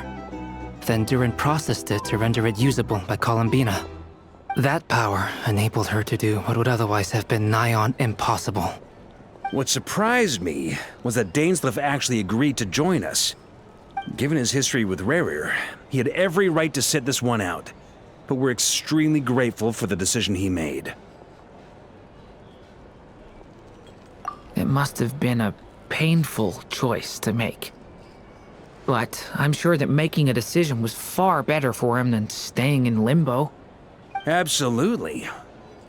He was torn between 2 paths, but in the end, he made his choice and stuck to it resolutely.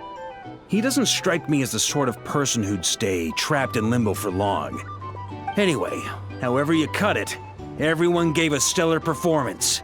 And now, it's time to kick back and celebrate.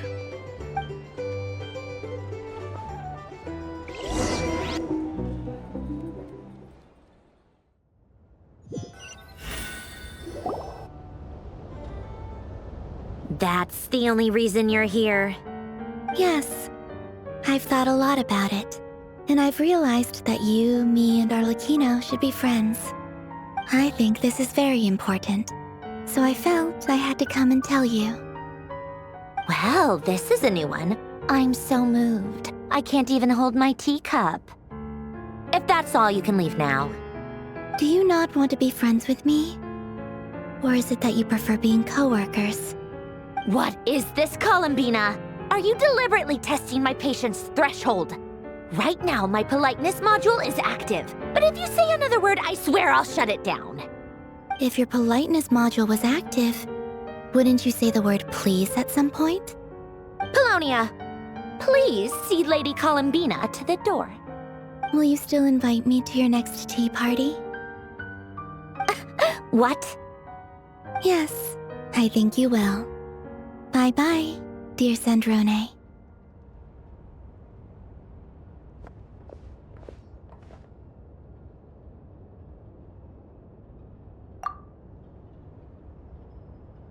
Last time, the Wild Hunt escorted you out. Would you rather I handled it myself this time? We just wanted to, see how you were doing now that it's all over. Why? Out of concern for my safety? I hope you didn't seriously think that the Rahier of Solnari would be able to lay so much as a finger upon me, given how prepared I was. Mostly because you kind of helped us out, so we just wanted to check you were okay. Looks like all your robots are fixed, huh? Oh, don't you worry about that. Tea time is already a write-off. The visitor before you managed to kill my appetite. If you're in the mood for tea, go ahead and help yourself. Otherwise, it's going to waste. My coasters are still missing in action, though. Use this notebook instead. Whoa! Pretty hefty notebook. Look at all those calculations. You can ignore those. They're just dumb scribblings. I doodle and write in my free time. Sometimes I remember the distant, dreamlike past. Sometimes I imagine the far-flung future. And other times, I grit my teeth and note down all the crazy nonsense going on in the present. Some people do the crosswords in the newspaper. This is my equivalent of that. Trying to predict the future is like daydreaming, and writing about the present just makes me furious. The past is my favorite. If nothing else, it's already set in stone, so I don't have to rack my brains trying to figure it all out. Huh. Although, having said that, the only vaguely interesting memory in my past is probably that guy they call Lord Artificer.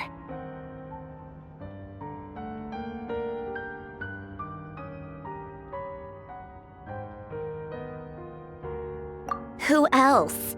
Pretty much all the mecha in Fontaine are his personal handiwork. Wait, are you saying you know him? Like, personally? As a friend? I mean, I guess we were friendly enough.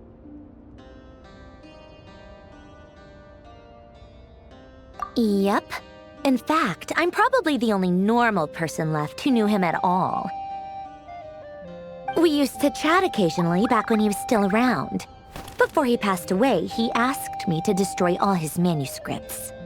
I honored his request, but I did read through everything first before destroying them. I mean, I couldn't let the genius of Lord Artificer Alain Guillotin disappear like that. Would have been such a waste. So, that's where the formulas in your notebook are from? I just told you, those are my equivalent of crossword puzzles. They're just dumb formulas that I solve for fun when I'm bored. Alain's work was like epic poetry. The formulas in my notebook are just silly little riddles in comparison. Not that there's anything bad about them. I mean, at least, solving those riddles isn't going to hurt anyone. Except me, 'cause I lose a few brain cells in the process. Anyway, while we're on the topic, I might as well tell you about what happened to him and his friends. Alain Guillotin had two close buddies, René and Jacob. They spent their childhood years together in the Narzissenkreuz Institute. They were all quite competitive, so there was some rivalry between them, but it was a friendly rivalry. But beneath the friendship and the rivalry ran something deeper, a sense of nostalgia for the past. Unfortunately, childhood would end. The prophecy would come true, the apocalypse would arrive, and the future would never be. A mad dream that would normally only capture the minds of lunatics began to take root in their hearts. A dream of saving the world. And if René and Alain had been people of lesser wits, that dream would probably have ended up as something for them to joke about in their older years. But alas, they were some of the sharpest minds around. They nurtured that dream with the full power of their intellect, and it grew into something that ate away at their souls. The first of them to fall under its spell was Renee. Against Alain's wishes, he persisted in experimenting on a mutual friend of theirs to try and save their life. Alain did not approve and parted ways with Renee. It's complicated. Alain wanted to believe that Renee only did what he did for the sake of their friendship. But when he told me about what happened, I could tell he still had some suspicions about Renee's motives. Perhaps the seed that would grow into a nightmare had already sprouted in Renee's mind. Even then, the next time they met, Renee's soul had been completely engulfed by the dream of salvation. His futile attempt to change the tide of fate only resulted in a wave that swallowed up the world, even before the apocalypse came. And although that wave died down eventually, I hear that it just recently came back with a vengeance. As I understand, Renee wanted to live out his dream of salvation once more. But I'm told that the attempted resurgence finally died out for good. At long last, Renee awoke from his deluded dream. Though of course by then it was far too late. What do you think of Renee? Do you admire his transcendent genius? His view that any price was worth paying to achieve the lofty goal of saving the world? Or do you despise him? Dismiss him as an evil madman who wrought havoc on the lives of everyone around him as he pursued his delusional dream? Same difference, really. Just a matter of perspective.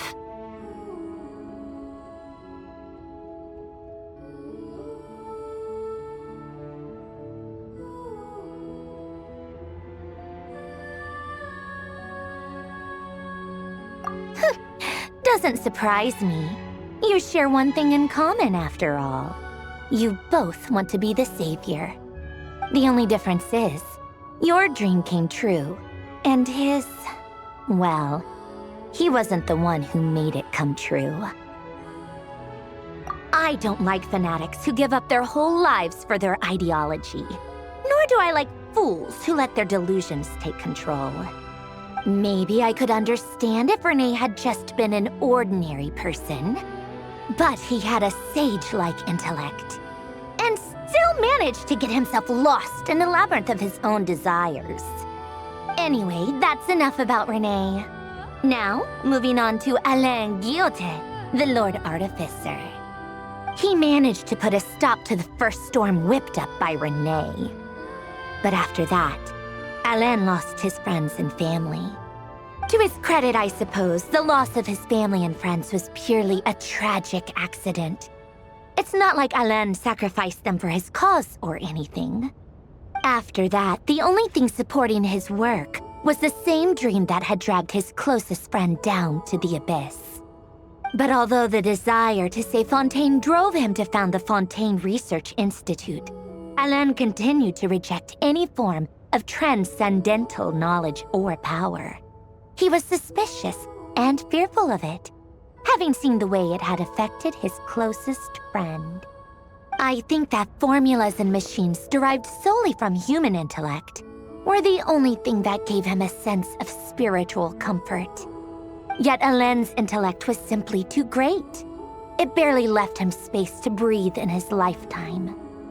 Once he realized that the end of his life was approaching, he finally accepted the truth.